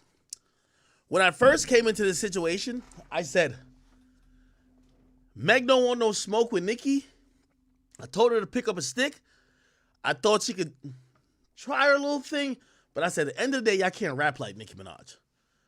Nicki Minaj put out a diss song with lukewarm raps, and now the barbs or people who like Nicki are changing the narrative. Oh, look, she responded mad quick. Okay, that's cool. We give her little hand claps, like finger snaps for that, but okay. But nobody's saying, yo, this is lyrically crazy. Everybody's like, no, she did it mad quick, though. Bro, we're not giving her no extra credit just because she rushed in her homework. No, my nigga. Bro, that was lyrically crazy. She came at her mother. Wildin'. She came at her Bigfoot. No, she spoke about how she was Swigger, fucking the you're whole industry. confusing disrespectful with actual lyricism or a good song. Was her shit more disrespectful? Yes, but she's been talking shit on Twitter, the same shit she said she put in the song. Yes, she's been more disrespectful, but did she put it together in a song format where it was way more lyrical and clever outside of those first 6 bars, which she tweeted all that shit before. Outside of those, I thought the shit was mid. Bro, we're talking about Nicki, who's supposed to be one of the best rappers ever. True. Am I hating, chat? Y'all can tell me if I'm hating. No, you're not. It's I'm right. I mean, like, she rushed it. It kind of sounds like you got a little vendetta against Nicki. You enjoy Nicki cool? No, not at all. Yo, no, hold on. It's I don't have a vendetta against her. I wanted her to drop some shit that was lyrically dope or a dope song. Bro, it's my nigga. Again, if you're just gonna disrespect her, you don't even have to make a song. Like you could just get online and say you're a fucking whore, you fuck 20 rappers, you're an alcoholic, like fuck your dad, mom, whatever you want to say to her, you could just say to her off of a beat. Because I regard you as one of the best rappers, right? And also, this is another reason why I'm not giving no excuse for that song. Fuck the time you decided to put that song out at that time. You could have took some more time. You have all this ammo on this girl, and you drop that. You have all the ammo in the world. She got one ammo against you. The only ammo against you is 2. You old, and your husband is like some weirdo, right? You have dumb amount of ammo against Meg. You could have put it together a little bit more clever. A little bit better. We're giving her mad excuses. Oh, this is just a freestyle. This is a warm up. Like what? No, so what makes it lukewarm when she went bar for bar? What makes it lukewarm? Her delivery, the placement, like what? Lyrically, and I don't even think this song was spectacular. I just think his was a better put together piece of art than Nicki's song. Nicki's song was a scrambled mind freestyle that sounds good on Instagram Live when you're saying, oh shit, like, yo, that's kind of funny and disrespectful and it's off the cuff. Not when you're having a beat that you're supposed to be an elite writer and you're writing a diss song to. Like go back to even Charged, like y'all can't believe some of y'all call that shit oh, that's the equivalent to Charged Up by Drake. Like that Drake song, Charged Up, was literally, that was a surgical, hey, it lacked disrespect, but it had all the elements of, yo, this is very careful and calculated. Like, bro, are we not like, are we on like 2 different planets discussing like bars and discussing diss tracks? Yo, okay, here, hold on, let me make this other point. Let's talk about, so I fucked your bitch, you fat motherfucker. Okay, great. That's Hit 'Em Up. Hit 'Em Up, ultimate disrespect. But that ain't not only a good song, but also clever. Got some lines in there. Like it works all throughout. What I'm saying with this is a scatterbrain freestyle that mentioned all the most vile, disrespectful shit without cleverly placing them in a way that you would think one of the best rappers of all time would have done. That's it. Hold on. So, Ak, you comparing her diss track to Drake's Charged Up? This was a good cat fight, bro. No, everybody keeps saying it's Charged Up. They keep, because here's the thing too with Nicki, and this is why I think Nicki is fucking up. She doing too much talking. She's fronting her moves. She keeps saying, "Oh, my next diss track." Yo, stop talking like that, bro. Don't talk about the next one gonna be popping. Drop the one that's popping. Talk about the next one I'm gonna get at Desiree. Man, cut that out. Drop the song now and after you drop your song, it's Meg's turn. Put it like this. If Nicki was as great as we all believe she is, and I think she is, I don't think none of these bitches could really rap with her. We shouldn't even be on some, let's hear, like, I think Meg could actually drop a song in the next 36 hours, or let's say 48 hours, and actually have people saying, yo, Nicki, yeah, yours was more disrespectful, but she smoked you lyrically. I think that is possible. What I'm saying is that shouldn't even be possible. If Nicki had came right this time, this shit is over. But this shit ain't over. Yo, for diss tracks, all we want is disrespect. Nobody cares about science or dynamics. We want to hear her go for we want to see people go for the jugular. And that's what she did, bro. Back, I ain't gonna lie to you, the song is terrible. I agree. Bro, listen to the legendary diss songs that, like, are we serious? Bro, go back to listen to Gucci Mane Truth. Bro, like, listen, Gucci Mane Truth, one of the most disrespectful songs that's ever been laid down. It's a great diss song. But when you put them lines together, like, I'm sorry, that's a lit song. That's a dope song. You comparing her to male goats. What's the hardest? Bro, Nicki's a better rapper than Gucci. No, Nicki a better rapper than Gucci. This why you see, this is why I hate when we start, because this is why I hate talking about female rap, because you could criticize a male rapper, but you start talking about females, it's like we gotta give him like a pass. No. Nicki is objectively a better rapper than Nicki's up there, or should be up there, with the J. Coles, the Drakes, and the Kendricks of the fucking world when it comes to lyrics. I'm not forgiving her for a weak freestyle that she looked like whatever she was off that she was off that nose candy and made up some freestyle on live. She just went in the booth and recorded it because everybody on live was gassing it. She put no effort into her pen, which is supposed to be epic. If you saw J. Cole diss somebody with that song, you would say that is trash. Nicki's on that level. Why are we not? If she the fucking queen, why are we not holding her to queen standards? Bro, you just compared her to Tupac. That's why I fucked your bitch. That was disrespectful. No. I didn't compare. No, I was comparing diss songs. So I was saying, like, yo, a perfect diss song is going to have elements of wild disrespect. Did Nicki's song have elements of wild disrespect? Yes.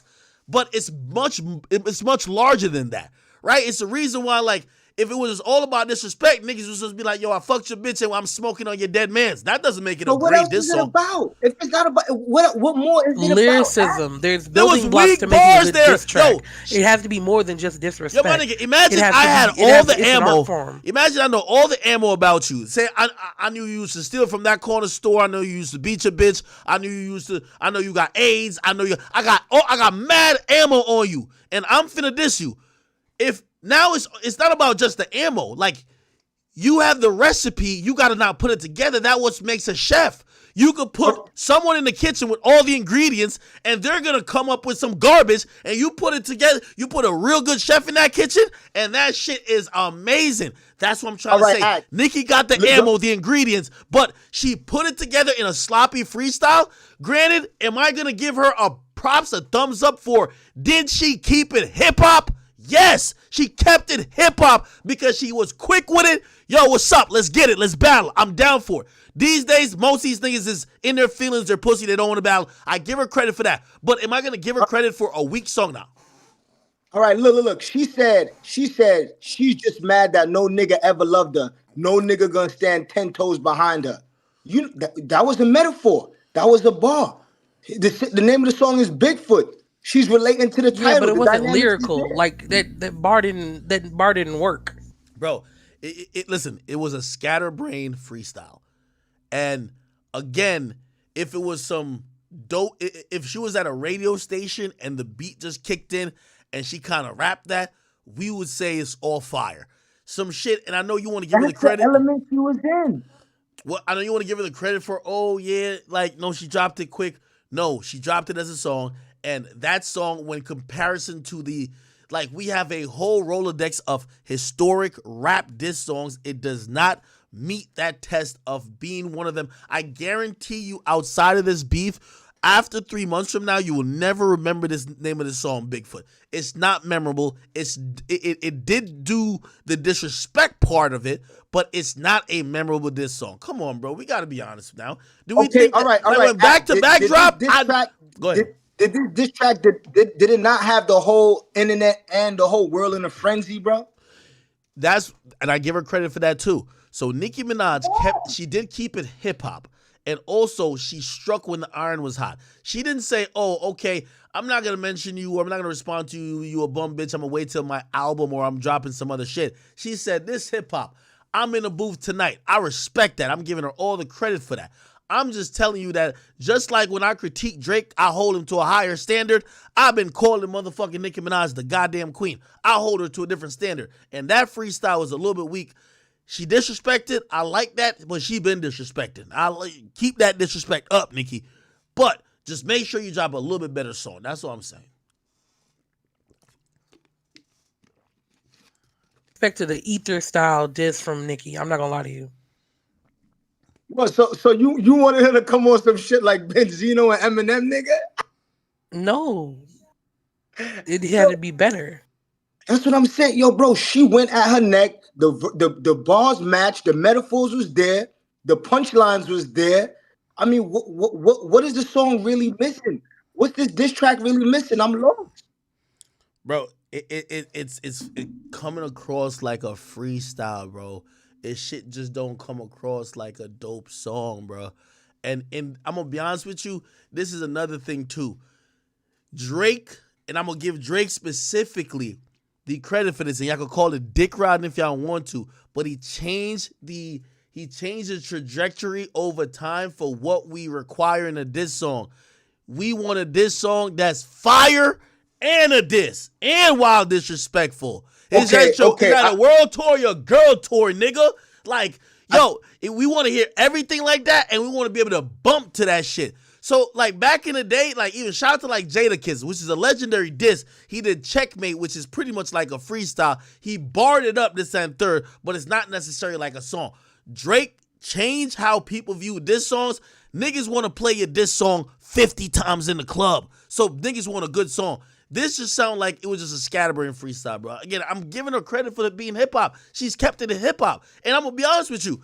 It might be a TKO, like, just by default. Because if we don't get a response, I'm going to say, let me see, 48 hours. No, let's say 72 hours. We're going to give her 72 hours to respond. 72 hours, we're going to give. 3 days? You giving her 3 days? Show, you heard what Drake said. I waited 4 days, nigga. Where y'all at? I drove here in the rain playing AR Ab. Like, come on. Matter of fact, we gotta give her 4 days. We gonna give her 4 days to respond. Yo, Drake also dictated how much time niggas is getting now. Like, we ain't waiting no more weeks. You got a studio. We don't care if you're on tour. You got a studio on a tour bus. You gonna get to it. Get to it. All right, bro. Nicki did this song in 24 minutes. Bigfoot got 24 hours, bro. That's the most you give her. And I'll say this, right? I don't want to rush saying now. You saying it's not a hot song, but is it a hot freestyle? Yes or no? No. It's a disrespectful freestyle. Yeah. It's a disrespectful freestyle. And I like it. And I'm not one of them people who be like, oh no, she going too far. Man, yo, you heard Nicki. She said he's smoking on your deads. Now what you gonna do about it? Nigga, you should be in the booth already. Either in the booth or pulling up on the bitch. Let's go. It says hip hop. He's smoking on your deads. What up? Let's talk about it. What's cracking? It's hip hop. Feel me? I'm trying. I'm serious. Like, yo, let's get to it. But I'm gonna be honest with you, and I see some people say I'm hating. It's not hating. I'm gonna tell you why. I really thought Nicki was gonna clobber this bitch. Like, when I mean clobber this, I thought Nicki was gonna hit her with some shit that's even tougher than the bullet that Tory shot her with, nigga. I thought she was gonna knock her the fuck out. Headshot, done.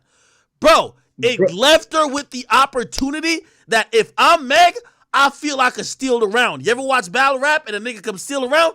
If I'm Meg, I'm like, yo, I'm gonna get my best song that's fire, and I'm gonna just have, I'm changing the second half of my first verse. You don't even gotta give her a full song. Nicki, like, if anything, it just looked like Nicki, like, your song bothered the fuck out of her, and she was just had to, like, rant, like, it was an incoherent, scattered rant. If Meg could actually drop something that people be like, oh, nah, this is the shit. You feel me? And I never thought that she would even be in that position after Nicki responded once. I thought we were one-hitter quitter. Bro, this was a one-hitter quitter. She said, like a bodybuilder, I keep raising the bar. How the fuck you get shot with no scar? He's exposing this fucking girl right now, bro. Bro, it's not exposed. Everybody done said that about this girl, bro. But it's in a rap. Bro, like, that shit. Bro. Yo, the bars just wasn't boring, bro. Yo, hold on. Yo, let me ask you a question. Did you listen to that freestyle and say, damn, this is the best female rapper of all time. Did you Yes. listen? Really? Yo, bro, Nah, nigga, I you never got heard. neurobias. You got neurobias. You got neurobias, bro. No, listen. got Not even Remy Ma. I never even seen Remy Ma come this hard, bro. Pause. What? Pull up a Remy Ma freestyle right now. Pull up a yo. You not gonna find nothing hotter than this right now, act. So you're telling me this shit was harder than Sheetha? Sheetha? Bro, you serious, bro? Like, you came on here to troll, bro? Like, yo, Swigger, you trolling, bro? Yeah, look up the Sheetha lyrics. I'm looking right now, bro. Let's see. Sheetha. Yeah, let's look that up. I got it right here. I'm watching. Fuck with your soul like Sheetha. You ain't the queen I show you. Life of your ass and belly. I prove you lost already. Okay? So I told you I wasn't talking about your dumb ass. I'm serious, bro. Like, come on, man. Sheetha really got at her. Yo, Sheetha got at her core, bro. But it was bumping. Like, that shit was jamming. You feel me?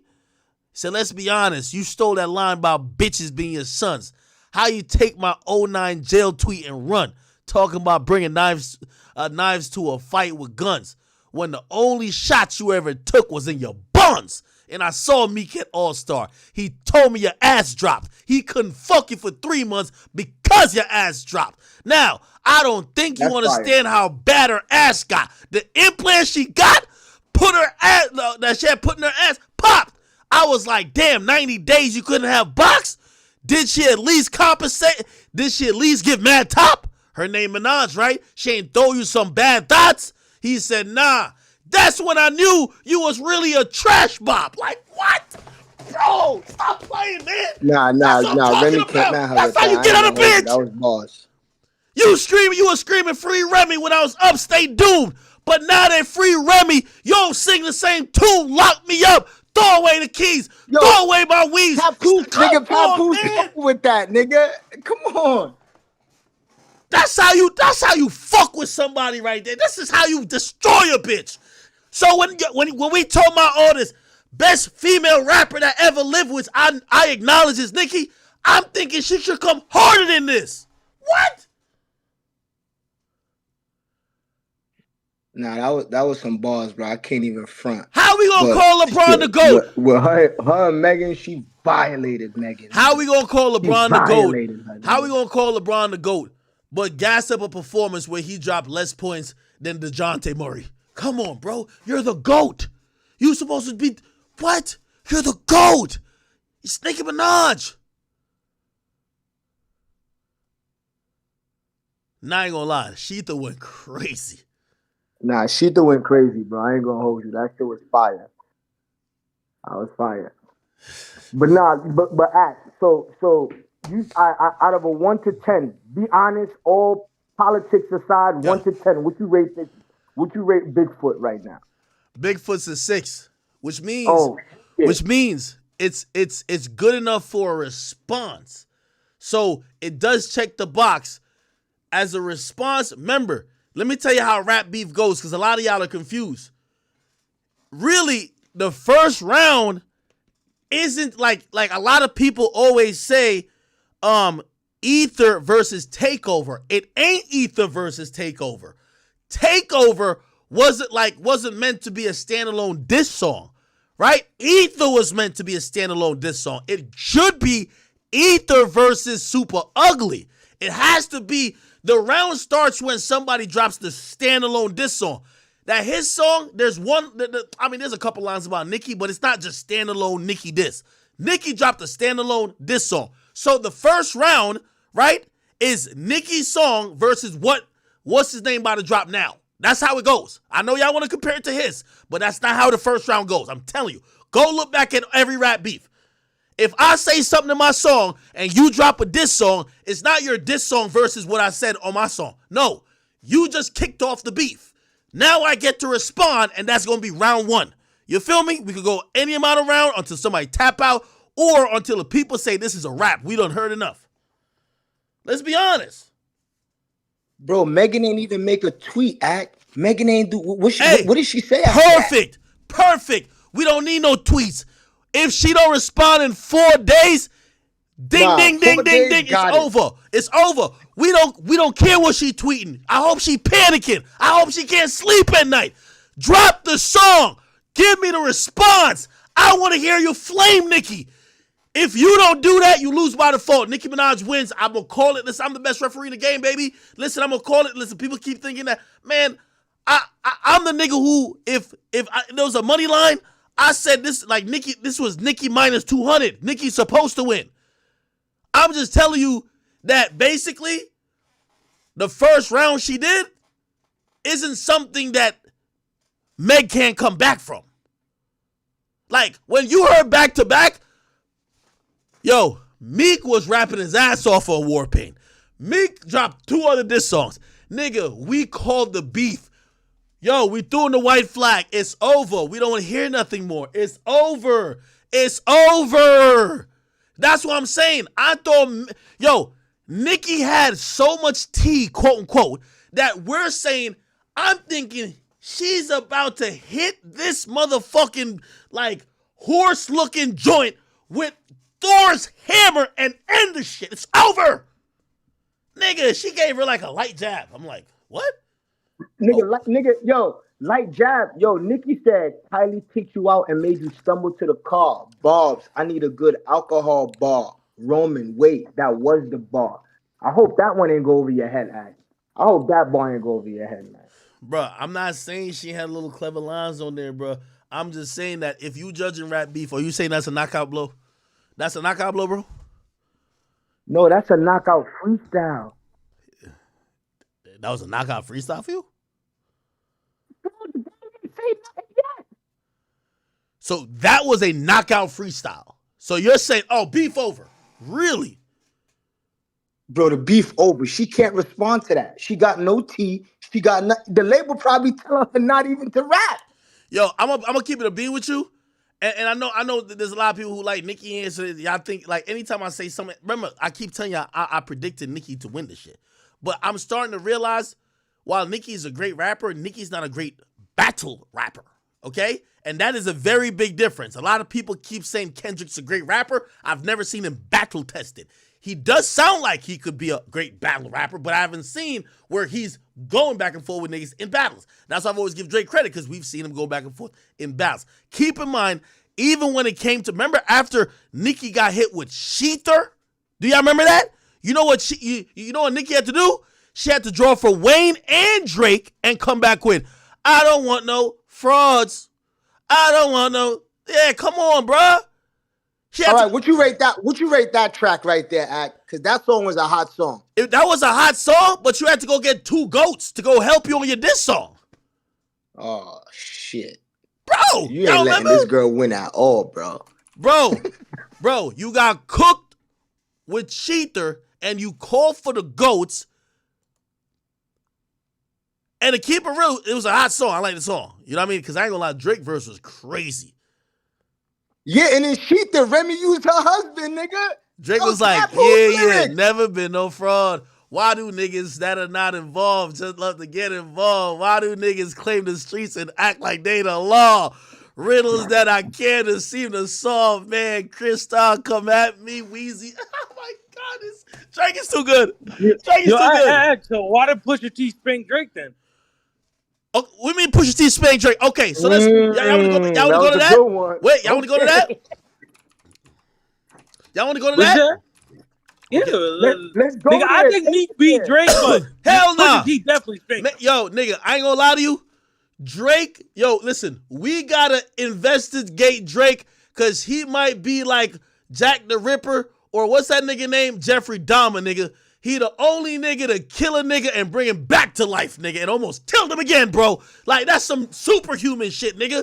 Killed that nigga and dug him up and brought him back to life, nigga. He got spanked by Pusha T. The nigga didn't reply, Act. He didn't reply. Now he's replying. Nigga in subliminals every other song. Okay. Act, we're going to talk about that? He stopped replying. All right. He backed out of the beef. And nigga, he wait. Come on. Hey, chat. Let me also, because y'all gotta understand my philosophy when I'm talking about rap beef. So now let me talk about Pusha T. No, let me talk about Drake and Pusha T. Remember I told y'all the initial song that encourages the diss song is not round one. So for example, Pusha T Infrared, this is where he dissed Drake first. He says, how could you ever right these wrongs when you don't even write your songs, but let us play along, blah, blah, blah, right? I think that there was like there's another like line on here where he was talking about basically, let me see. Yeah, he had a couple lines on here too where he was just basically talking about Drake, right? Cool. This ain't the song, like Drake's Duppy freestyle is the first shot. Drake kicked off that beef. Duppy freestyle goes against Story of the Adonis, right? Bro, I'm gonna keep it a beam with you. Duppy freestyle, smoke that shit. But here's the thing, like, play this. All right, matter of fact, I'll give you something right now. Meg, listen up. You owe me like this. I'm gonna invoice you your little label. I know it ain't. Well, I can still do the call Crawford. Hey, 70,000 for this advice. You want to shock the whole internet? That girl that they claim that motherfucking Kenneth like did whatever to, put her on the intro of the song. Over. It's over. It's over. I'm telling you, that's some Pusha T shit, nigga. Pusha T didn't out rap Drake. He out gimmick Drake, nigga. Like he as a kid. Like what? You putting your own foot in your mouth now because guess what? Like you said, battle raps don't only go for one song. This was Nicki's first song. Was this not a good first round shot? Yeah, I said it's passable. That's why I say it's a 6. But it's something that could be responded and rebutted. So it's going to, if I'm Meg, the only way I think Meg gets washed is if Meg just sits back and doesn't put shit out. You're going to lose because you said that bitches won't address you. And trust me, Nicki's doing a lot of addressing. So you got to come back. Right, but if we talk about that, as AJ was talking about this whole Drake and Pusha T, bruh, you tell me that Pusha T had better bars than these. So if you rebuke me for working with somebody else on a couple of V's, what do you think about a nigga that's making your beats? I've done things for him that I thought he never would need. Father had to stretch his hands out and get it from me. I pop style for 30 hours and let him repeat. Now you popping up with the jokes. I'm dead. I'm asleep. I just left my over y'all. I was putting pen to the sheets. It's tired of sitting quiet and letting my enemies eat. Keep getting temperature checks. They know my head overheats. Don't know why the fuck y'all niggas listen to Denim with Steve. Must have had your infrared wrong. Now I got your head in a beam. Y'all the spitting image of whatever jealousy breeds. Don't push me on when I'm in album mode. You not even top 5 as far as your label talent goes. You send shots. Well, I gotta challenge those. That's why I bring the Calicos to the Alamo. Oh my God, Drake's so good. Drake's so good. He's too good. He lost the beat though, Ak. Yeah, that's because they exposed his child. He lost, nigga. Bro. He lost. Like, you ain't getting nigga credit. He lost. Bro, he stopped replying. He bowed out. Hold on. Out, yeah. I'm not gonna. Again, I go by the rules and I still stick by it. So because he didn't respond, Drake only lost. He lost by a technicality of not responding. But if we were just going on, it's like a fantasy. Like it's like you got somebody in fantasy football. You know he's the better than somebody else's player. Say they going head to head. But your player got injured. Like, he ain't played for the rest of the game. He only played the first quarter.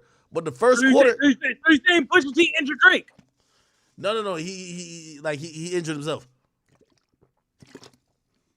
Yo, bro, stop it. Nigga, Pusha T baby that nigga, bro. Nah. Carried him like Adonis, nigga. Yo, listen. I know niggas wanted Drake to lose a beef because all the Meek fans turned into Pusha T fans. They're like, yo, no, please... give this nigga L. Like, man, Drake is undefeated when it comes to the bars. There's nobody that rap better than this nigga, period. So, ever. Here's why you contradict yourself, nigga. Hold on, and by the way, you heard what he said to Mos Def. It's still dissing Pusha T. Hey, by the way, you heard what he said to Mos Def. He said, Mos Def, you fucking crackhead.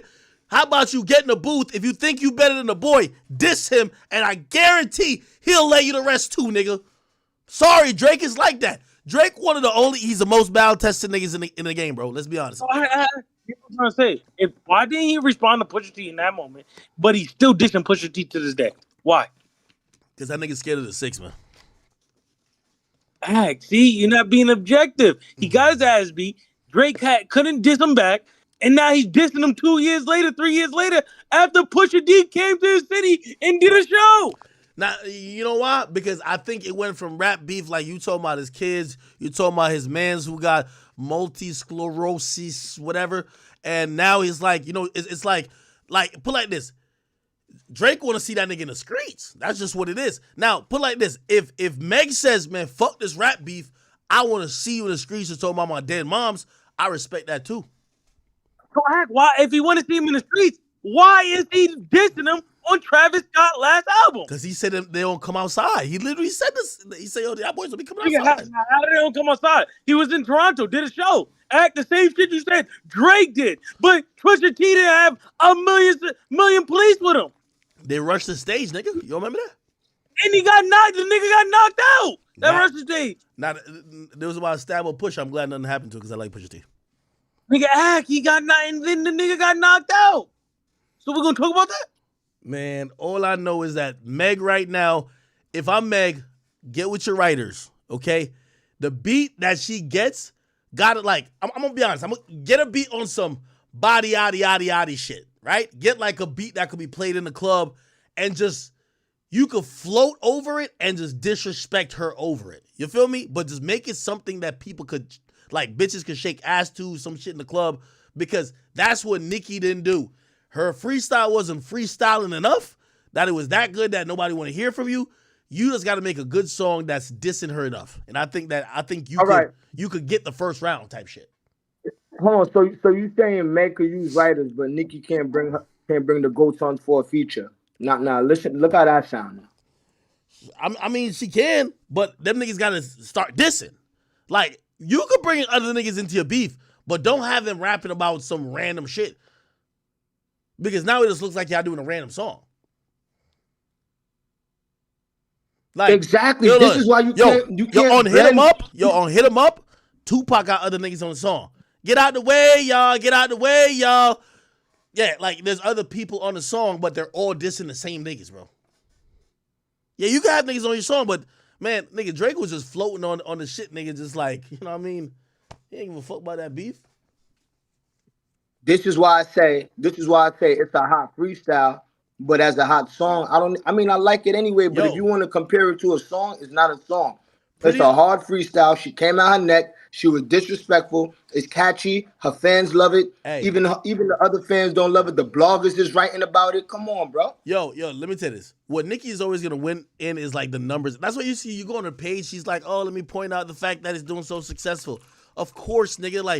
Like again, we're in rap beef time, okay? Like, we see, like, Nicki should know pointing out numbers in a rap beef don't matter. You know why?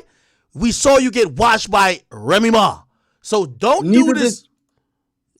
Don't do this, oh, Bigfoot breaks the record for biggest. Fuck that shit, man. Fuck that. Come with the best song. Come with the best song. That's it. You feel me? Bro, this is only round one, bro, and she violated. This is round one. All right, so you're saying there's nothing that Meg could come up with that could top that?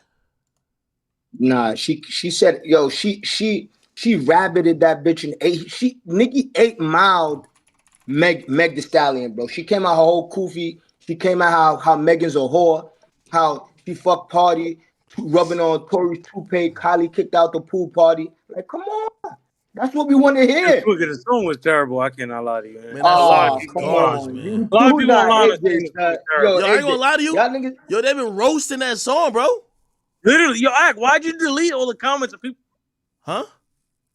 You posted everybody roasting her. Because we go in Shade Room right now and go to it. Niggas is roasting her. Wait, nigga, you posted it and then deleted it. No, I didn't.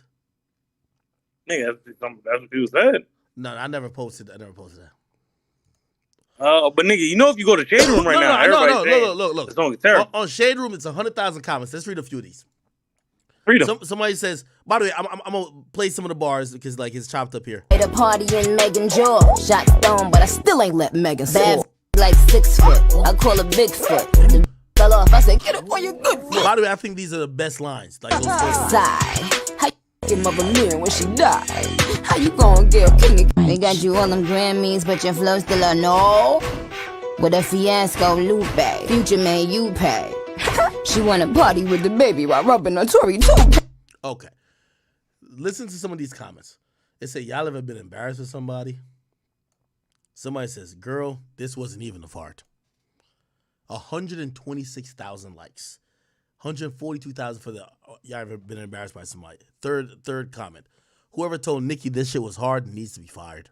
Somebody said, the fact she put all her tweets into the song, we damn near heard this shit already. This is not the same person that gave us itty bitty piggy. Somebody says, nah, the dead mom bar was not cool. By the way, I don't care about that bar. Somebody says she should have let Wayne read over this first. Somebody says Megan has one good foot, but she's lying about getting shot by Tory. Okay, they're reading too technical. But they did say Nicki need to stop sniffing those Tina Snow lines. Saint says she need to call Safari because her husband is a terrible ghostwriter. Somebody said, honestly, as a hip-hop fan, this is a real diss. Y'all only say this not good because y'all don't like Nicki. All right, we have one for Nicki. Somebody says, I've heard better bars on a Nick Cannon album. Somebody says that pen Nicki claims to have must have ran out of ink. Somebody says, I was expecting something more juicy. This is embarrassing. Somebody said, this is y'all queen, huh? Y'all gonna stick behind her, huh? What Walker say? Okay. They said, this is the worst diss track in hip-hop history. She can't come back from this. Somebody says, I think Jocelyn wrote her verse.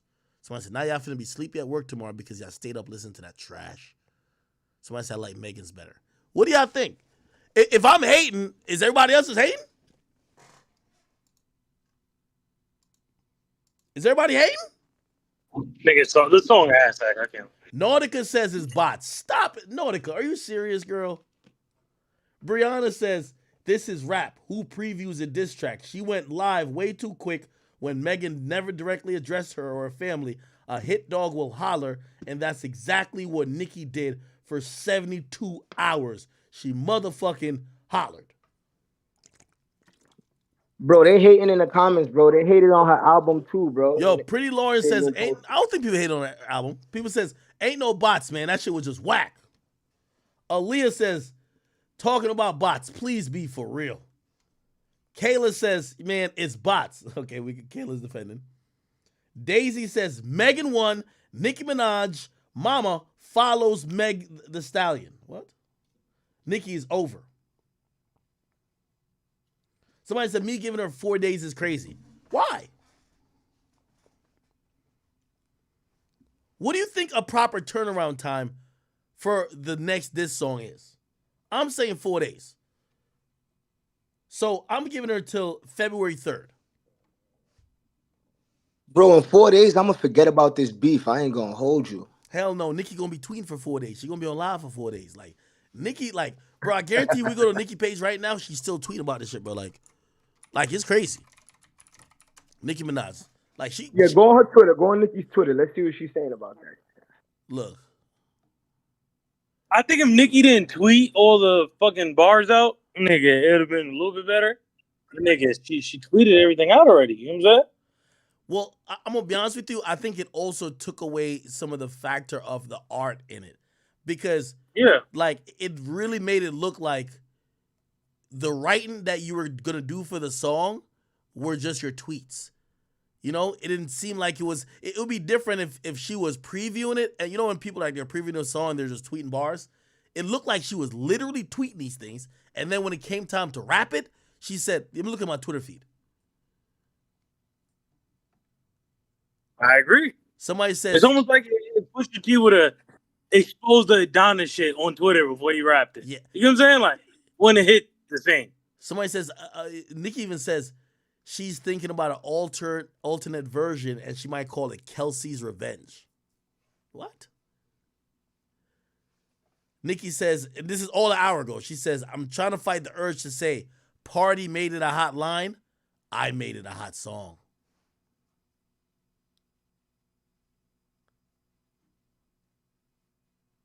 She said, Barbs, leave a comment on the audio on YouTube. I don't buy bots to get at my ops. I just go cooking in the kitchen when I buy pots. And no matter how long it sit out, they know mine hot. And then they told you why you shouldn't do it. Should have told you why not. Okay. Been trill, been doing it, been at it. Let me see how. Like, she cares a lot about numbers. Well, actually, the numbers do look good, though. I will say that.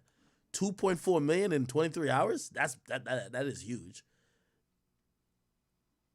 56,000 comments. Okay, girl, I That's see her. because it was fire, bro. She definitely got some shit going. Still, I'm not gonna lie to you. I think Meg has a huge opportunity to turn this beef upside down if she responds the right way and makes a better song than Nicki Minaj. That's it.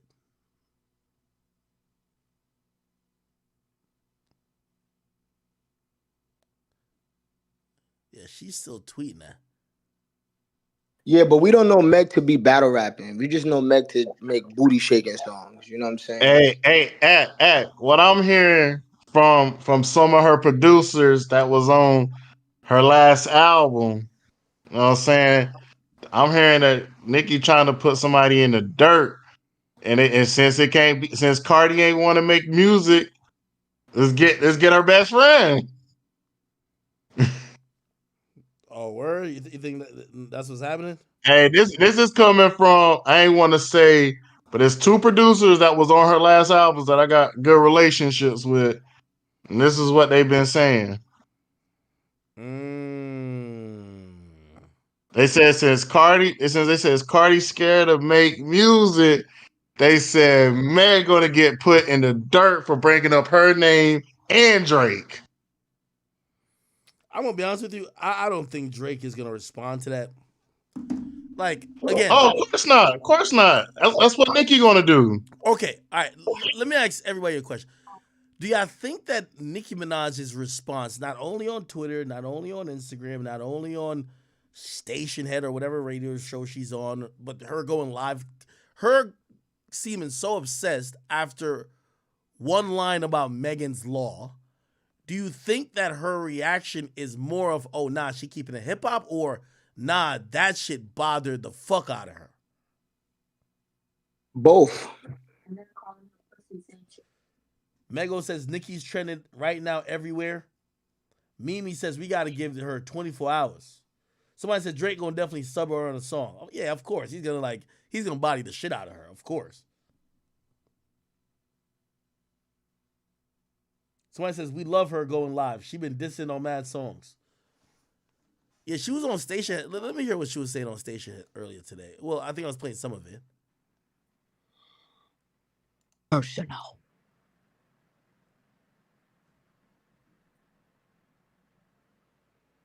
And she thought she was about to gag. And the shit wasn't even going to get no attention until Onika Tanya, started having fun that night. We know that. By the way, this Station app is like pretty cool from what I've seen. It allows you to buy it gives a notification to the person who's talking and it allows your fans to buy your music. So like if you see right here, it says purchased Bigfoot. So like it'll say how many people have bought the song while you're on live. And that's probably a great way that I think artists should probably encourage their fans to buy the music. Go live with them, have like a link there and give them a notification every time people buy an album. We don't care. It's like a person that has...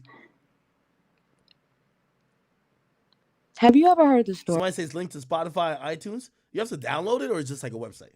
Story about Pablo Escobar.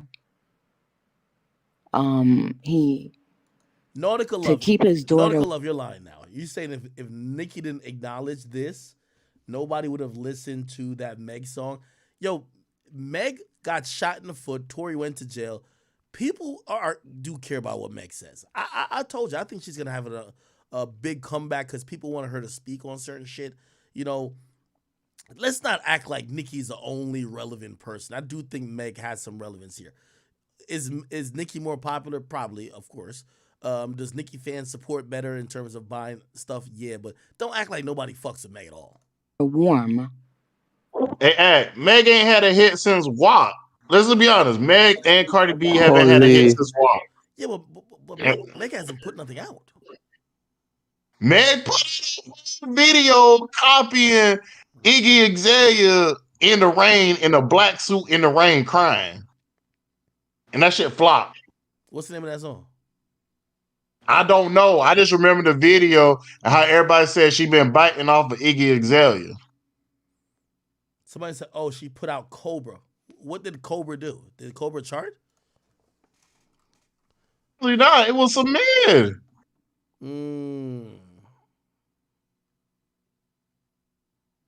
Bro, she put out a bunch of bullshit. And Cardi scared to drop, so she want to beef with her husband. Nicki the only one making music. You a barb? No. I support everybody. Shout out to, but I'm just saying, shout out to the bars. I'm gonna say, did Nicki give Wale a feature? What? I think Nicki gave Wale a feature before. That's probably why I'm rocking. You know, when a person is interrupted thinking they right, you know, and then my point was that, Dumbos, shout out to the smart people. My point was that me giving someone a high charting song means nothing to me when I can do that in my sleep. Do you understand?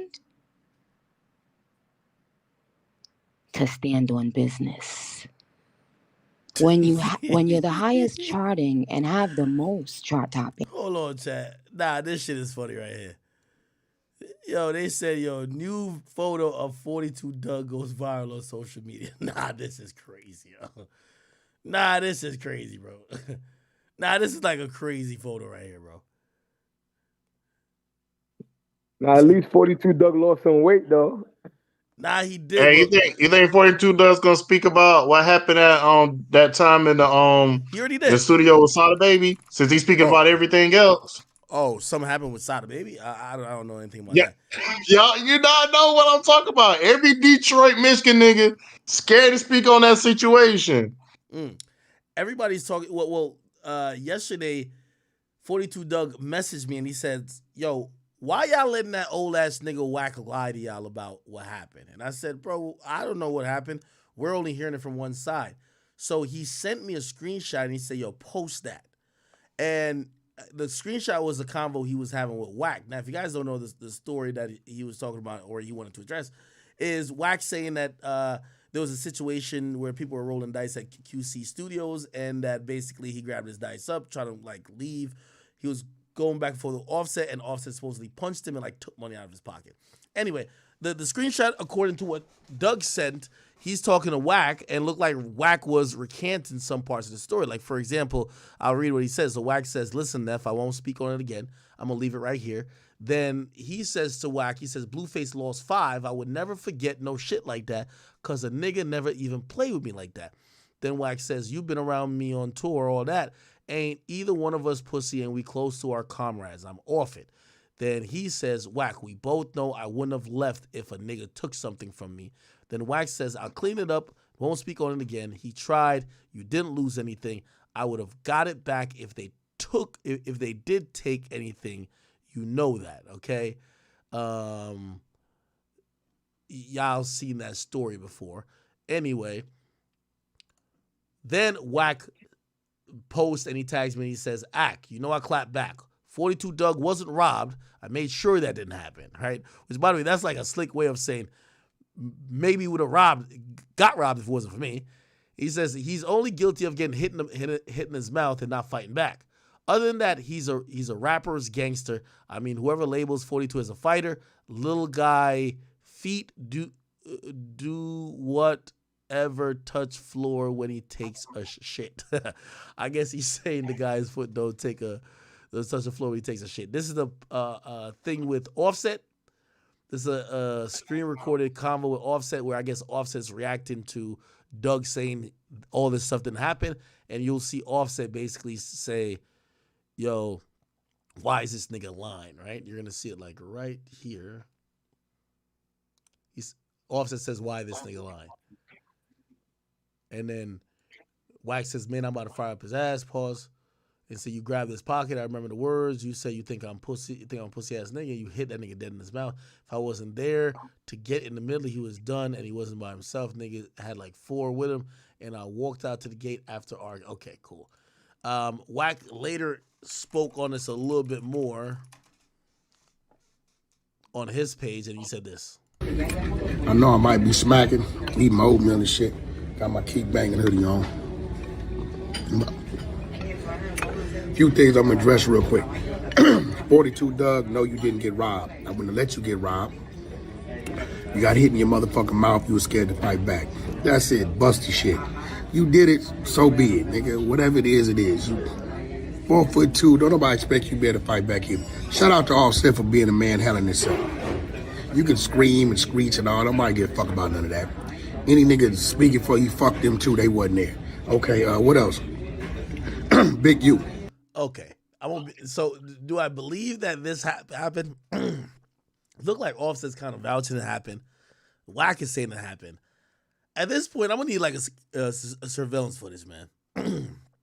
Hey, so you really believe that the nigga robbed 42 Dugg? Granted, he do look like a toddler, but get robbed by Lil Baby. He's saying basically that there was no robbery that happened, but they're saying that Offset punched him.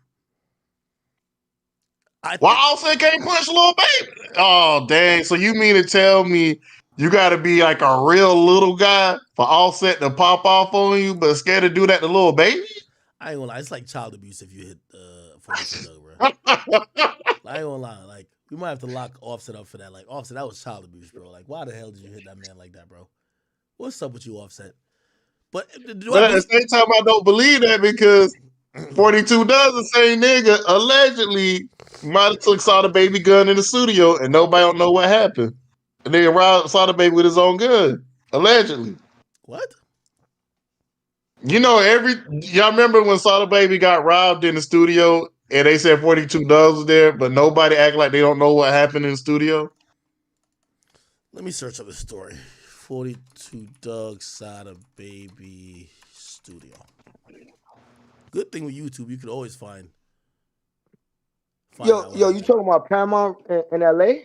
The studio in LA? I don't know where it's happened, but it was like that nigga Sada Baby got his got his shit got robbed, and every time I talk to a Michigan, Detroit nigga, they act like they scared to talk about what happened.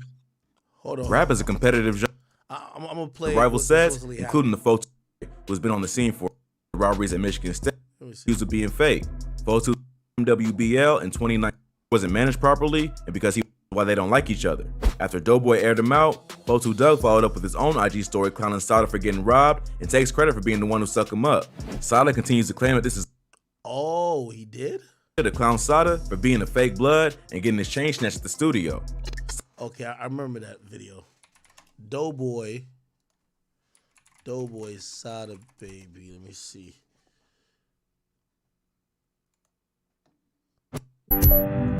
What's good, YouTube? Paramount Studio. Let's see if we can find it. But you just keep asking for it though. Like, I spared you the first time. When you gonna tell niggas how you got stripped in the studio with your own pole? I'm gonna tell niggas how your chains got took. I'm gonna tell niggas how your bracelets, your watch, all that shit got took. Your drugs, your money, everything you had on you got took. I'm gonna tell niggas that. How I did you in the studio. I wasn't gonna tell niggas that. They came running in the other room. You come running in there with me like, hey, you panicking, you screaming and shit like that. But you came running in that bitch like you like, well, you wanted some smoke or something. Like you was just like, damn, I just got robbed and shit. Nigga, you yeah, but you stopped because you seen I had that fucking pole in your motherfucking face and you set your bitch ass down where the fuck you was at because you knew if you would have took a step closer, I was gonna blow your bitch ass down. You knew that. You knew that. But I wasn't gonna tell them that. That wasn't in nobody's business. That was just supposed to be in the streets. That shit was supposed to be left where it was at. Like, come on, I wasn't gonna tell them how niggas did you in the. Okay, all right. So apparently 42 Dugg spoke on it. Let me see if I can get that. Here he goes. I had that pole and I was gonna blow your bitch ass down. You knew that. You knew that. I had that pole and I was gonna blow your bitch ass down. You knew that.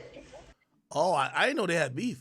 Stumped in them always. Yo, I ain't gonna lie to you. Like, if 42 Dugg is that small, like, how is he bullying people? Bruh, niggas in Michigan scared of him. Every time we had a nigga from Michigan we talked to that was a rapper, they scared of this nigga. 42 Dugg? Yeah.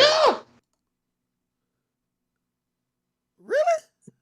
Yeah, 4-2 probably roll with some hitters, man. You know how it go. He probably sanctioned. Yo, 42 Dugg look like he's too short to get on like an amusement park ride. Like, bro, like. Bruh, niggas is scared of this nigga, bruh. I ain't never seen no shit like this before. Bro, That what kind nigga, of pants is he wearing? What the fuck is he wearing in that? Yo, that nigga, that just says police. Wait, let me hear this. They got thumped in the mall, bitch ass. Fuck wrong nigga. And I be on Hey, what's called hood? I be on Plymouth. On the west side. Pier to Plymouth.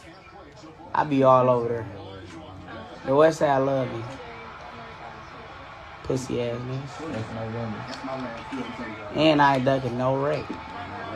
Side, I am ducking rape from the police.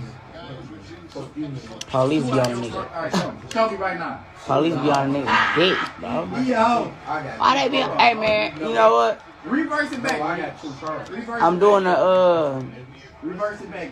Okay, I don't know what the fuck. Anyway, all right, cool. Damn. This nigga's like that then. Fuck.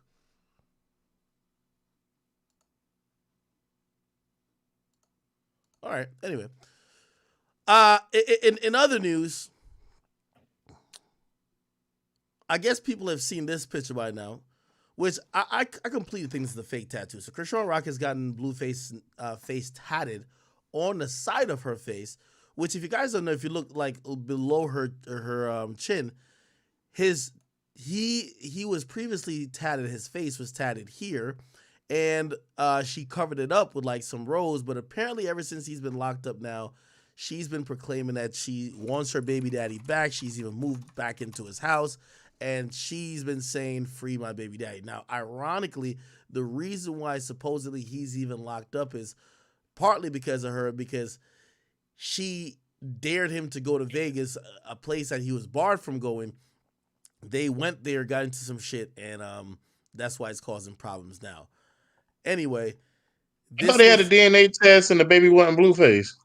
Or was that fake? Yeah, you could tell Blueface is kind of just capping about that. Like, I think he's a little bit embarrassed because she just probably slept with a bunch of people. You get what I mean?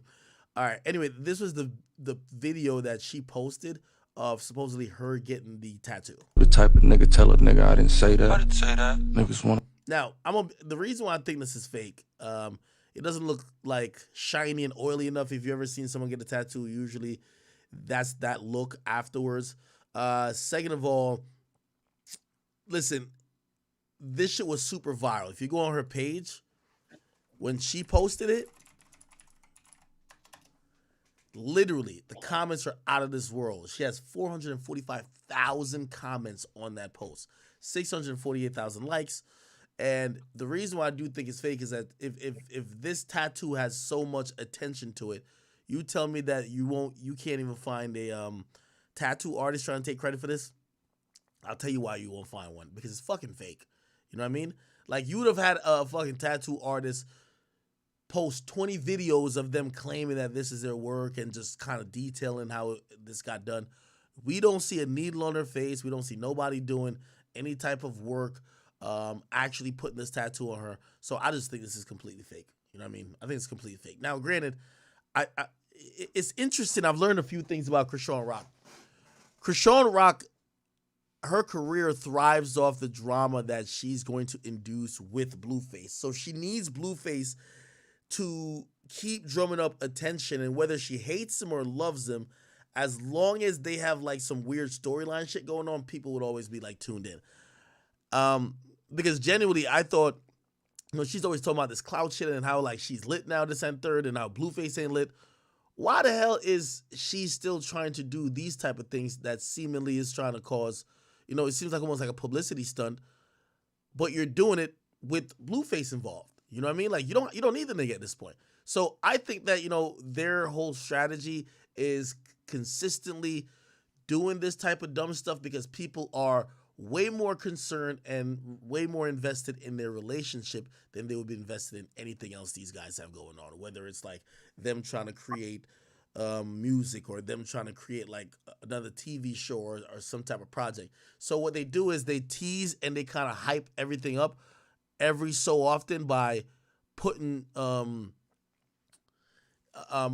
drama in the air with Blueface, if you ask me. You know what I mean? So I say they tagged the tattoo artist. Why you Did don't they? think she need Blueface anymore?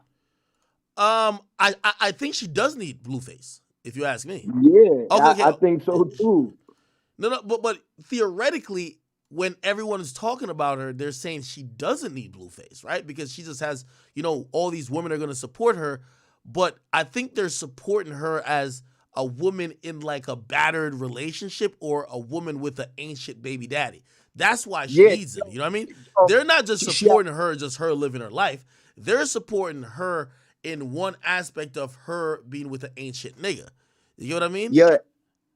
After that, after she got that tattoo, she lost 200K followers on Instagram. Yeah, I heard that. Yeah, like why? Yeah.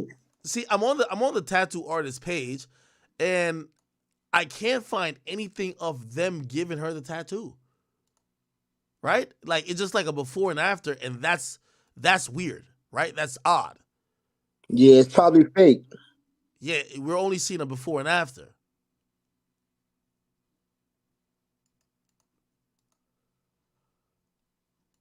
Yeah, that's the stencil right there, and then they just show that shit right after. Word. Yeah, like it doesn't come across like it's fake. Now, Nah, that's a fact. Now, granted, if it's fake, no, obviously if it's real, people are saying she's like mentally, disturbed, and that's a bigger problem in itself.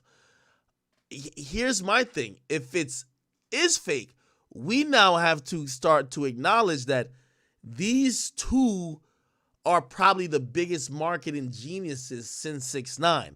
Half of the things that they're doing that people are invested in might be fake. They might be creating arguments with each other, doing stuff to each other just for a reaction out of the people who are keep paying them with attention and eyeballs. But that's all they're pretty much good for, which kind of goes back into the other point I was saying. They need each other, because if y'all are doing all this stuff and it's mostly like marketing or like for publicity, you need each other to kind of like make that shit work, because people are invested in y'all and that baby. Somebody says, yeah, and I agree with you 3 ports down. If it was real, she would have streamed it. Bro, she streamed her giving birth. You feel me? Like, bro, she streamed her giving birth. Why the hell wouldn't she stream getting a tattoo of this guy's face? Like, she clearly cares about how many people are watching in all situations. So that's the reason why I'm inclined to think that it's fake. I'm looking at... Ak, I got a question, bro. Why does ratchet women always get so uplifted for ratchet behavior, though? Like, that shit killing me right now, bro. I'm gonna You be gotta honest think with you. about it, I'm gonna be bro. honest It's with you. a bunch of other ratchet women that see that and they can relate to it. Like, you gotta think about it. Majority of women Hey, by the way, feel the same way that she feels. That's why the majority of women relate to Sexy Red. No. Actually, I don't think that's the case at all. But hold on. You see, by the way, this is when she got another tattoo. They showed the whole process, right? It's from the same place. Which, by the way, this is like a PR agency or whatever, right? Which is kind of odd, but whatever. Like, they showed the whole thing of, like, the ink. The reason why I'm going to disagree with what you said, Wale Intern, is I don't think women identify this. I know women that ain't ratchet that still watch her. I think women identify with being hurt and being broken when dealing with a man. That's the identifying thing. They've all been with a nigga who ain't shit that put them through the ringer, and they remember how it turned out for them, and they want to root for this girl because they have been there too, right? Now, they excuse her ratchet behavior. Like, they excuse like the fighting and this and that. Someone to go on the tattoo artist stories. Okay, is this the tattoo artist? Let me see. They excuse the ratchet behavior because they, like, when I hear women talking about the ratchet behavior, they're like, oh, that's just the byproduct of what happens when you're a broken woman. Like, yeah, you act out. You know what I mean? It's kind of odd. They excuse every dumb shit she does.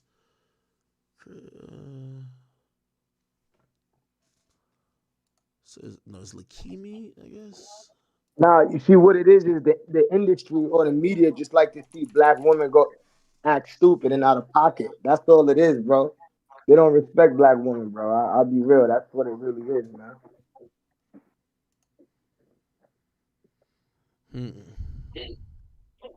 I ain't gonna lie, but seeing her doing that after all the shit she go through, man, that shit just screaming mental illness. Oh, this is them doing it here. Oh shit. They're actually doing it here. You're right. Man, that's like I said, man, that's mental illness at its finest.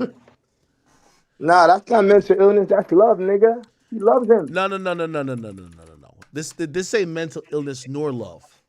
What I believe this is a woman that knows where her bread is buttered. Like they're forever intertwined. She had an interesting response. Let me see if I can find it. It's Krishan Malone. Okay, I got it. She had an interesting response when people were criticizing her. She basically said, yo, me and my nigga, we got 2 houses out of this. Basically clowning the followers to say, y'all too much. Who gives a fuck if I get a tattoo of a nigga's name? Remember, even Whack 100 keeps saying she was a chick that was homeless, that was basically picked up on the side of the street. She's now a millionaire because of Blueface. I think it's like the one trick pony. What gets people talking is her tattoo. By the way, she's gonna cover all these things up. You know what I mean? At some point, right? Let me see if I could find where she was like. Ain't no covering up that face. What you gonna put over that tattoo on your face, bro? A dick? Gonna put another rose on there like she did her neck. Yeah, hold on. By the way, it's so interesting. She's like, I'm locked up too, waiting for daddy. Nigga, ain't that nigga engaged to the other girl? So she had responded. But the other girl messing with a stud right now, right? It's all fucked up. Blueface running a big circus right now. Yo, at the end of the day, they're gonna just get in a poly, bro. Like they're just gonna get in a poly and just call it a day, man. You know? Let me see if I can find it on the other page.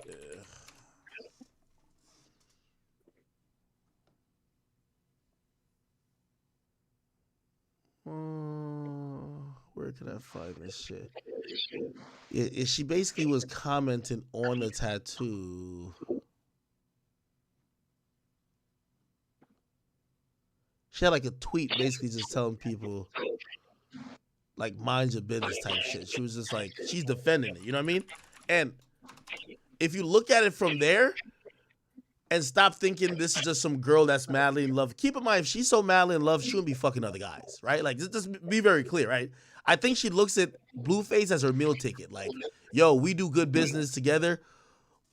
You're the most lit around me, or when we're fighting, I'm the most lit when I'm around you, or we're fighting, or we're happy. Whatever. Let me see if I could. You think Zeus put her up to do that shit? Nah. Hell no. Hell nah. I'm trying to see if I can find the tweet. Someone said she got early onset of CTE. I'm trying to find. She had responded to it. She basically literally said, "Yo, we both bought $1 million worth of houses based on this like mind your business." I think that was the gist of it. Maybe it's on this page.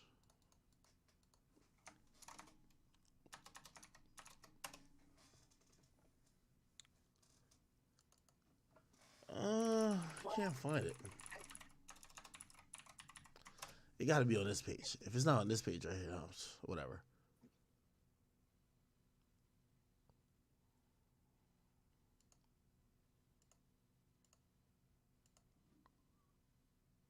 Huh.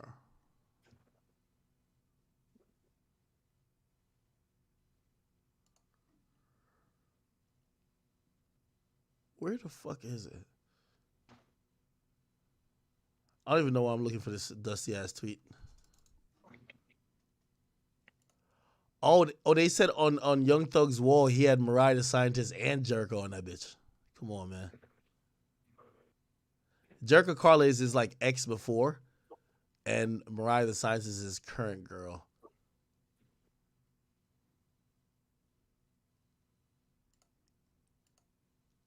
Oh, let's just listen to this mentally ill. You know what I mean?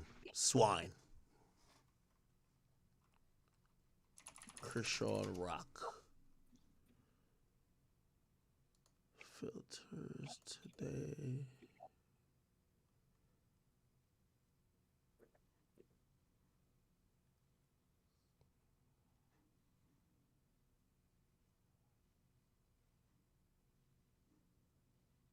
What the fuck?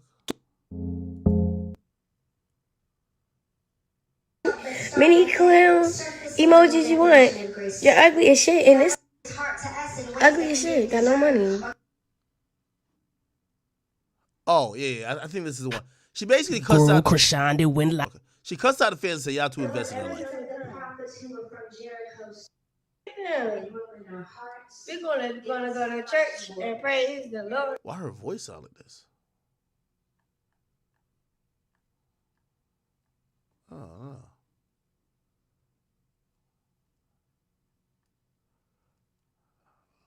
Where could I find this? Okay, maybe this.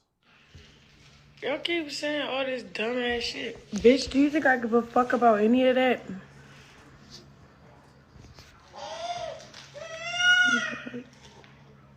We know what we did to each other.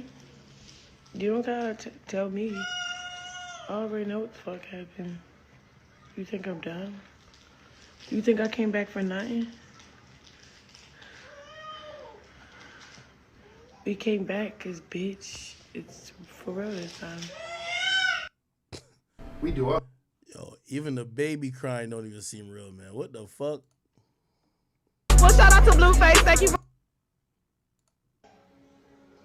He said, no, you try to do something, but it wasn't working. Blue, like, what are you doing? Chill out. Like, give her phone back. And your fat ass left. So They talking about Whack 100. Other shit, like, I don't know. That's the problem, right? So his fat ass, he say, no. I'm just trying to talk to you. Hello, so everything cool? He's like, yeah, she cool. Like, you sure? What do you mean you sure? Like, bitch, get the like. So then I'm reaching for my phone. He's trying to put his chest up against my chest. Like, you fat, bald bitch. I'm not finna fight you. You fat, bald bitch.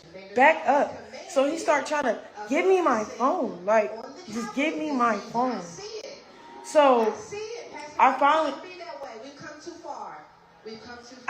get my phone, right? All right, just checking. That was a road check. All right. So he started yelling. He started saying, clean up Yo, why the baby sound like that? Nigga, the baby sound like one of my puppies. this house. Clean up. I'm like, boy, the house is clean. What are you talking about? Just get the out of here. Like, you sound dumb and shit. And this is what happened. Let me tell you why he mad. Who got that live from when I was eating a hot dog outside of Corey? Remember he was popping it on the phone with, I ain't even name drop because I respect that nigga. Mr. Whoop-de-boo. Let me just say Whoop-de-boo. Mr. Whoop-de-boo was on the phone with Wack. Wack trying to get me out of contracts with, I don't know. Like, he just be lying. Like, you in contracts, just popping it. He trying to get me, like, in contracts, I guess, with him and this other guy, right? He think he's slick because we was cool at first. He was like, all right, let's get rid of your warrants. We about to go up. Yeah, let me look out for this. Let me look out for that. Bitch, you only helping because you thinking if you help me with my warrants, I'm going to sign something with you and whoop-de-boo.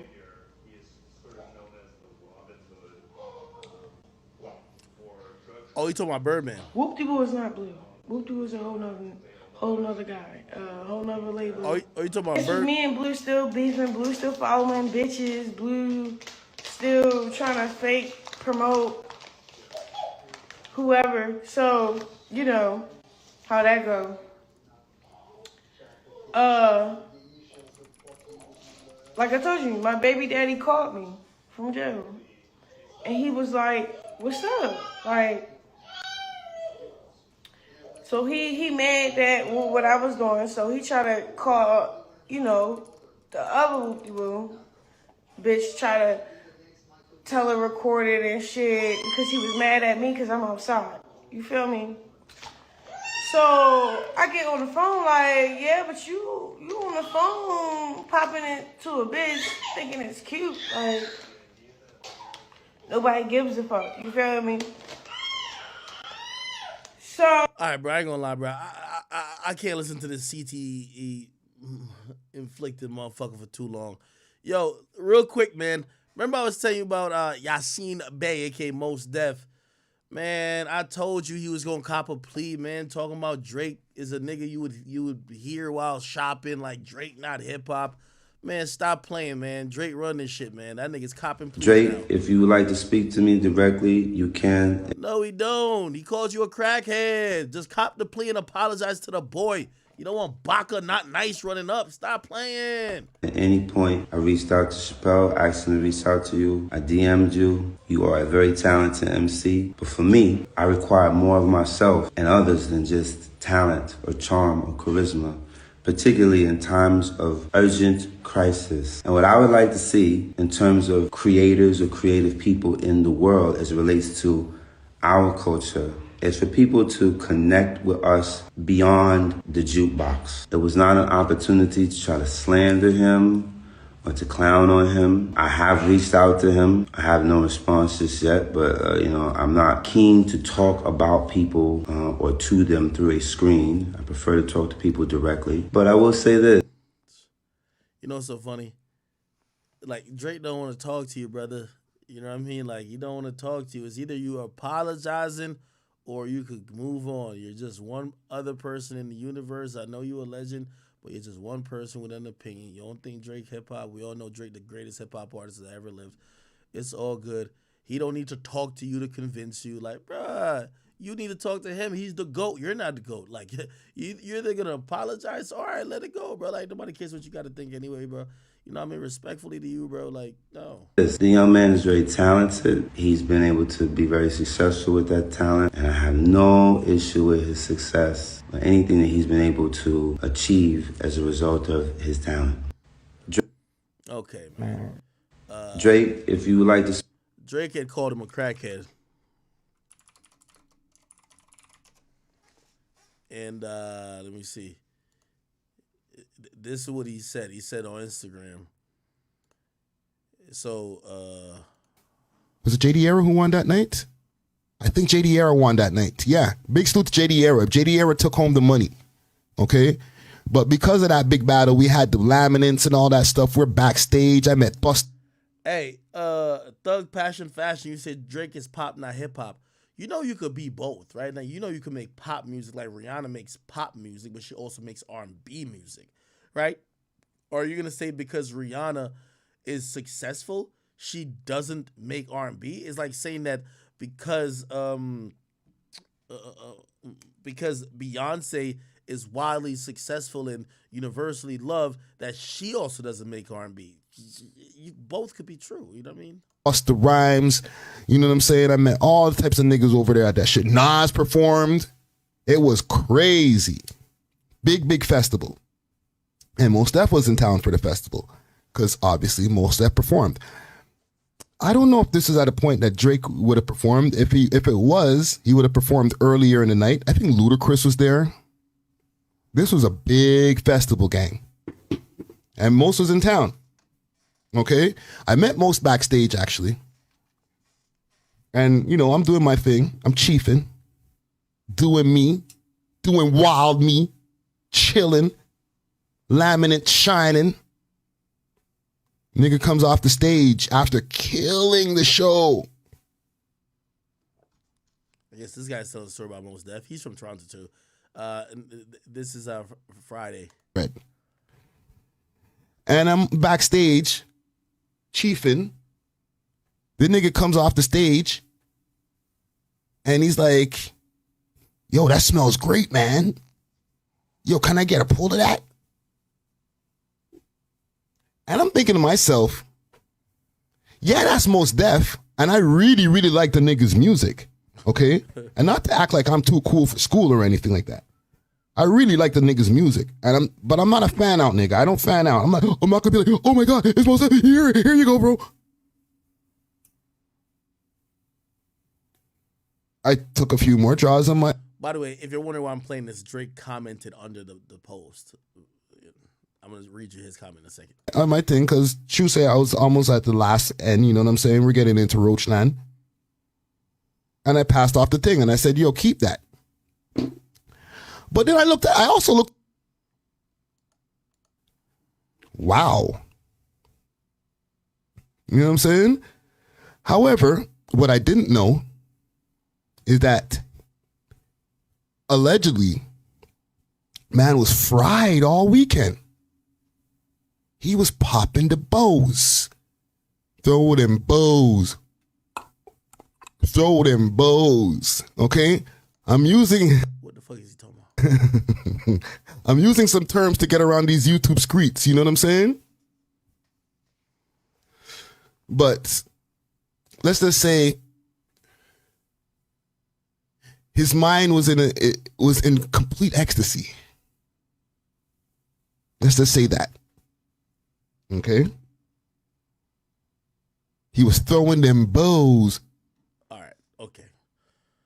Anyway, Drake was in the comments, and I think I could still find the comments. And Drake called him a bohemian bucket. Okay? Bohemian bucket. And apparently, I didn't even really know what that meant, but bohemian bucket. I guess that's like it's a slang. It's to keep sick solid. It's a Toronto slang for a crackhead. Okay, it's like a drug addict. So like a bohemian bucket is a crackhead. So I don't know. Does he take crack? I don't know, bro. I don't know. But anyway, that's what Drake said. So I don't think Drake is too eager to go talk to this guy. I think Drake is just past the stage of like wanting acceptance from these older guys. Like, bro, like Drake passed all y'all, bro. Like, I'm sorry. Like, you know, back in the day, be like, oh no, you gotta respect your elders. Like, you want them to like you. Now I think Drake's just like, man, fuck y'all niggas, man. Like, I'm the GOAT. The fuck? Why do I care about like Mos Def's opinion? Like, what the fuck? You know what I mean? Like Mos Def's opinion on me being the GOAT. Nigga, I'm the fucking GOAT. So I don't think he gives a fuck like that. Anyway, I think Mos Def should just apologize. Okay, apparently Kanye West got into some paparazzi stuff. I got to see how I could play this because... Okay. Is this the one? Probably is the one. Hey Kanye, how you doing? It's good to see you. People want to know if Bianca has her free will. Some people are saying you're controlling her. Oh shit. I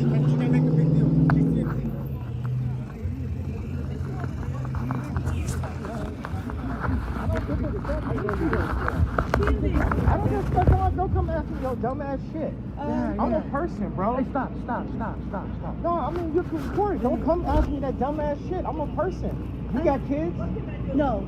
Exactly. So what do you do? Who do you work for? What do you feel like it's okay? I'm a human being. All of this TMZ, this 30 miles on, y'all set celebrities up. All this bullshit. I don't give a fuck what y'all got to do or what y'all gonna do, what y'all got to say. Don't come at me with that shit, ask me that. You can walk up on me like that? What you think, because you a white woman, you can walk up on me like that and ask me some dumbass shit like that? Ask me you're my wife, talking about you should get free will? Are you crazy? You ain't say. That is a crazy question to ask. Yo, is your wife doing the things we're seeing her doing around you of free will? That is a loaded question that I think a scummy journalist would ask, to basically insinuate that the obvious assumption that most would make is that you are either abusive or forcing her to do these things, and she isn't operating of her free will. That question alone, not only is it loaded, it insinuates a bunch. It's so disrespectful because it's acting like a grown ass woman is a fucking child and a victim, like she can't think for herself or she can't decide. You can walk up on me like that? But you think because you a white woman, you can walk up on me like that and ask me some dumbass shit like that? Asking me about my wife, talking about you should get free will? Are you crazy? You ain't saying this America. Do you got free will or you work for the devil? Do you got free will? You working for TMZ Company? I'm a legend. You understand that? I'm here to support Charlie Wilson. You come ask me some dumbass shit about my wife. That's my wife. Let's come on in. You understand? You wasn't asking shit when I couldn't see my kids. When I couldn't, you had questions? You had questions when I wasn't able to see my kids? And that I only get visitation and don't have rights to where they go to school? You got questions for that, or are you part of the system? You understand what I'm saying? You need to go. Do you understand what I'm saying? I just need my phone. You understand what I'm saying? Where's your phone? I hear you. What do you hear? What do you hear about that? Is that your job to go up to every celebrity, ask them some dumbass shit about their wife? Honey, I'm going to take you inside. Okay, let's go. No, tell me. Was it wrong for you to ask me about my wife some dumbass disrespectful shit like that? Was that wrong or right? I'm sorry, honey. I just need my... Now, this is where it gets into like a very gray area territory for me, because while I'm agreeing with Kanye that is disrespectful, like, you know the nature of paparazzi. It comes with the level of fame that you've attained, and you're not going to talk morality into people who are only running around with cameras to get a moment. Like, this is now gave them the moment. They're running around to get a moment for money. They're asking you these questions to try to monetize. And when you approach them like this, you give them the exact moment times 10. Then they end up suing you later on as well and try to get even more money. So I don't know if what he's doing is effective, but maybe he doesn't care if it's effective. He just wants to get his point across to this person that is very disrespectful. They're asking him. No, answer the question. I'm supposed to answer your questions, answer my question. I got your phone now. They gonna arrest me for taking your phone? Arrest me for taking your phone now. I don't... You answer the question. You asked me, can my wife have free will? Was that a dumbass, disrespectful question to come ask a grown-ass superhero? Answer the question. What's your name? What is your first and last name and address, miss? What are we doing? I just need my phone. Where is your phone? No, she came to me and said, does your wife have free will to speak? She worked for TMZ. Okay, how do you know each other? Yeah, how do you know me, miss? I don't know you. What is her name? What is this lady's name? I'm just a reporter. No, you're not just a reporter. What's your first and last name? I'm Melanie. Melanie what? What's your address? What you make a year? I'll pay you double what they paying you. You want to work for me instead? Ah, now you smiling. Get her contact. Yes, I will. That's how I hear Kanye works. Like he'll just like, yo, you want to work for me? All right, get his information. And if you actually make the call, like, I hear everybody so confused. Like, people be like, yo, I'm calling in because Kanye promised me a job. And everybody's like, wait, what? Like, yeah, he told me he was going to pay me this amount. They go cross-reference it with Kanye, and Kanye's like, yeah, whatever. And yeah, you're hired now. Like, it's kind of crazy. I guess it's because of his wife constantly is posing like this, and she almost looks like a puppet for like maybe some of the ideas creatively that he has, but it might not be under the guise of her own choices to be dressed like that. So I guess that's why they're asking. But I'm gonna be honest with you, it still comes across disrespectful. That's his wife, and you know, listen, we got to start treating women like adults when they're adults. Listen, if she was uncomfortable with this, if she didn't want to do it, she has a mouth. She could speak. And she could literally just, protest that she doesn't want to do this type of stuff. So I think the assumption that she's being forced by Kanye, I think that's one that's like super loaded, if you ask me.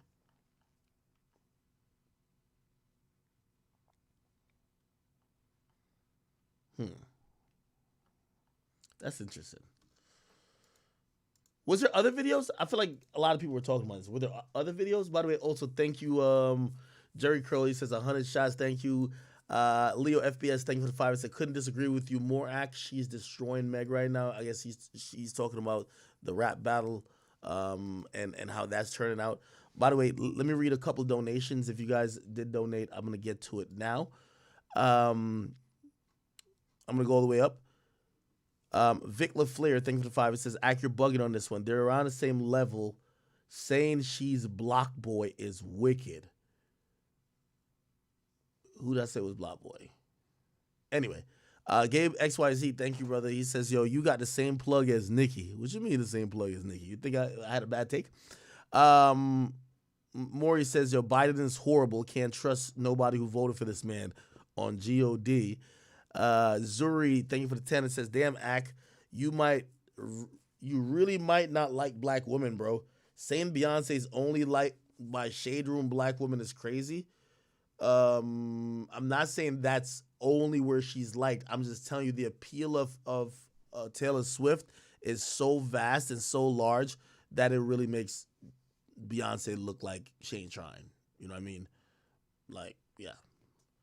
Someone said Taylor's white, so she's bigger by default. She's still pop. Okay, call it whatever you want. Shay Baby, thank you for the 20. She says, salute, Ack. Keith Smith, thank you for the 2. He says, Ack, you got to interview PRE. Like, who in PRE? You're talking about the killers in PRE? Because, like, who other than Key Glock, who else is in PRE? Like, I mean, there's a few people, actually. D Greatest Ever, thank you for the 20. He says, yo, this just because you cooking right now, Ack. Appreciate you. Now, thank you. Call Me Khan, thank you for the 2. He says, yo, that looks like Gilly bedroom window. You're talking about that prison picture, right? Yeah, that did look crazy.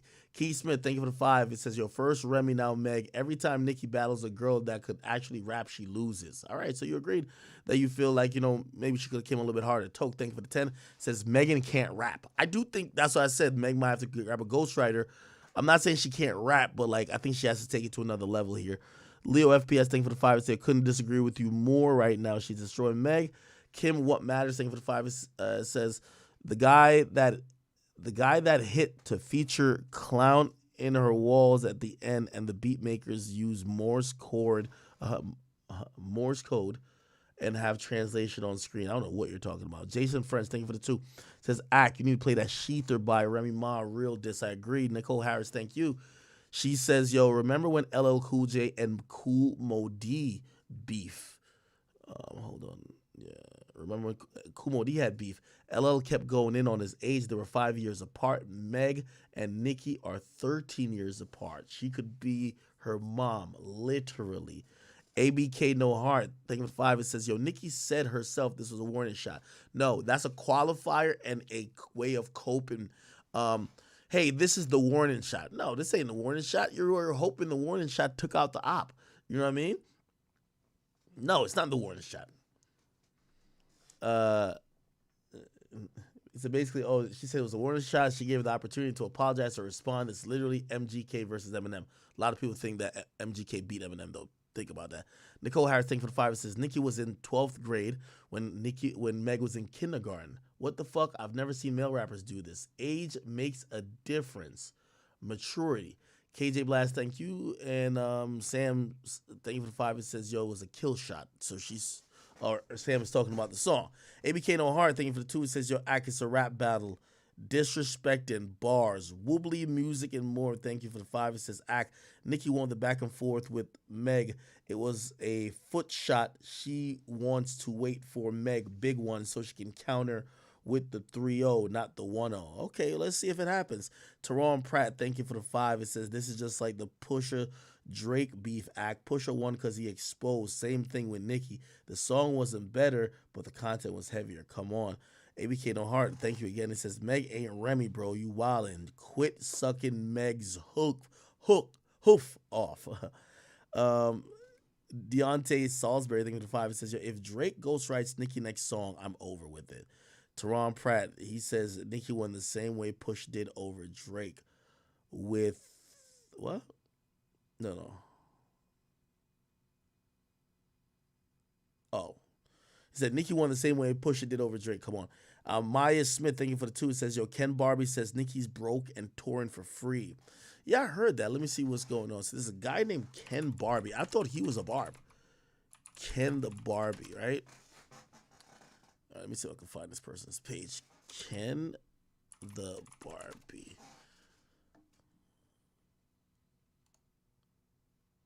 Is it this person? Okay. All right. So this person came into the mix and said, yo, so in Nicki's song, she said something ugly like Ken Barbie. I was a little confused at first because I'm like, how are you dissing a Barb in your diss song to Meg? But apparently this isn't a Barb. Actually, this is someone who's apparently like Cardi's, like one of Cardi's close friends. And they wrote a whole long thing. They said, the fact that I be on this lady's mind is funny, but I get paid for this. Okay, Nicki, how are you going to buy anyone's catalog when you got liens on your publishing and your tour deal? You blew your advance from your last tour. Now the tour is collateral. You're literally about to tour for free because you owe Uncle Sam money. You want to holler that people judge your disgusting ass husband because they're not being used to be in love. But you know who's used to be in love exactly like you? Wendy Williams. He loved her pockets to the end, letting her do all type of drugs so he could keep dating that purse while you sit up there looking like an ass. That man is keeping you drugged up and mixing your coke with horse tranquilizers and Ozempic so he can make you more stupid while taking your money and letting you look crazy. You have to buy love. You have no room to judge anybody on anything. You have no friends, hence why they got you out here looking like a complete maniac while they, queen you to death just to keep their brownie points and your nasty ego under control. Your brother's a pedophile, your real dad is a drug addict like you, and your little sister is living on the projects. You might be Nicki Minaj on the surface, but deep down, inside you're a hurt little girl that your mom abandoned alone in Trinidad till you was 5, and that's why you hate her. You want to talk about apologizing to mothers like you didn't hit your own mom as it came out of your own mouth, still haven't forgiven her. Moi, family, no friends, just coke.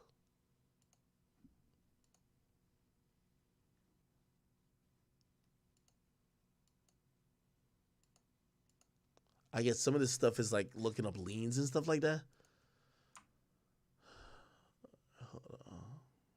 Yeah, I'm not gonna be able to like maximize it. All right. Call Me Kanye says, yo, she had some good bars and wasted them on that whack ass song. Mood Music, thank for the 2. It says, yo, act talk about whack and 42. We did. Donovan Williams, thank for the 2. He says, Rajon Rondo arrested for gun and drug charges, bro.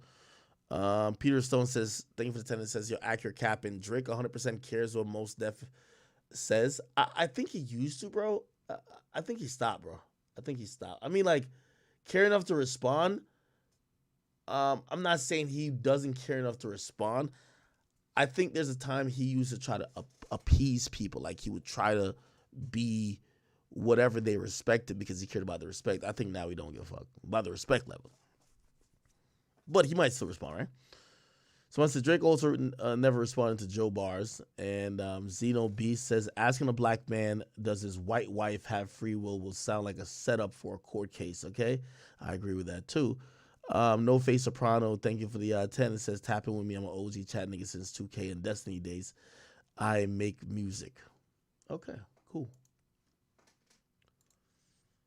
Give me 1 second. I gotta just check the Academy page on this one. Let me see what's going on over here. Hey, Ag, you remember earlier you was talking about Kamala Harrison? Yeah. You know that until it was time for her to become vice president, she never claimed to be a black woman. She always claimed to be a Pacific, native Pacific lander. She never claimed to be black until it was time for her to be vice president. Really? Joe Biden actually was roasting her in a debate when she was running for president for her not claiming to be black. Then whenever she claimed to be black, I don't know what type of liberal propaganda was ran. All of a sudden, it was all about black girl magic and everything. But I'm just like, she never wanted to be black. By the way, Sarah, thank you for the 5. She says, accurate take on Young Thug's trial is not what's happening in the trial. Whoever's giving you clips/info is uninformed and embarrassing you deeply. Sarah, what's going on? You tell me then. Put me on game. Levi, thank you for the 5. It says, Ack, what's the word around the industry about 50's weight loss? Look at the pic directly under Carmelo's post on IG. Comments going crazy. Okay, yeah.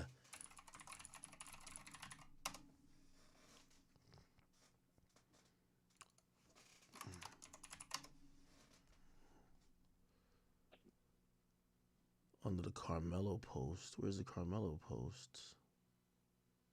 Did he post Carmelo? This is Carmelo. Oh, here? Yeah, I heard him talk about his weight loss. Yeah, this is Ozempic, nigga. The fuck? This is Ozempic right here, man. Salute to my man 50. Shit. The entire industry's on motherfucking Ozempic, you know what I mean? Like everybody's especially people who as they age are having a hard time having their metabolism, kind of keep up with their weight, and they're just kind of becoming a little bit like fluffier. I think most of them now, they're on the same shit. They're on the Ozempic, same like how Anthony Anderson. Remember when Anthony Anderson, when he slimmed down, that nigga just have a naturally big-ass motherfucking head. He actually had diabetes, though, which, it's Ozempic is meant for, like, people with diabetes. But, yeah, you kind of see a nigga with his head still look whatever, but, like, his body's clearly slimmed down. I think that's the thing with 52. 50 would like you to believe that he just went on tour and he's just been, he's been burning a lot of calories by running around on stage. Nah. Hey, you think you can find me a plug for that Ozempic? I think I need it. You could get, you have insurance? You could get it. It's not like something only for rich people. I believe the way how like Ozempic and most of them drugs go is like if you're actually diagnosed with type 2 diabetes, your insurance covers it. It's like free. I don't got diabetes or nothing like that. So I think I looked into it one time, but it was like, nah, you gotta actually have diabetes or actually have money to pay for it because your insurance is not gonna pay for it. Yeah, you better finesse the test and act like you got diabetes and stuff. But anyway, other than that, I think it's like a couple thousand.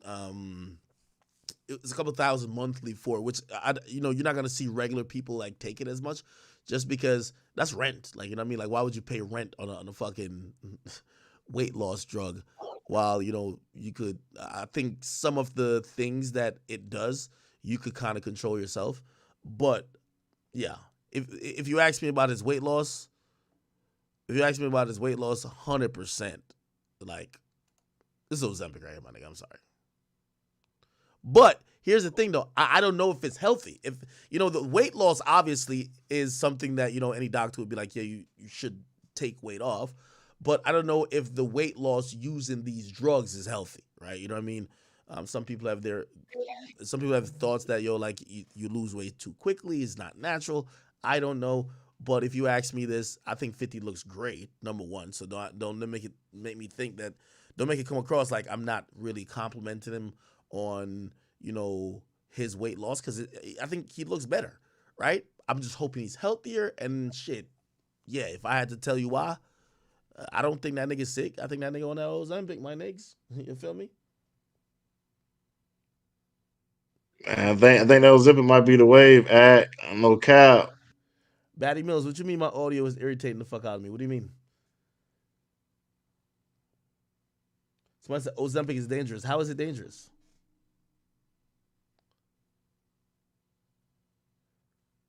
Somebody says if Wale intern goes on a 2-week water diet, he will lose 50 pounds. What about that? Hey, I might need to try it then. Shoot, but that thing about it, dog. Shit, I'm a big nigga. I love to eat. Sammy Bully, thank you for the 5. It says, yo, just finished the episode with Flacco, man. That shit was hilarious. You guys should go watch that, man. Did a 4-hour episode with Flacco. It was pretty flagrant. We pretty much like, I enjoyed the episode with him because sometimes when you do episodes with other people who are like too much crazy in the industry, like you almost, it becomes one of those things where you're not really saying what you really feel. And part of what made me fall in love with like doing commentary like I do it now is being able to still talk like a fan, not talk like somebody who, if you say the wrong thing about them, like, you know what I mean, you're getting a call from them, be like, oh, bro, like, why you don't like my shit? You hating? Like, bro, like, do I got to pay you for you to, like, say good things? So, like, no, bro, like, I just want to be able to be free. So, 100%, I like that conversation because it felt like it was a conversation between two people that were having a regular conversation without caring about what the industry says. Hustle Behind the Wheel, thank you for the 5. It says, how Nicki say she hunched on a minor, knowing damn well of her husband's past. Yeah, there's some hypocrisy in there. And again, I'm waiting for the round 1 to be complete because we got to get Meg song. Meg has to drop a song. Has to drop a song. I'm gonna keep it fair, and I'm gonna call a spade a spade. By the way, when she does drop a song, we're gonna have the vote on them. I mean, you could do a preliminary vote right now on his versus, this freestyle, but technically it doesn't match up to the freestyle. It's just what kicks off the beef type shit. Hey, what if Meg get like Cardi to jump on a diss record with her against Nicki? Nah, that would look weak. If you gotta go get all Nicki's ops to jump on a song, it looks weak. You know what I mean? By the way, no face soprano. Thank you for the $100, man. Salute to you. Respect. He said, man, ain't nothing bigger than the motherfucking chat. Thank you. Somebody said Cardi lyrics ain't good enough. Yeah, again, sometimes we know certain people who are decent rappers, but they're not great. Like, they're decent rappers, but they're not great diss rappers. I think that's what people don't understand. Like the art of battle rapping or the art of making diss songs is very, like, I think the game is one of those great rappers at diss songs. Is he good at making hit songs by himself? Nah. Diss songs, oh, he always kills it. Like, I've always listened to the game diss songs, and I'm like, yo, this nigga always going fire. He always going crazy. You get what I mean? Goat Smoke Media said he's Team Nicki all the way. All right, brother. Let's see what else I missed. Hey, what if like these female rappers start acting like the guy rappers and start just like fighting at like Rolling Loud and shit? Nah, it wouldn't, like, these artists are too big. Like, Nicki rolls around with like a huge team. Like, you're not touching Nicki Minaj, okay? Okay. ABK No Heart says, yo, I'm type 1 and 2 diabetic. They don't prescribe Ozempic. I'm only telling you what they show according to FDA regulations and usually what insurance companies say. So according to the FDA, it's prescribed for diabetes. You get what I mean? Now, if your doctor don't want to prescribe it to you, I'm not no doctor. You know what I mean? Shit, maybe you got to change your fucking primary care provider and go get somebody who will, right? But I do know, I think the reason why you're hearing it only in the industry is because it costs a lot, and for regular people, they're not going to pay for it. Insurance companies won't pay for it unless you're actually diagnosed. What the fuck?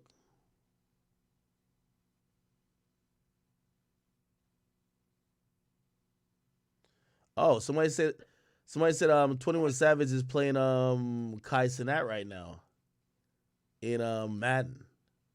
Yeah, he was on Cassinet stream earlier. I don't know if he's still with Cassinet right now. Nah, they're playing Madden right now. They said $300,000 wager. That's fire. I like that. It's fire. All right. What else did I miss? Did I miss anything else? Gotta make sure I ain't missed nothing, man. Oh yeah, the plan for the weekend is TCS responds to everything this weekend. Okay, cool. Let's do it. That's the plan. We're gonna be up there. We're gonna respond to everything. Great, let's do it. Somebody says, is this wife and Lucci? Why they got Lucci looking like this? Looking like a cancer patient? What's going on over here?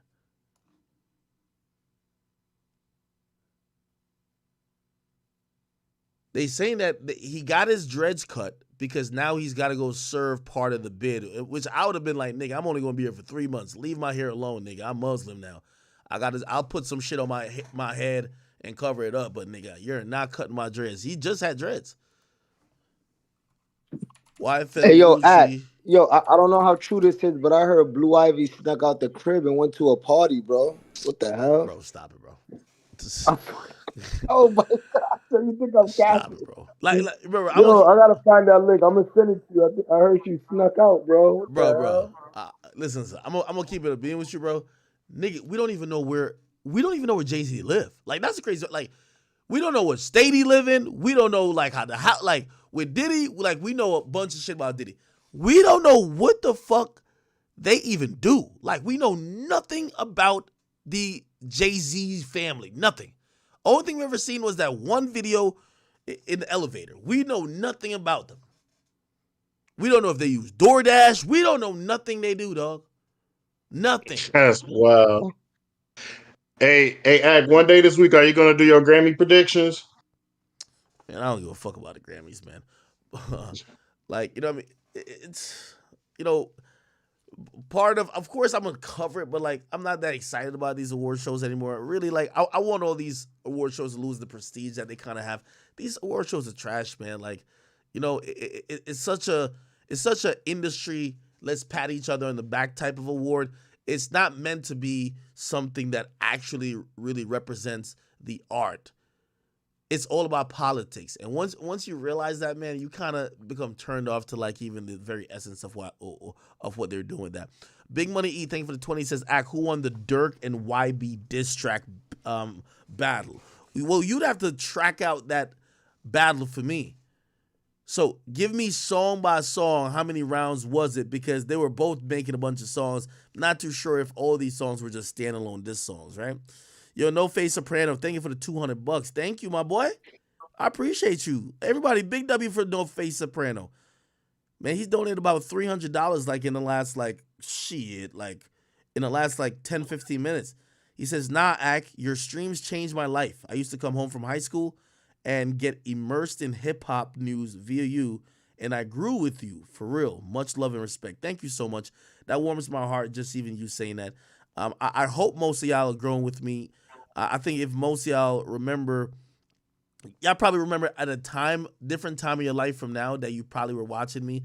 And anytime I get reminded of those things, it tells me how real y'all are and how much y'all understand me, right? So it's like, you know, y'all been rocking with me a long time, man, and I really appreciate it. Like, you know, maybe you don't see that, but I never take that for granted. Like I'm in a really unique position, and the love from you guys is like tremendous, honestly. So thank you, No Face Soprano.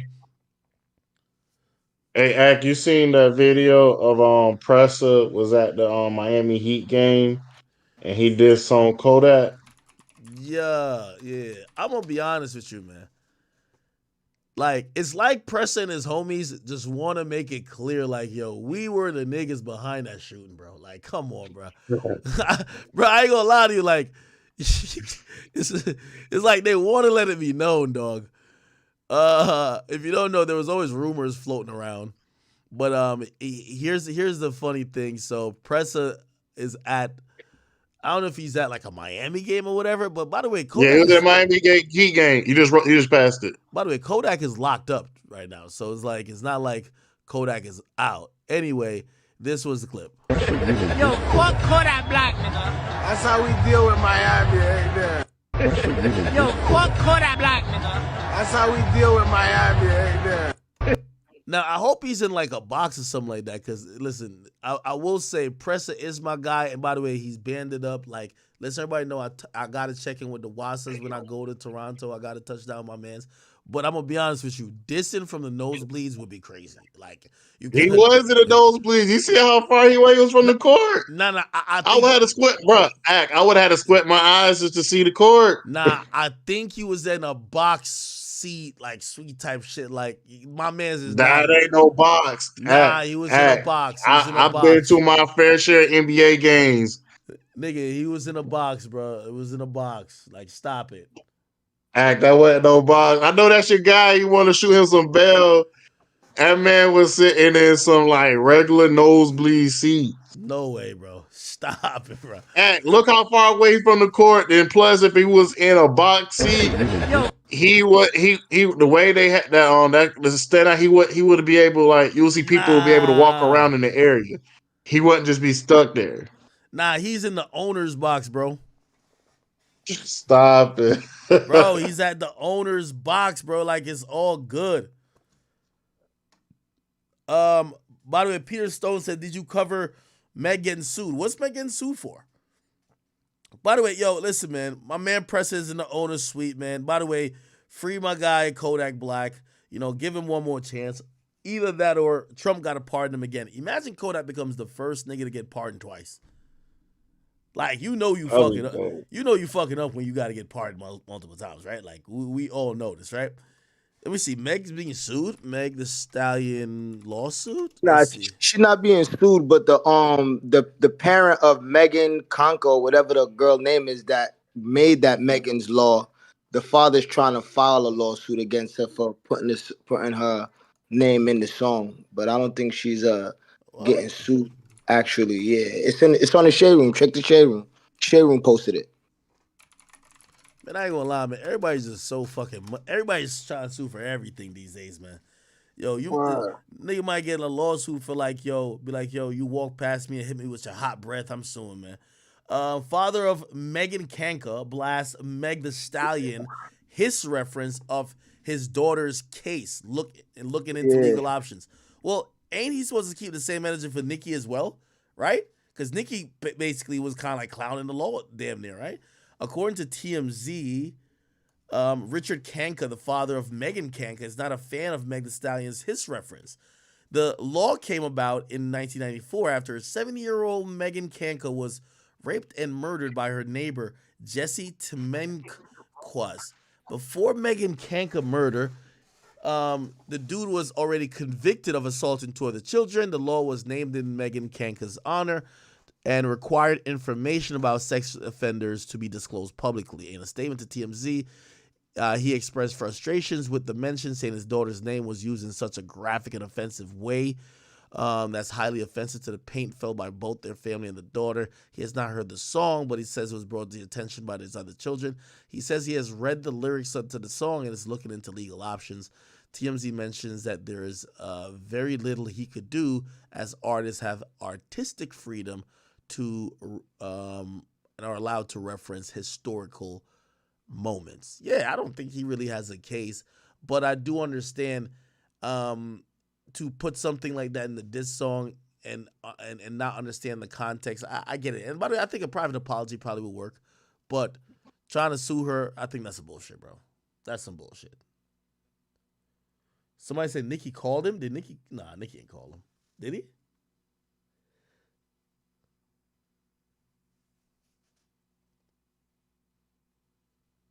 Somebody said, what's going on with 6ix9ine and his girl?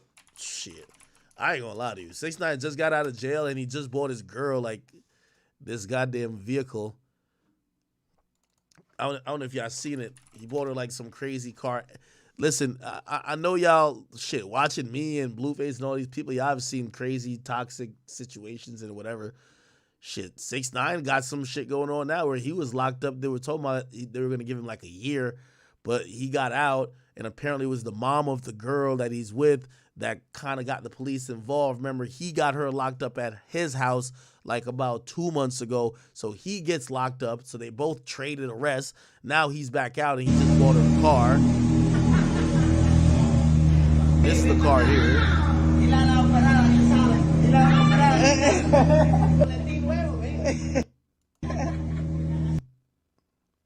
Why? I don't know why she's dressed like this. This is kind of like an odd dress. The crazy thing is, and obviously I know it's my man's girl, so like I'm gonna be careful with what I say. Apparently this girl's like 21 or like 22. Like she's reasonably young. Like in this video, she looks like she's like 40, bro. Like I ain't gonna hold you.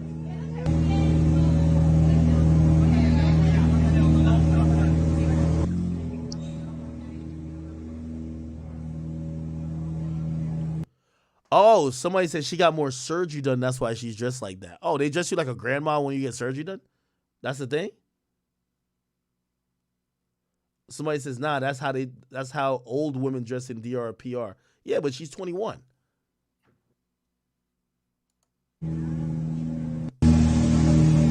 Somebody else says, Nakia says, why nobody's talking about Megan and her mom's boyfriend?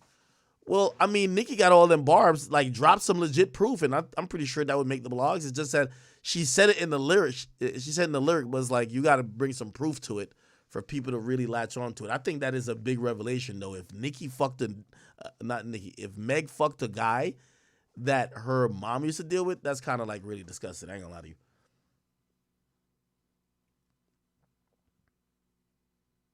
Damn, that's crazy on so many levels.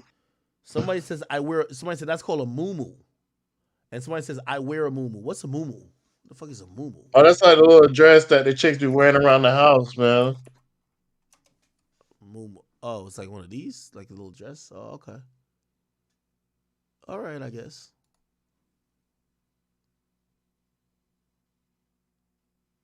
Bro, muumuus is what Haitian mothers be wearing when they cooking a nice jus Jean Jean. Oh, okay, Avec okay. So yeah, it's like a yeah, you nightgown. feel me? It's like a nightgown. Yeah, it's like a nightgown. Yeah, yeah. By the way, people are now accusing my boy DDG of using his baby for clout. Which is that a possible thing? You could be clout chasing off your baby. Like, I don't even think that's a thing.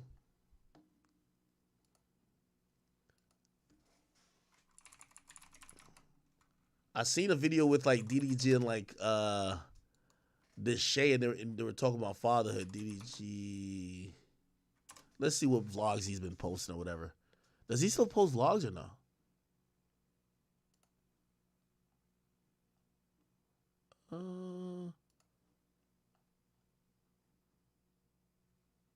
Where the hell is his like vlogs at? All right, I can't find it. It's all good. I think right here. He posts mostly on Snapchat, I think. Anyway, let me see that. Oh no, this is on Deshay's page, I guess. I don't think you could clout chase off your actual child. I don't think he agreed. Well, he would have to pull out. That's the only way. I don't think he'll box. I'm not finna be for real. Calm down. I'm not finna be. Okay, all right, man. I'm over this. Okay. Frank, thank you for the 10, by the way. You didn't say anything. Dale and Adams, you as well. Thank you. Yeah, chat. We're about at 1 o'clock. We're 5 hours in. We're probably going to wrap this up, man. I'm going to see y'all niggas tomorrow. I appreciate y'all. Thank you guys for all the donations. You guys have been so generous. If you're on the Academy page, please, I keep encouraging y'all to become a member of that page. I don't know why you can't become a member of the King Academics page, but if you're on the Academy page, please become a member. If you guys are watching me on Twitch, please continue to support there, but also keep in mind that our home base is no other than Rumble. Rumble has been a very supportive and great place for us to make sure that we always have a place to stream, and I respect all the people over there. Okay, so thank you guys if you watch either on Facebook, YouTube, both channels, Twitch, or even Rumble. I appreciate y'all. I'm gonna catch y'all tomorrow, and I hope y'all have a good start to y'all week with me streaming. Hopefully, let's try to plan for 5 consecutive days of streaming. I haven't done that in a while, so let's see if we could get 5 consecutive days of streaming. All right. By the way, ABK No Heart says, "Yo, bit made DDG glad he don't gotta go by Pontiac no more." Okay. All right, man. All right. Okay. Cool. Chat, I love y'all. I will see y'all tomorrow. By the way, Chat Nigga hoodies, they will be on sale February 1st, which is, I think, like 2 days from now. Just make sure you go to theacademy.shop. Matter of fact, go on there now. Sign up for the mailing list. If you sign up for the mailing list, I'm about to send you just really a heartfelt letter from me to y'all. Just about everything going on and shit like that. Probably the next day or two. So you guys go sign up for that, but it'll be the place where you get alerts that there's new merch and shit like that. All right, chat. Love y'all. Peace. Have a good night. I will catch y'all tomorrow.